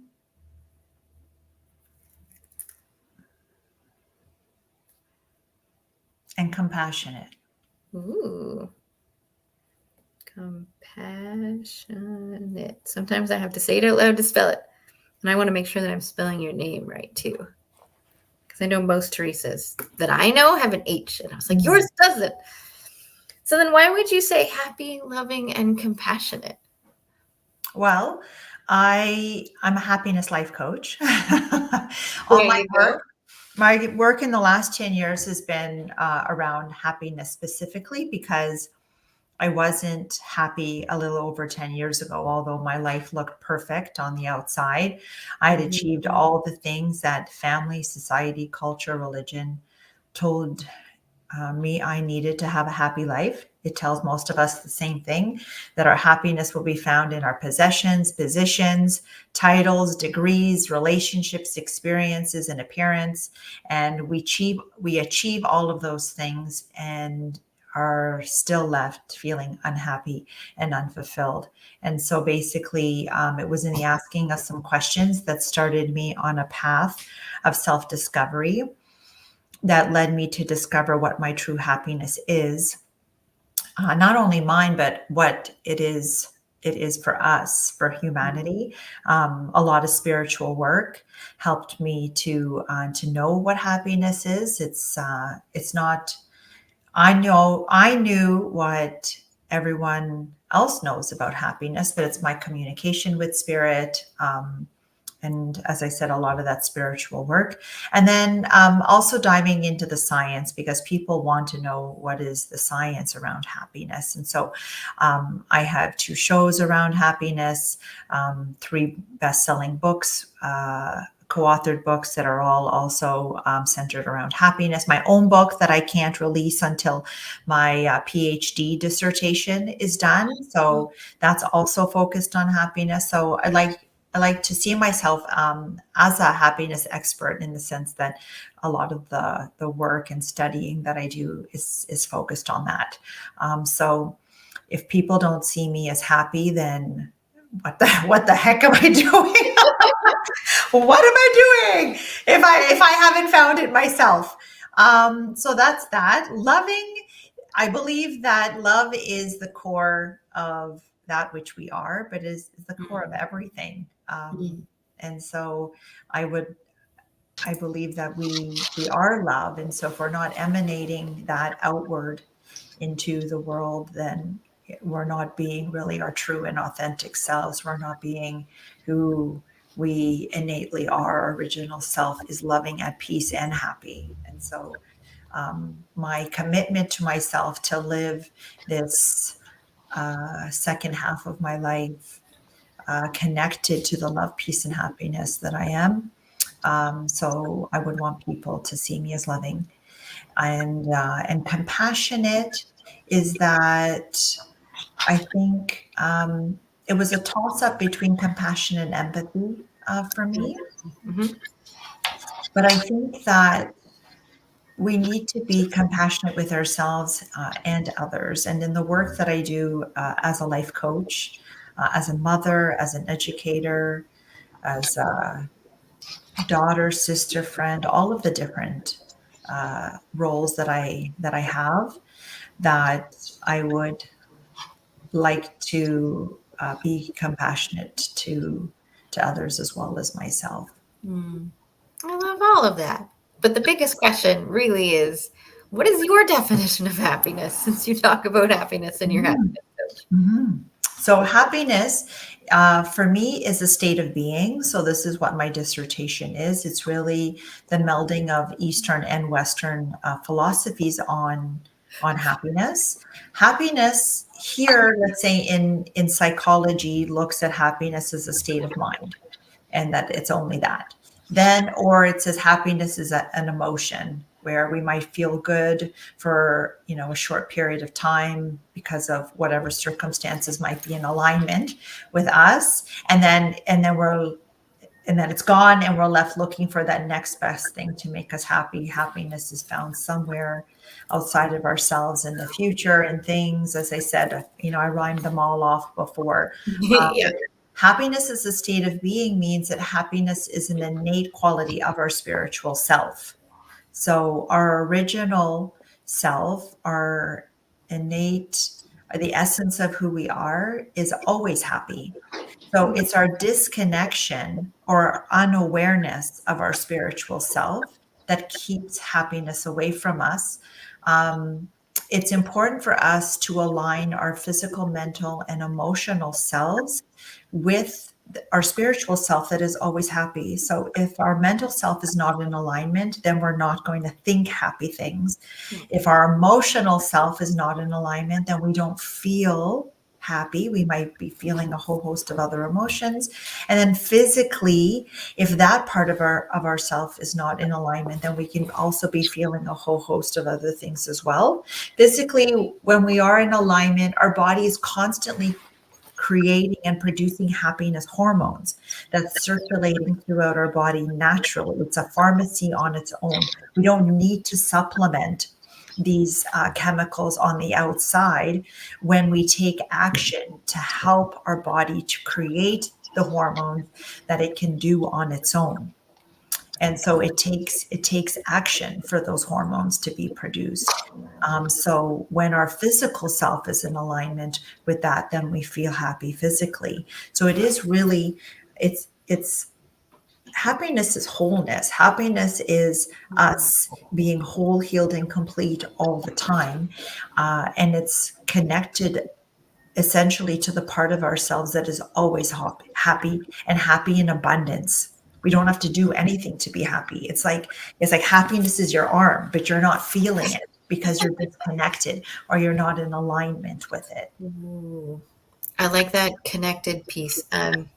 There's a mindfulness practice that I do with people, and I like to use a pen. And I encourage both of you, if you have a pen next to you or something that isn't your finger, just grab it. And then the practice is to just touch the tips of each of your fingers and then have an awareness. You have more of an awareness now that you've touched it. And then if you run the pen down your fingers, you can now feel your fingers. You have much more awareness of the fingers. And then if you bring it down your palm and down your hand, you can feel the tingling, right? You have much more awareness.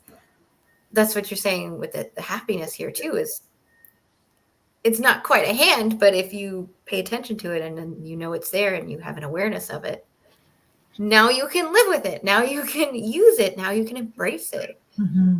Excellent analogy. Excellent analogy, Laura. That was wonderful. I play movies in my mind, and so it's always an analogy. And so I do it so that people who might not understand the concept just have another way of trying to look at it. Yeah. I've used the analogy of the electricity that is flowing through all of the walls. So it's always there, but we have to plug into it, right? And we plug into it through our happiness toolkit. So those are those practices that help us to plug in. So it's not the practices themselves that are the happiness. This is where people get caught up in the misconception. So they, like during the pandemic in particular, it was like, well, how do you expect me to be happy if I can't go and have drinks with my friends on the patio, if I can't go to concerts, if I can't go to sporting events, if I can't go to the gym, if I can't hang out with friends, if I can't, all of these can'ts, because their happiness is tied to those things. But that's not true. The things are just the vehicle that help you to connect to the happiness that is always flowing inside of you like electricity. So when we participate in the activities or whatever practices they might be for you, then you're tapped in and you can feel it. So if it's meditation, you're tapped in and you can feel it. It's like plugging in to the electric socket and all of a sudden you're like, oh, there it is. But many of us don't take the time to plug in to our happiness during the day. And so I know, because I start to feel misaligned within my body, and I know that now it's time for me to plug in, and then using one of those practices as the vehicle in order for me to get there. I love that analogy too. It reminds me, we were just talking to Yvonne before you came on, and I was sharing about the Good Day cookie that my daughter invented. And her idea was this imaginary Good Day cookie that I would eat and do all the weird noises for would make me happy.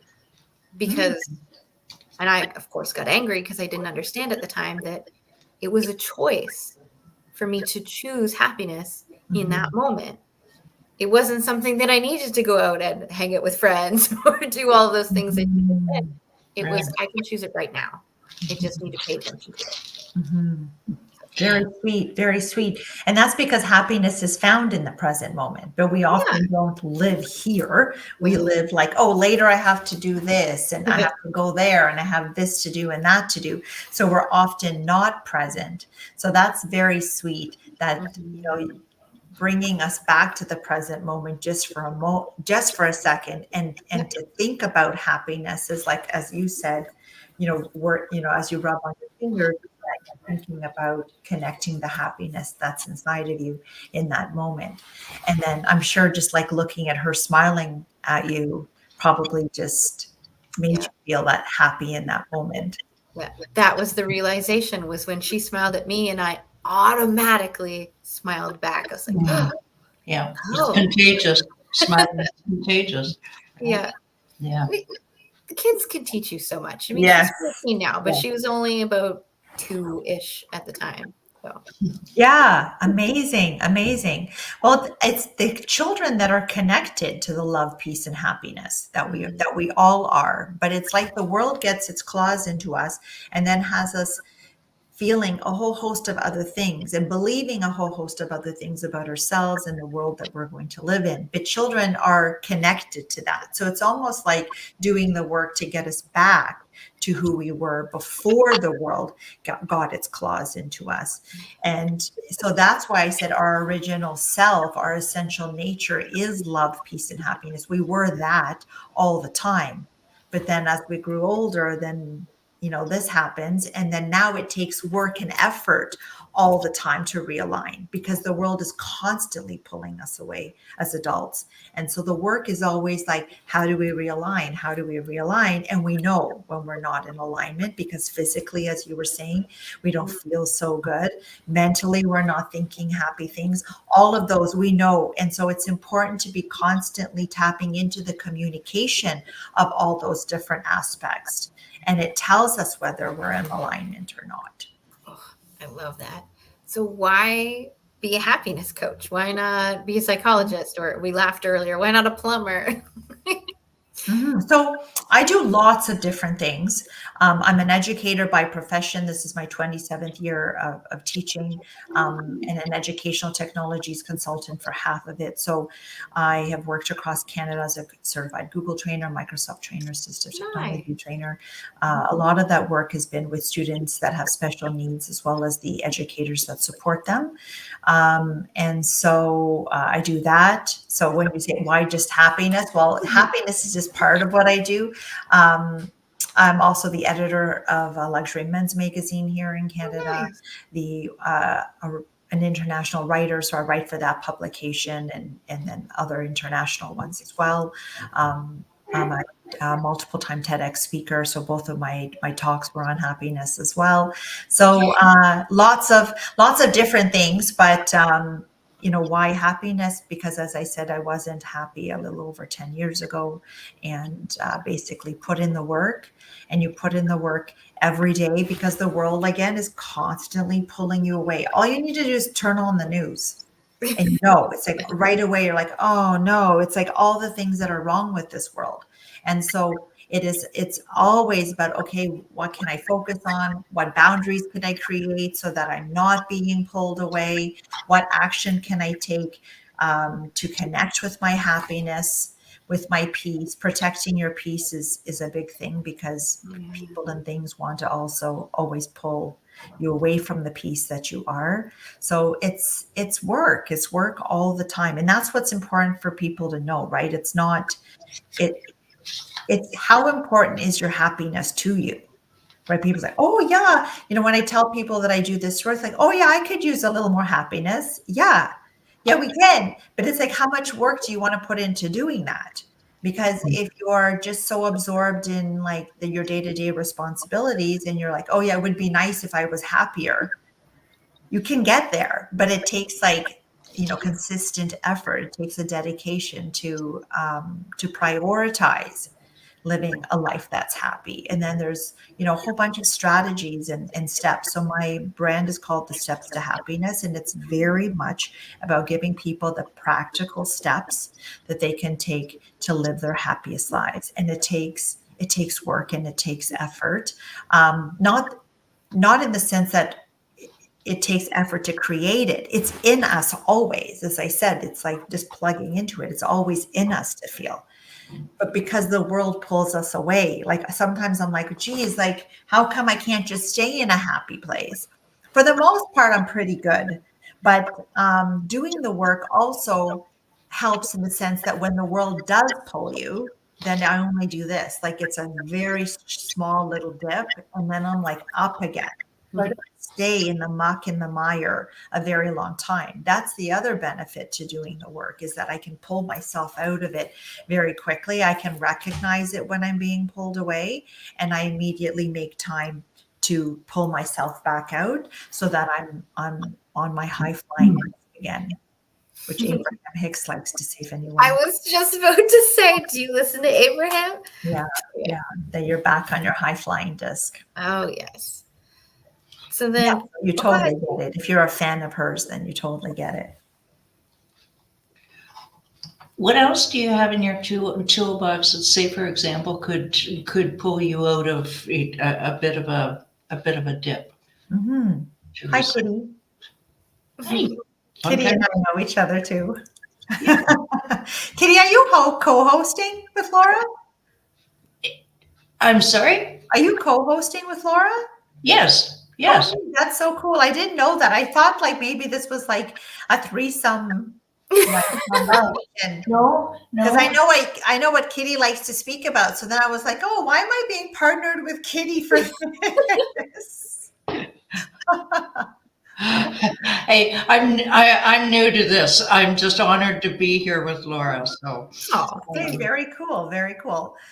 So everyone's toolkit is different. So it's important for us to know what are those things for us. So for me, my toolkit consists of meditation.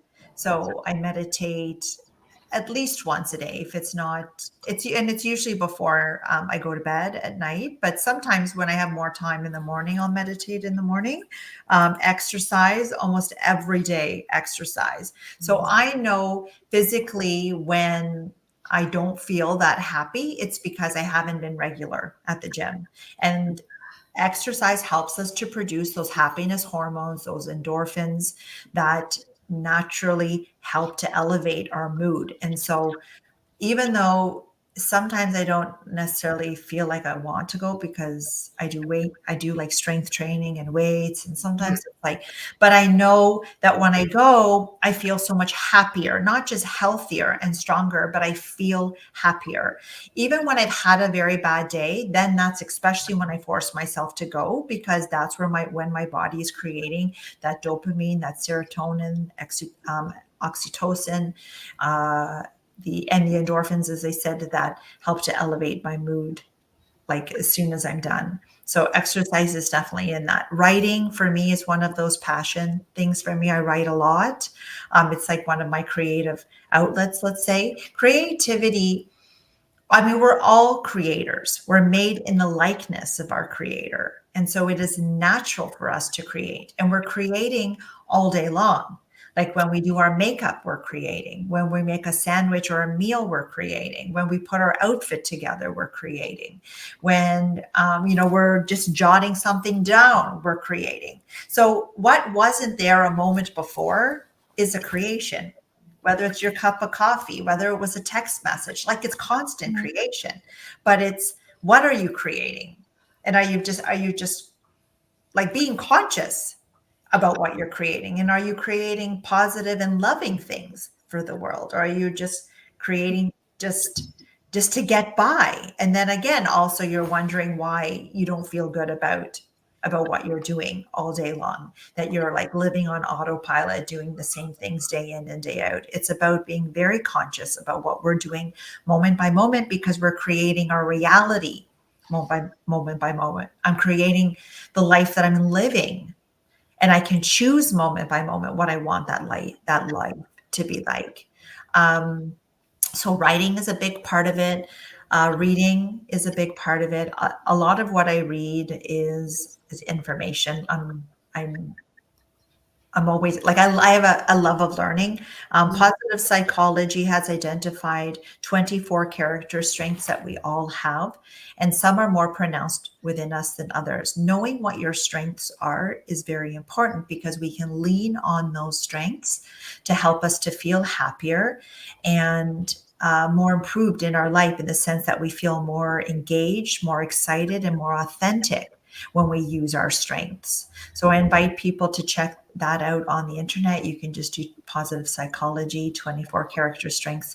There are different quizzes that come up that you can take to help identify what those strengths are for you. And then leaning on those strengths often and in new ways help us to feel happier. So I know that my love of learning is one of those. Gratitude for me is one of those. Hope is one of those. Forgiveness is one of those. So those are all things that I practice often. Gratitude is all day long. I don't have a gratitude practice anymore, because I did when I first started, but now it's just a part of my being. Like I don't have to set a time out to be grateful for my life. I'm grateful for my life moment by moment. I'm here, I'm alive. Like, and here I am talking to you guys. Like, this is what is better than being like your conscious creator moment by moment, and appreciating and loving the life that you're creating moment by moment. So hanging out with people that are uplifting and encouraging moment by moment. So I ensure that the work that I do and the people that I'm working with are all like positive and uplifting and empowering people. So that's something else in my toolkit, is that I make time to connect with people that are that for me, and that I am that for them. Listening to uplifting songs and podcasts. So when I'm feeling like I need a boost, I have like different playlists on my phone that I'll listen to in my car or on my walk that immediately like pull me out of my funk and I feel that much better. Dancing is one of those things. I have certain speakers that I listen to and I put them on. So it's really about noticing what are those things that are constantly like lifting your vibration. What is lifting your energy and bringing you up, up, up so that you are on your high flying disc, because again, the world wants to do this. But it's like, how are you serving yourself? How are you boosting yourself? Because the world doesn't do any boosting. Most of the people around us are not boosting us. They're barely boosting themselves. Or if you expect them to be boosting you, they're not. And we grow up thinking and we change our actions and we change often who we are. And I know because I lost myself in the living of my life and trying to meet the expectations of others, looking for that love, that acceptance, and for people to like me. It was like, what else could I do outside of myself to please others so that I could feel good about myself? But nobody does that. Nobody's boosting you. Nobody's telling you that you're beautiful and you're smart and you're, all the things that you're looking for people to like maybe encourage you and to make you feel better about yourself, but they don't. If anything, they often tell you how you're not measuring up, how you're failing, how you're a loser, how you're no good, how it wasn't enough, how it wasn't lots of other different things. And it's because the majority of the people around us are suffering. They're not doing well in their own life. And so we must learn the steps that can boost ourselves and do what we need to do for us. That's what it's all about. And knowing what's in your happiness toolkit is one of those things that's like super important. So then I want to know, because of what you just said, what is one of the best compliments that you've ever received? I know, right? I would say that I think that I'm attractive, but also super smart. I've always said that my daughter's also very beautiful and super intelligent. And I've said to her, I feel like there's nothing more attractive than being like pretty, but super smart at the same time. Yeah. And so that was one of the compliments that I've received, that I look good on the outside, but I'm also really good on the inside. Like, I can feel that one, because there's such a separation between you're either this or that, the black and white of it. And just knowing that you can be in the middle. It's like when I tell people that I'm a spiritual nerd. You're like, wait, how can you be a nerd, like the glasses, the pocket protector, all that kind of stuff, and yet be spiritual, the white gown, the head necklace? What? It's like, no. You can be many things at the same time. There is a space for you. And just knowing that we have that space, that feels so good. And there's no separation between any of those, right? It's because society does that, right? They say, oh, it's mental health month. Like that's what this month is. Yeah. It's mental health month. But your mental health doesn't improve without your physical health, without your emotional health, and without your spiritual self. Like all of those things are important. We're not segregated pieces. So it's important that it's like, and that's what society does. I hate that. It's physical health month where they talk about exercise and nutrition. Yeah, but where's the other aspects? That it's hard to like exercise and eat well when you don't feel good about yourself and you're not connected to the love that you are. And so it's like, as I said, society wants to do that, but there is no separation between any of the aspects of ourselves. But it's all about the wholeness. Again, when we're like constantly nurturing and taking care of all of the aspects of ourselves, then we're connected to that. So is there some sort of practice that we can do together or get the audience involved in that helps to just amplify what it is that you're sharing about happiness?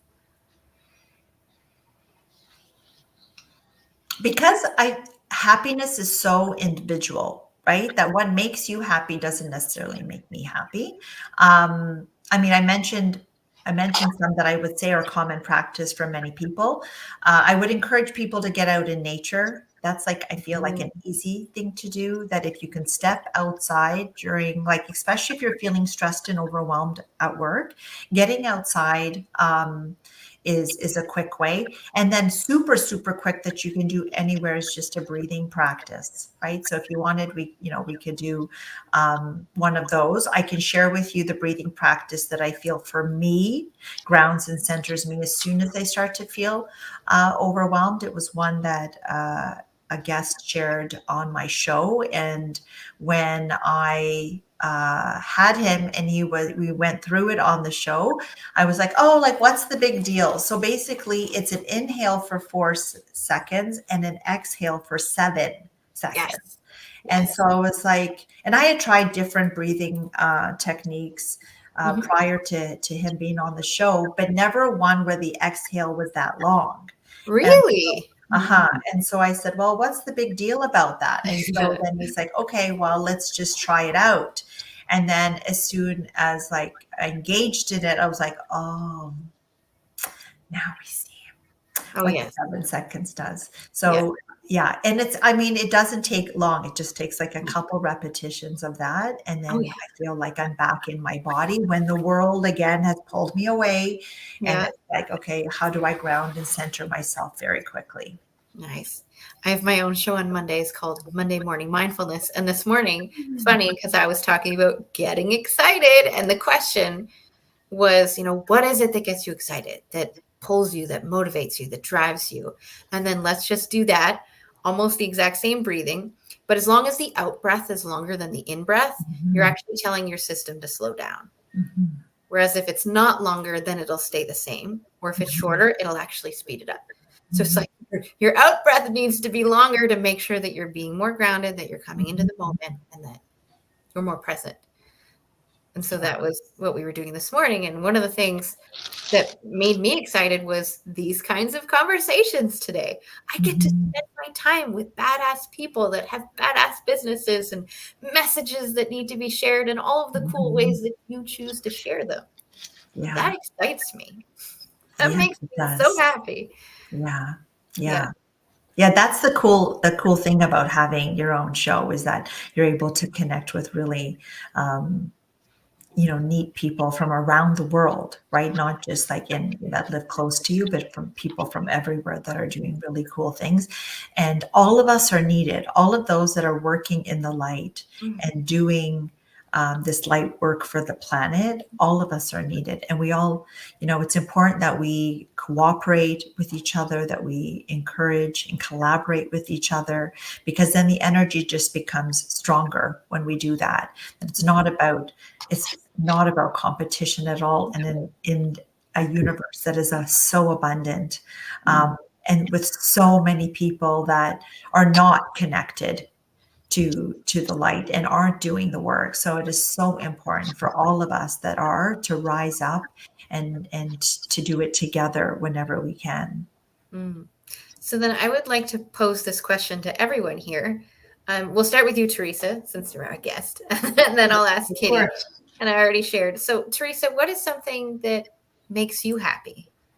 Like, if you could choose in the next 5 minutes or even today, like, what's one thing that makes you happy? That's helping others. So my entire life, it's always been, how may I serve? How may I serve? Everything that I've ever done is always, how may I serve? And I ask God of that every day. Is that how can, it could be God, spirit, the divine, universe, whatever word you want to use. But it's all, for me, it's all the same thing. Asking my creator and the creator of all that is, how can I be of service on the planet to be able to bring that love to like as many people as possible. And that brings me the most joy, and trying to think of ways of how I can do that. So I'm on a mission to help make the world a happier place. And I know that I can only do that through heart-centered collaborations with other people that are on a mission to also make the planet a better place, and who are also working in the light and doing God's work, and trying to, as I said, come up with as many ways as possible that I can do that, so that I can spread Spirit's message of happiness as far and wide as I can. And it was very cool that on Saturday morning, I believe it might have been Friday. So I'm located in Toronto, Ontario, Canada. And there was a student that reached out to me, which would be in grade 4 in like our curriculum. And he watched my TEDx. And yeah. And so all the way from Australia, he emailed me and said that he's doing a project on whether money buys happiness. And my TEDx is entitled that, Does Money Buy Happiness? And whether I would answer a few questions for his project.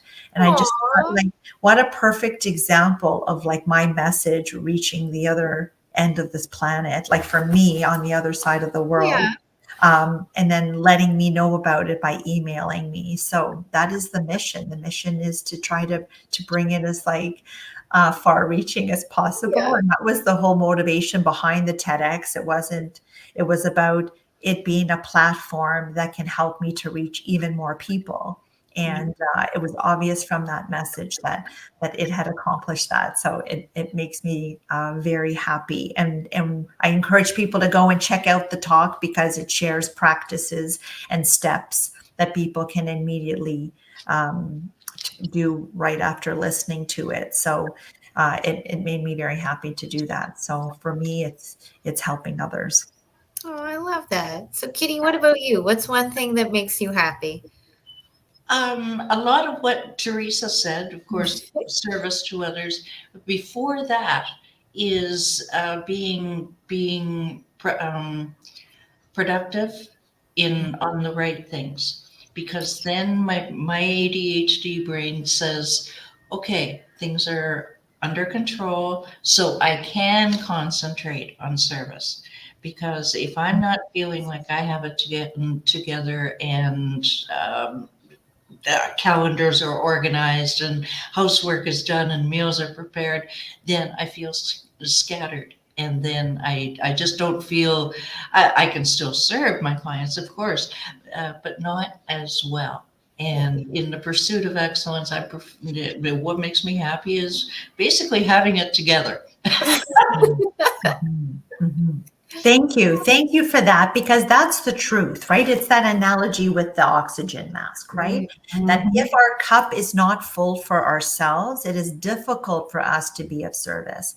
And that's why, again, your happiness toolkit is so important, because the world is doing this. Even when we are of service to others, it is taking our energy. And depending on who we're working with, and some of those people are severe energy vampires. Like, it's like, oh, yeah. And then when you leave them, it's like, okay, now what do I do to fill my bucket again? Yeah. And so it is so, because we can't, if we're going on fumes, then we can't effectively be who we need to be to do the work that we want to do for others. If we're not on our high flying disc again, we can't.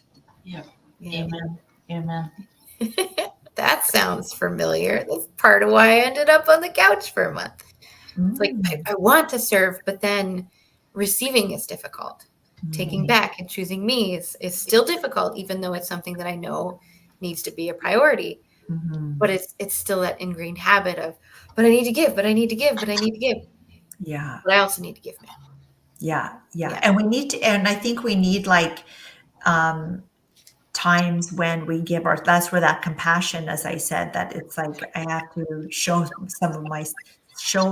that to myself, because I am constantly giving. And so I agree with you. And I'm in a period now where Spirit is saying, Teresa, it's time for you to just like work on you.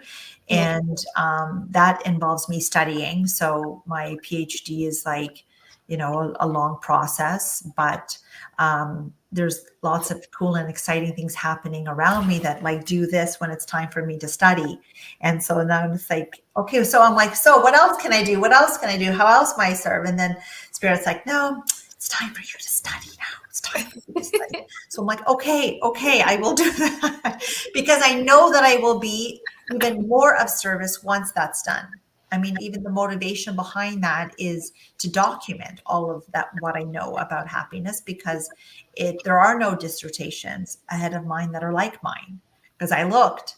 And so I was like, okay, like what other research has been done like mine that mine can like be based off of, right? And pull a little forward. There isn't any. So it's like, oh, okay. Really? So I'm like, now you really need to help me because there's no research out there already. So it's like a compiling of like some of the very latest stuff that's coming out around like quantum physics and metaphysics and things like that. So there is some recent research that's coming out that I can pull into it about the spiritual self and the innate quality, as I said, that possesses. And so there is some of it, but a lot of it is going to be me. So I need to do the work. So I want to make sure that we all know where to find you and what your favorite way of communicating is.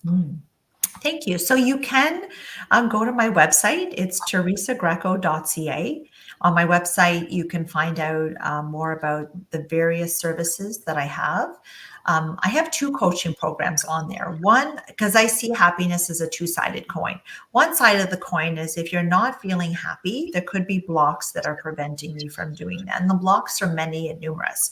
And I have a 6-week program that I've adopted from someone else. It was another practitioner who very succinctly, in just 6 weeks, created a program that helps us to deal with all the blocks. It's phenomenal.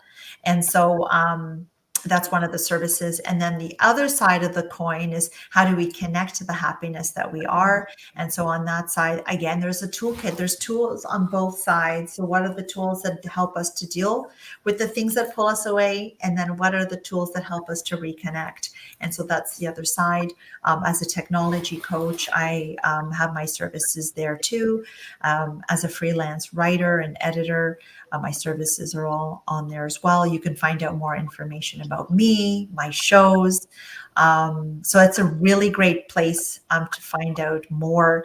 And there's a contact me form there too. So that is a way of reaching out to me. I'm also very active on Instagram. So you can find me there, and it's Teresa Greco _steps to happiness. I'm on Facebook too, Teresa Greco, or Steps to Happiness with Teresa Greco on Facebook.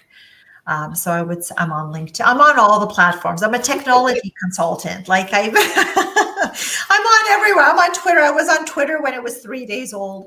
I've been on LinkedIn when it was a week old. Like I've been on all of those platforms from like the very beginning. So yeah, so I'm out there. That's why I like to put in the part of like, what is your favorite? That means you probably spend most of your time there. Yeah. And then people can always email me too. It's stepstotruehappiness@gmail.com. Nice.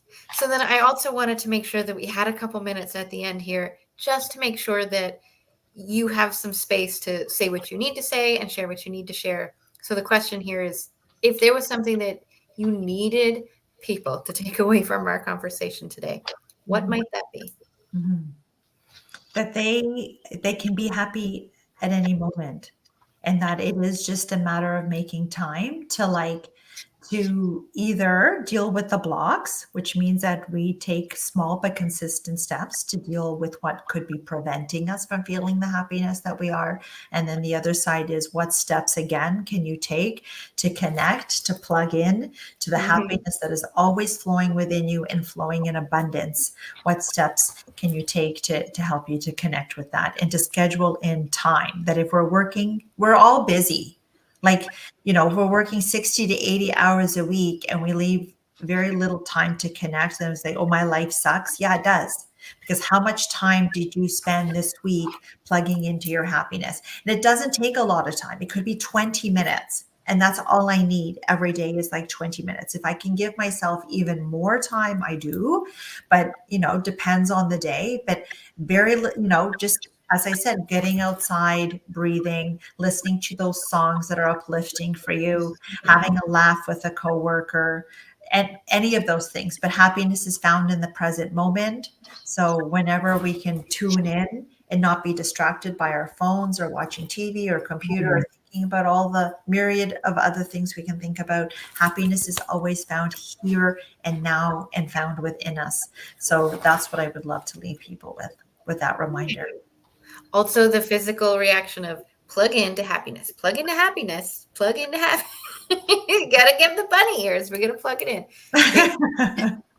It's something physical that helps us remember. So I love this.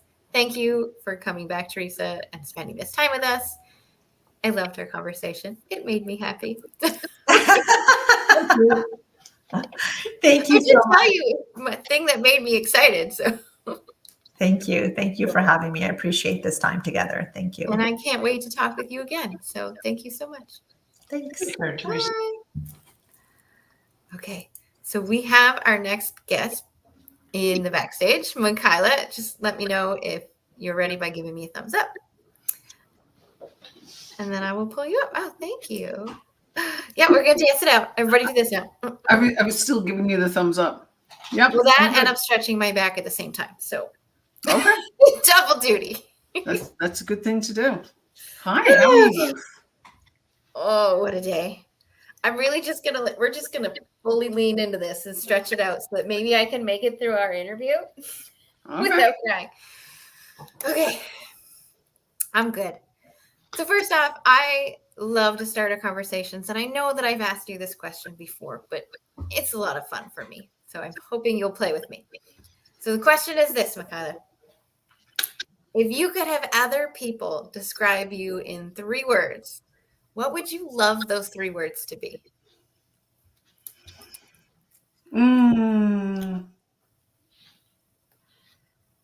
Kind. Mm-hmm. I'm trying to select. There's like a whole range of these things floating. Oh, I know. In every moment, it's going to change. Kind is definitely one. Curious and intelligent. Ooh. There you go. Okay, there we go. I don't know why my mind was like, we're just going to write a whole bunch of E's all in a row.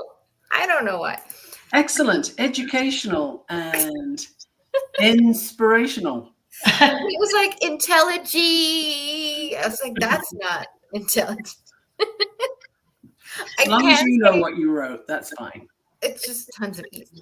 So I can say, Michaela, that I have known you for at least a couple of years now, and I've enjoyed our time together. And I can say from an outside perspective that you are a very kind person. I'm trying to use your words. That you are very curious, and that's probably why we get along so well. And that you are really intelligent. Like, I feel so comfortable having a conversation with you because we're both curious, which means we'll probably talk about anything. And at the same time, you have this depth of understanding that comes with your intelligence that we can have a deep conversation, like dive in right away. Yep. Happy to do any of the above.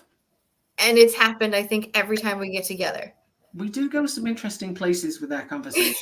we do. Just thinking of the last one we talked about. That was pretty interesting too. So then, Kitty, I'm not sure if you have one-on-one met Michaela or not. Have you? We've been in touch. Okay. About her work before, but a one-on-one conversation, unless I was dreaming, no, I don't think so. No, you'd probably remember something. I would have said something that you'd be like, what? You'd be like, what? Yeah. First one probably being, we tend to talk about human design. And then human behavior, which is always a fun topic. What was the one thing? Oh, the Wilde fit. I was thinking of that earlier because one of our guests, Dr. Heather, her last name is Wilde. Oh, cool. And then I remembered that you were coming on. I was like, oh, we get to talk about your new certification too. Yes. Which is exciting. It is. It is. And behavior is the common feature with everything I do. I was just about to ask, why did you get into this? Well, okay. So then what is your deep interest in behavior? Why not, we're joking as earlier, like why not be a plumber or why not something else? You know what? I'd be making more money if I was in plumbing. That's so, anybody that's contemplating their options, consider plumbing. It's a good move. But why behavior is because I grew up in a very unsafe environment. This is not going to be a sad story, but I mean, it could be. I was in a very unsafe environment with unpredictable adults and often left on my own and that kind of thing. So I needed to know what was going to happen next. And I needed to figure out what this behavior meant was going to be, followed by. So I started to learn about behavior before I could articulate anything. I started from young, and then I've been moving country all my life. This is the 8th country I've lived in. No, I don't know that I've finished yet. I will know that on my last day probably. But when you move country a lot and travel a lot, there are so many things that you learn that are different. Like people have different priorities, different ways of doing things. And so I became curious, like, why do they do that here? And this is different there. And, and I started to learn that way. Then I had kids and I realized I have no role model for this. I have no freaking clue what I'm doing. And I'm moving them around the world as we go. So I really need to figure this out. So I focused in on them. And then when I finally landed in the US, I was like, you know what? I'm going to go to school now and learn sort of officially about behavior. And so as is my thing, I dive in and I did 4 degrees in a short space of time, 2 of them at the same time. And because they were there, honestly. And then I went to become a behavior, board certified behavior analyst, which I still am. And I love the science of behavior change. I don't necessarily like how it's used. Quite often it can be manipulative. Well, I mean, totally it's manipulative. Yeah, you can have people do things because you know how to make them do that. Doesn't mean you should. But it can be misused simply because people follow the rules rather than looking at the individual.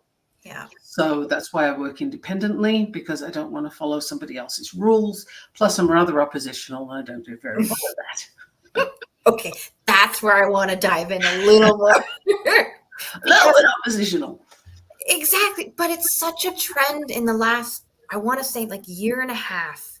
More and more people are getting more and more comfortable at saying, this is not how I like to do things.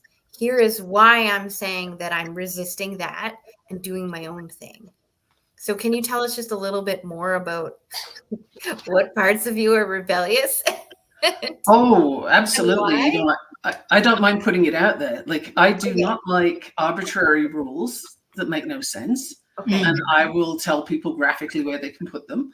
That's just, I've never been shy on that one. I love it. Because if it doesn't make sense, again, I'm a former nurse, so I can tell you exactly where to put them. But if the rule doesn't make sense, I am not going to spend my time on it. And if somebody else wants to override what I'm doing because they're micromanaging, it's going to last seconds. I'm not here for that either. And I'm one of those people where my face gives me away even if my mouth is shut. So, in fact, I was in a meeting just last week and someone said to me later, "Oh, your face." And I was like, yeah, because somebody jumped in and started telling me what to do. And I didn't even know this person. And I'm like, no. I have a lot of area. There's a lot of triggers. Think of a big switchboard, a whole lot of switches. Most of mine lead to, you can take it and you can put it where the sun don't shine. So that's also why I need to learn as much as possible about things so that I'm not messing up more than I need to, right? Because I don't take direction very well. I love that. I think that's a trend of entrepreneurs, especially solopreneurs, is we tend to get into the business because of things like that, factors. Yeah. Which some we shall not name. Yeah, well, it's all the trauma response, right? And I think more and more people are, not only so many of us are traumatized, but the trauma is surfacing and we're not trying to hide it, but just saying, you know what? I've been through a few fires and this is what you get. So we'll work with that.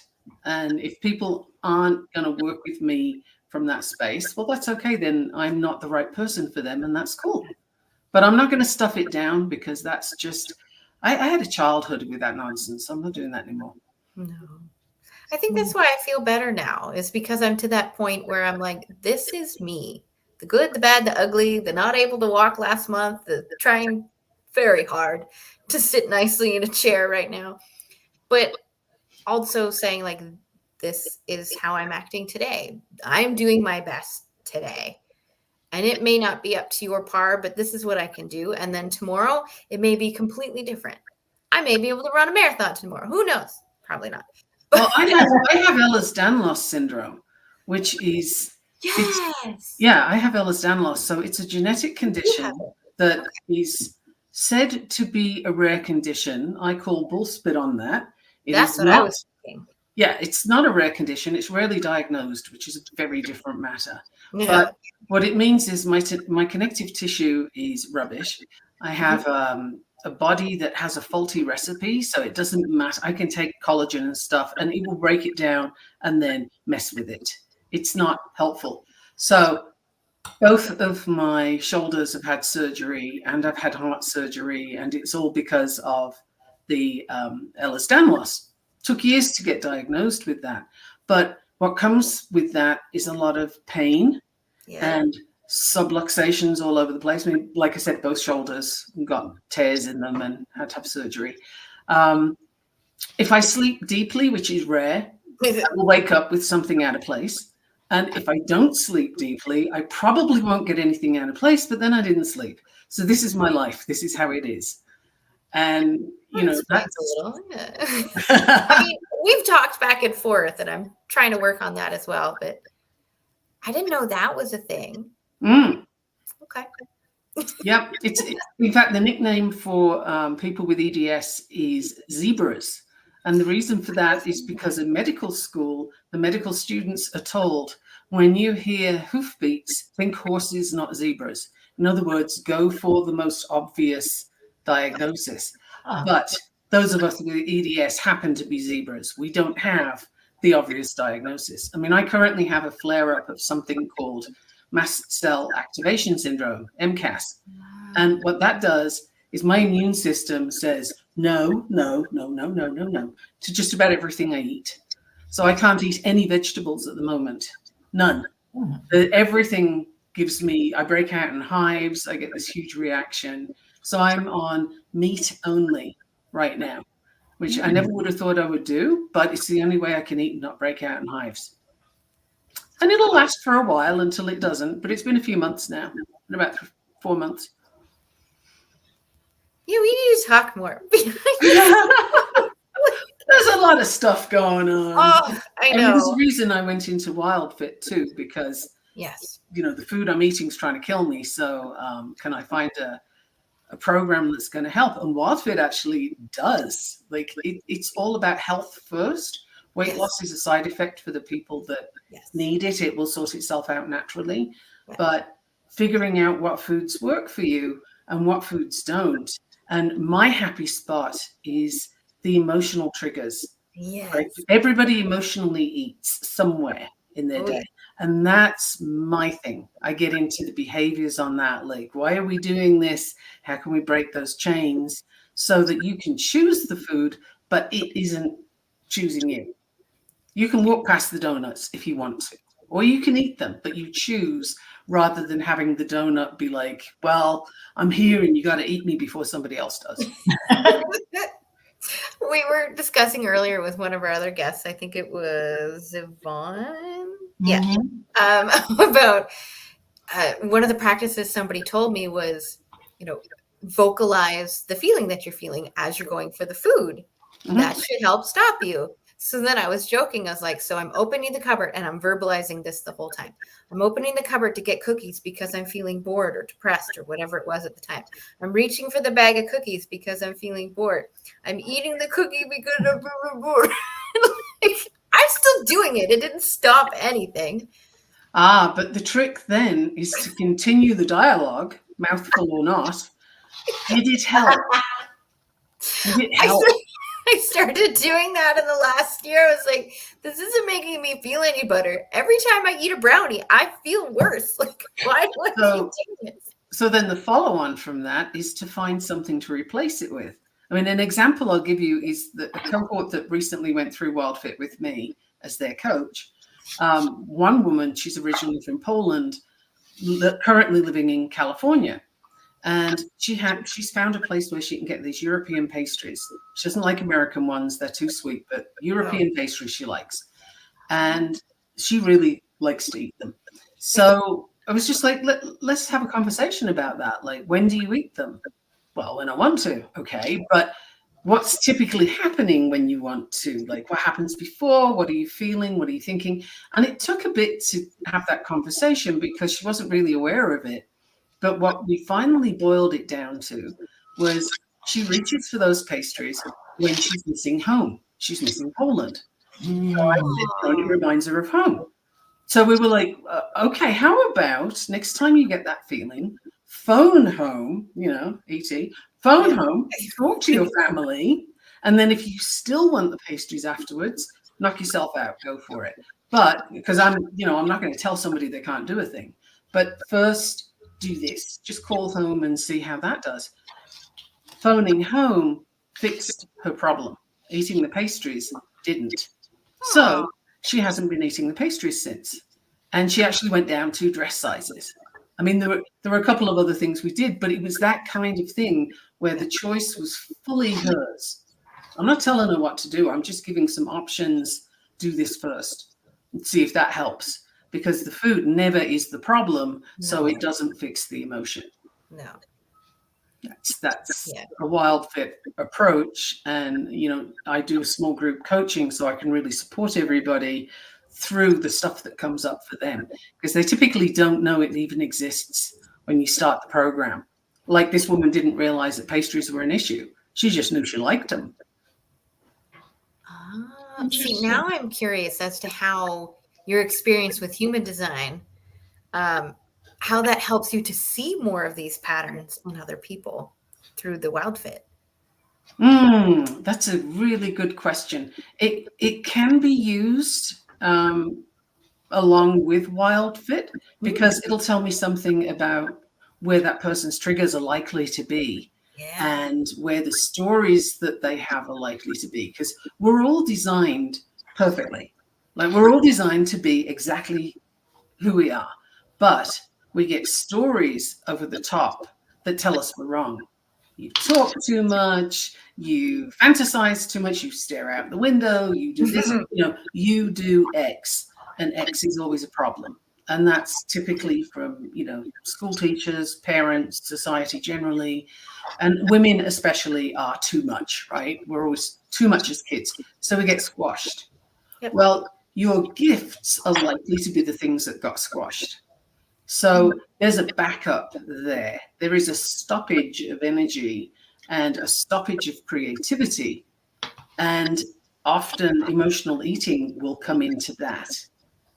So it can help to sort of hone in pretty quickly on where the emotional eating triggers are likely to be. And then we start working on, well, whose voice do you hear? Because typically, my mom had a very dysfunctional relationship with food, like wildly dysfunctional. So, for example, she would buy chocolates and give you chocolates as a gift, right? Because I love chocolate, so, here you go.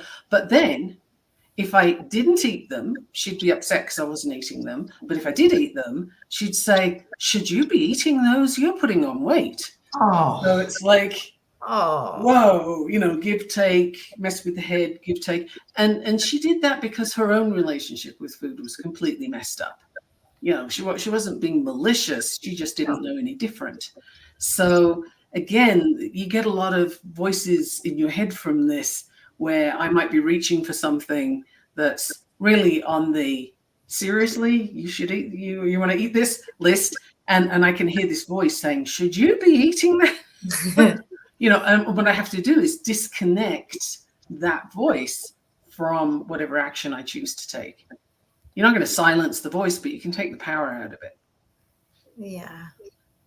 You mentioned earlier replacing. And I know that when I'm treating my body a little better, I do still have chocolate. The difference is that I make my own chocolate pudding, or that's what I call it. I mix peanut butter with cocoa, and then I just put it in the microwave so that it melts a little. And that's like my treat, because for me, it feels good in my body. But on those days where I'm not eating well, that's probably one of the worst things I should eat, because it makes me want more of the fat, more of the sugar, more of the junk food, more of the chocolate. It's just a gateway to all of the other stuff that I know I shouldn't do. Well, the thing with food is it's a question of who's controlling whom, or what is controlling whom, right? You can eat chocolate all day if it's your choice, and not because you're feeling compelled to, because you're upset about something, or, if there's an external reason and you're using that reason to eat the food, that's a problem, because you're not in control. But what I'm all about is giving people the control, the tools that, hey, you now know what you know.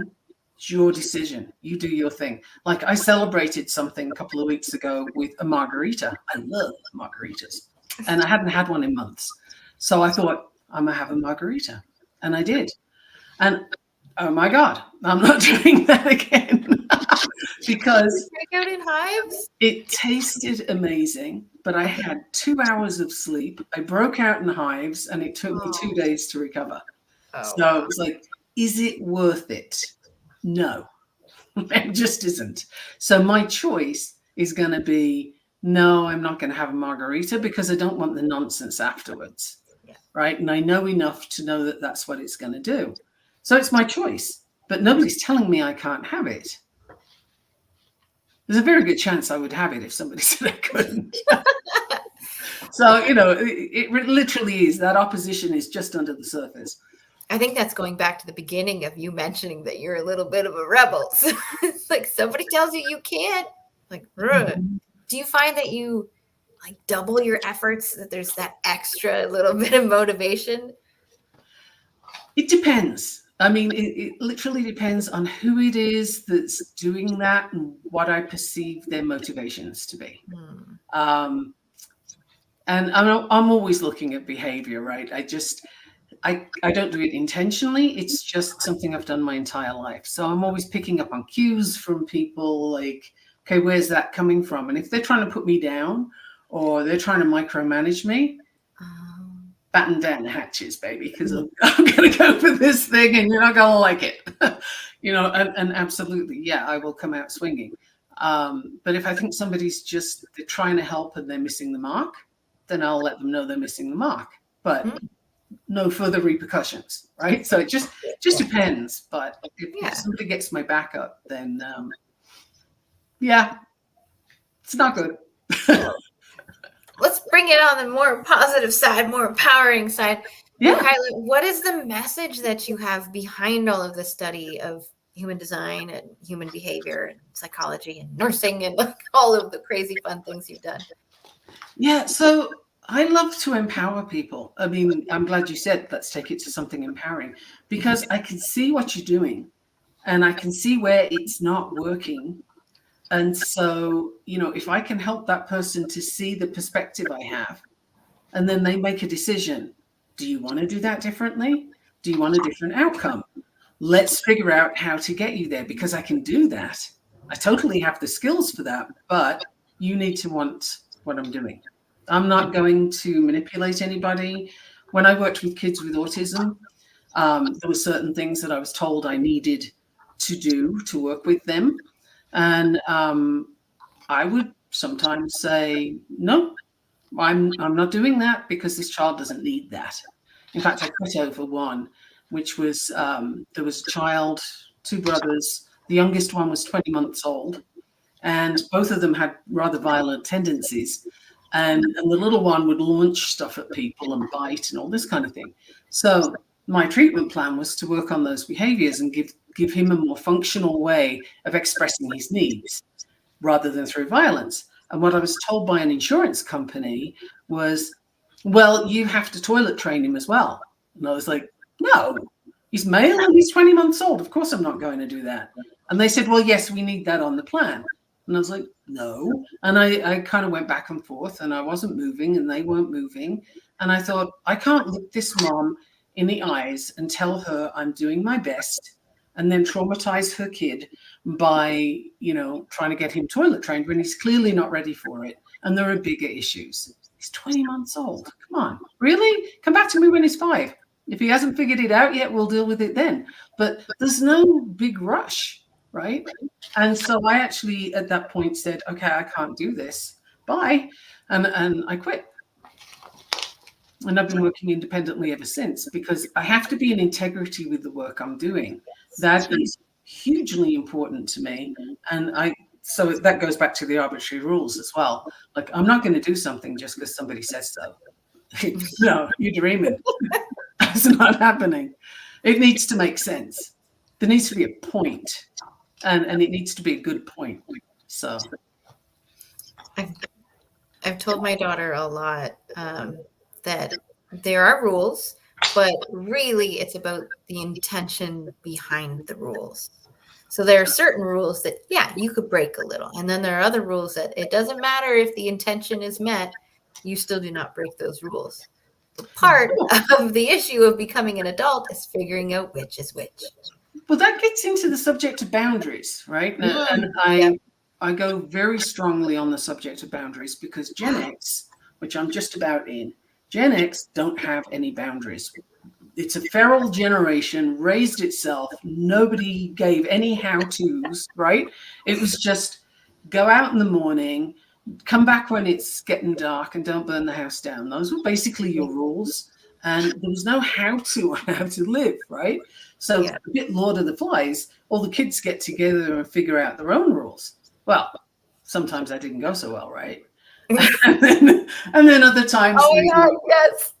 The amount of times we buried our friends or locked them places that they shouldn't be. But there are many things that would, a more tender generation would have their hair curled over it. But, that was how Gen X existed.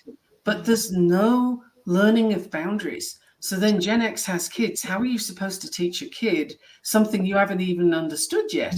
Yeah. And a lot of people think, well, a boundary is when I say no.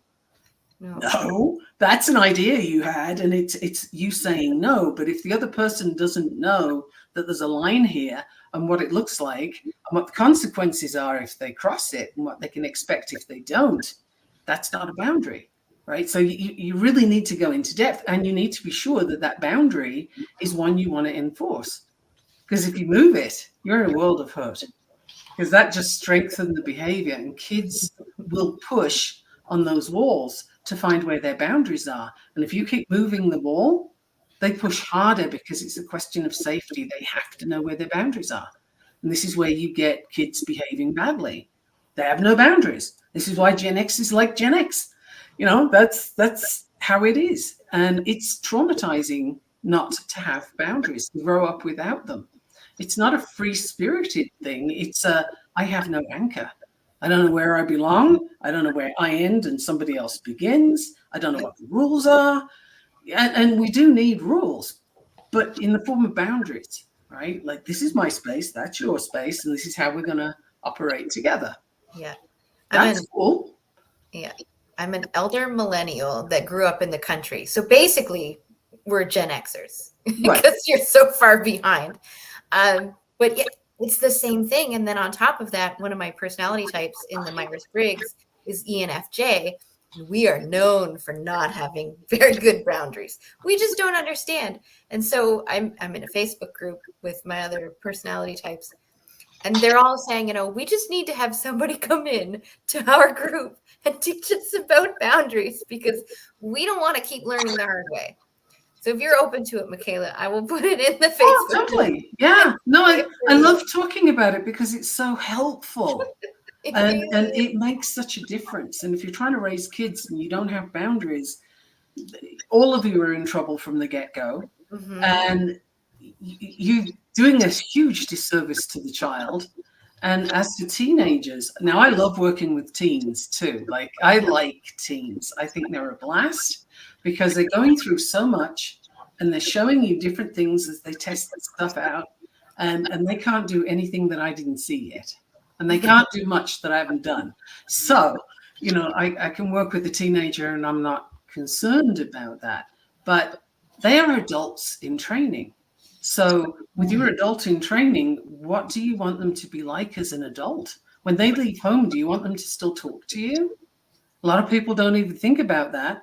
But if you override their decisions because you have a better idea, in air quotes, then this kid learns that you don't value their opinion, you don't value their decision-making. They don't get to flex their decision-making muscles. So when they leave home, they make crap decisions, end up in trouble, and might be so annoyed they don't talk to their parents anymore. We see that a lot. Gen X often doesn't talk to their parents, and then their kids aren't talking to them. And a lot of it is all to do with boundaries and knowing what to do with them. So it's a big issue. Boundaries are huge. In fact, I did 2 podcast episodes on boundaries as well. Ooh. So you can find them. Yes, please send them over. Sure. So I'm going to give Kitty some space. Go ahead. Yeah, go for it. I can take over. I know I can. So. Michaela, who are typically the people that come to you? What for help?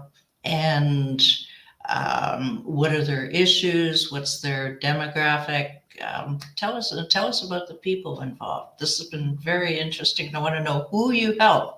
Man, I would love to be able to put that in a box, and I totally can't. But I'll give you some examples. First of all, usually people come to me from referral. It's somebody who's worked with me who says, "Okay, you need to go work with her." And depending on the thing, like behaviorally, there was a kiddo in the UK who was 15 years old, and he was cutting himself and had high anxiety, ADHD, autism, profound dyslexia, like a whole bunch of things. And he would just hide in his room, you know, hoodie up and was cutting. And I made sure that the family had been through every therapy they could find first, because I'm at a distance and it's my responsibility to make sure they've exhausted everything they can. And they had, and I was referred in. So I asked them to do something. Now, nobody copy this, okay? Because I'm not telling this to the general public. But I asked them to not take away the stuff he's using to cut with. That was the first thing. And they were kind of shocked. But I pointed out that if you take away what he's using, he will find something else, and it could be more lethal. So you've got to trust me on this, but we need to take away the reason he's cutting, not what he's using. It's a wrong approach to go for what he's using. He can always find something else. So it took about 3 months of working with the parents, and God love them. They trusted me and they did all the things. And he has become sociable. He's in an alternative school system now, which is great. And he's not cutting anymore. He even cooks meals for the family now. Oh. And that's been a year since we did that work, but it only took 3 months to do that, and a lot of trust from the parents. Yeah. But that was a referral. And then for the Wild Fit journey, I had such a great group. I had one person who's like high 300-pound region, like a very large person, diabetes, lots of surgeries and stuff, problematic.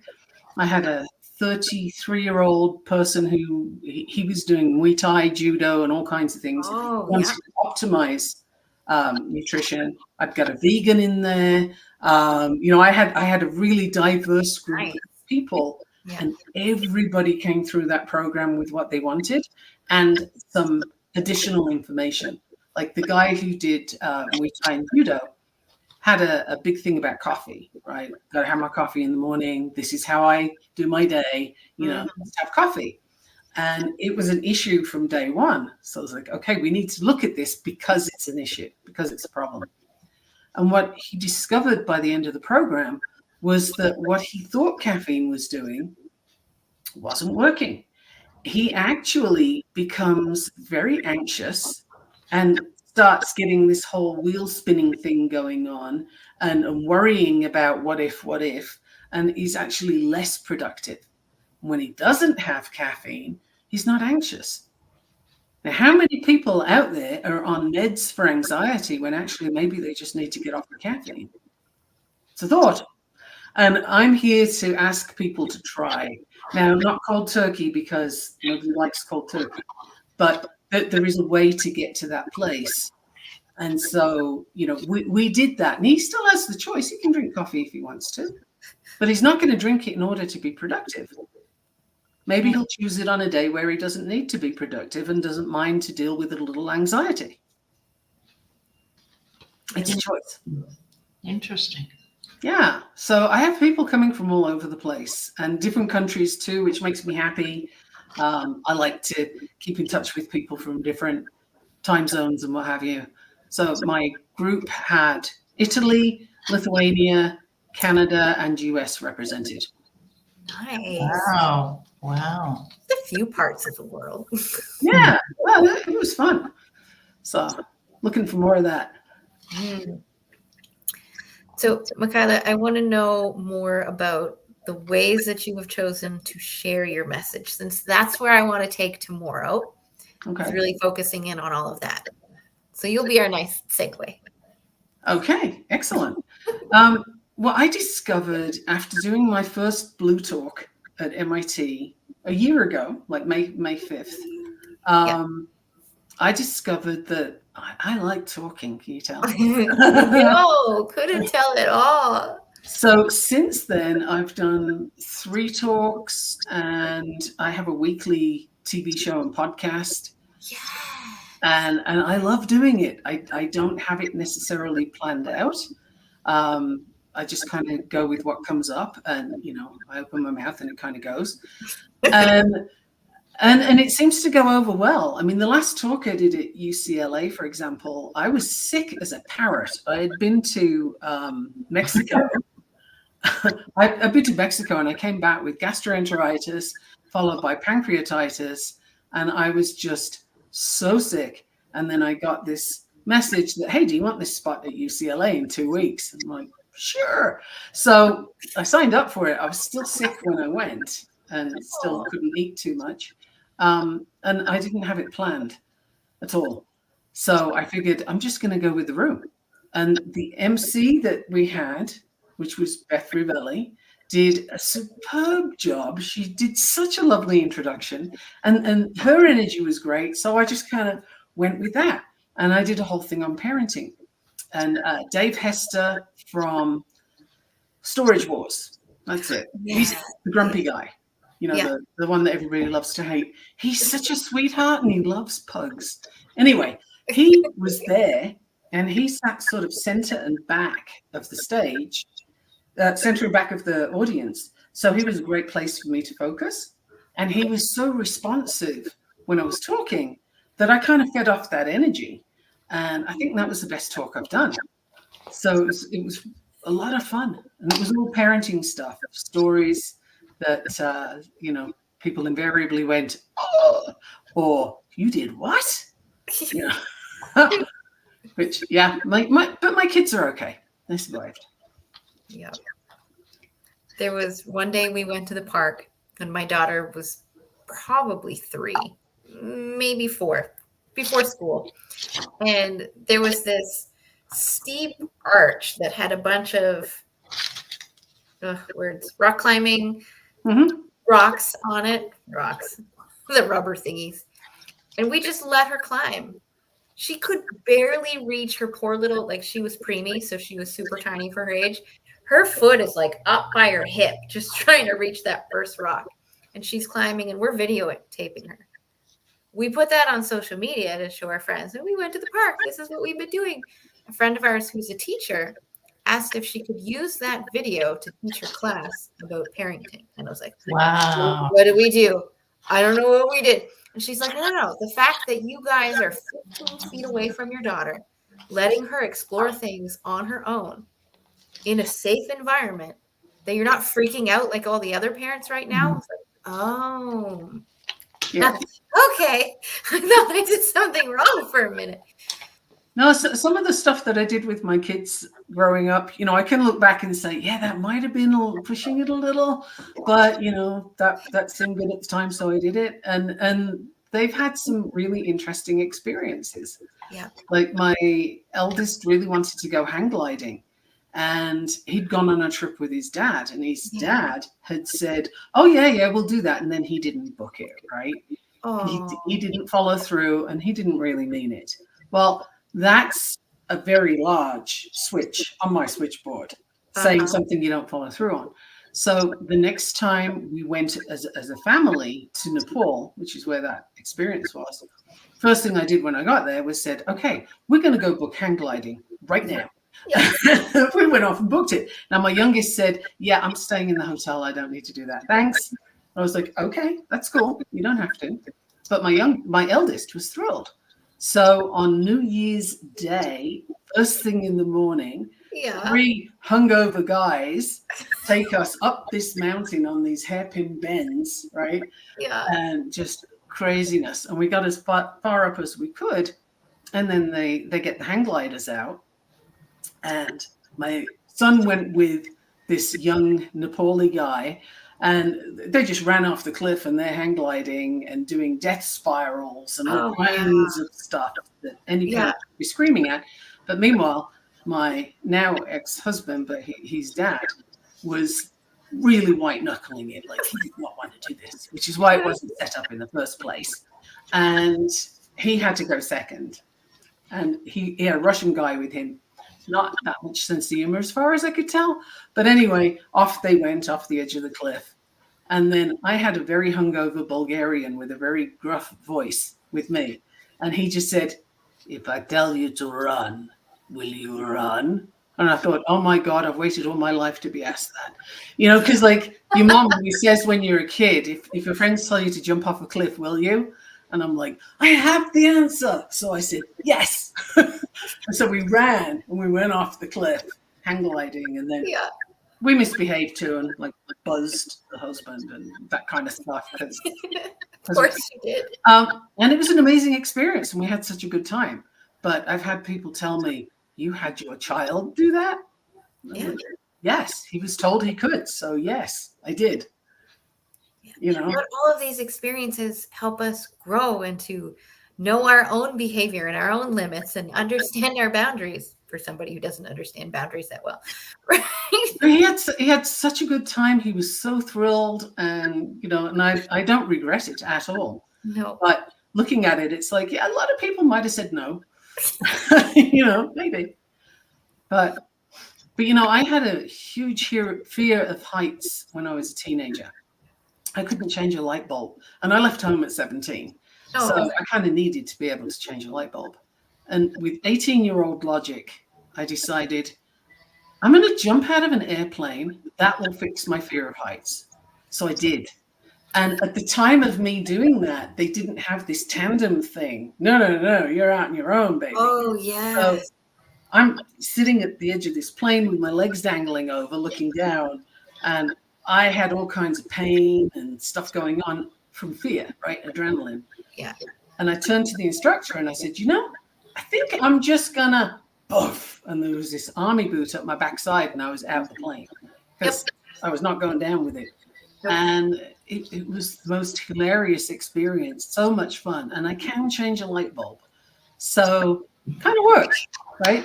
But that's what you get when you get a Gen Xer who's trying to figure out, okay, how do I do this? Logical, I'll jump out of a plane. Good. So then how do we find you? And what is your favorite way to communicate? I'm often on Facebook, and I often question why, but I'm on Facebook. So I think we all question it, but yeah. Yeah. it can be a bit of a cesspool, but I try and find the good places to be. I'm also on LinkedIn, Instagram less, for much the same reasons. And my website is gaffenstone.com, Gaffen, stone, like a rock.com.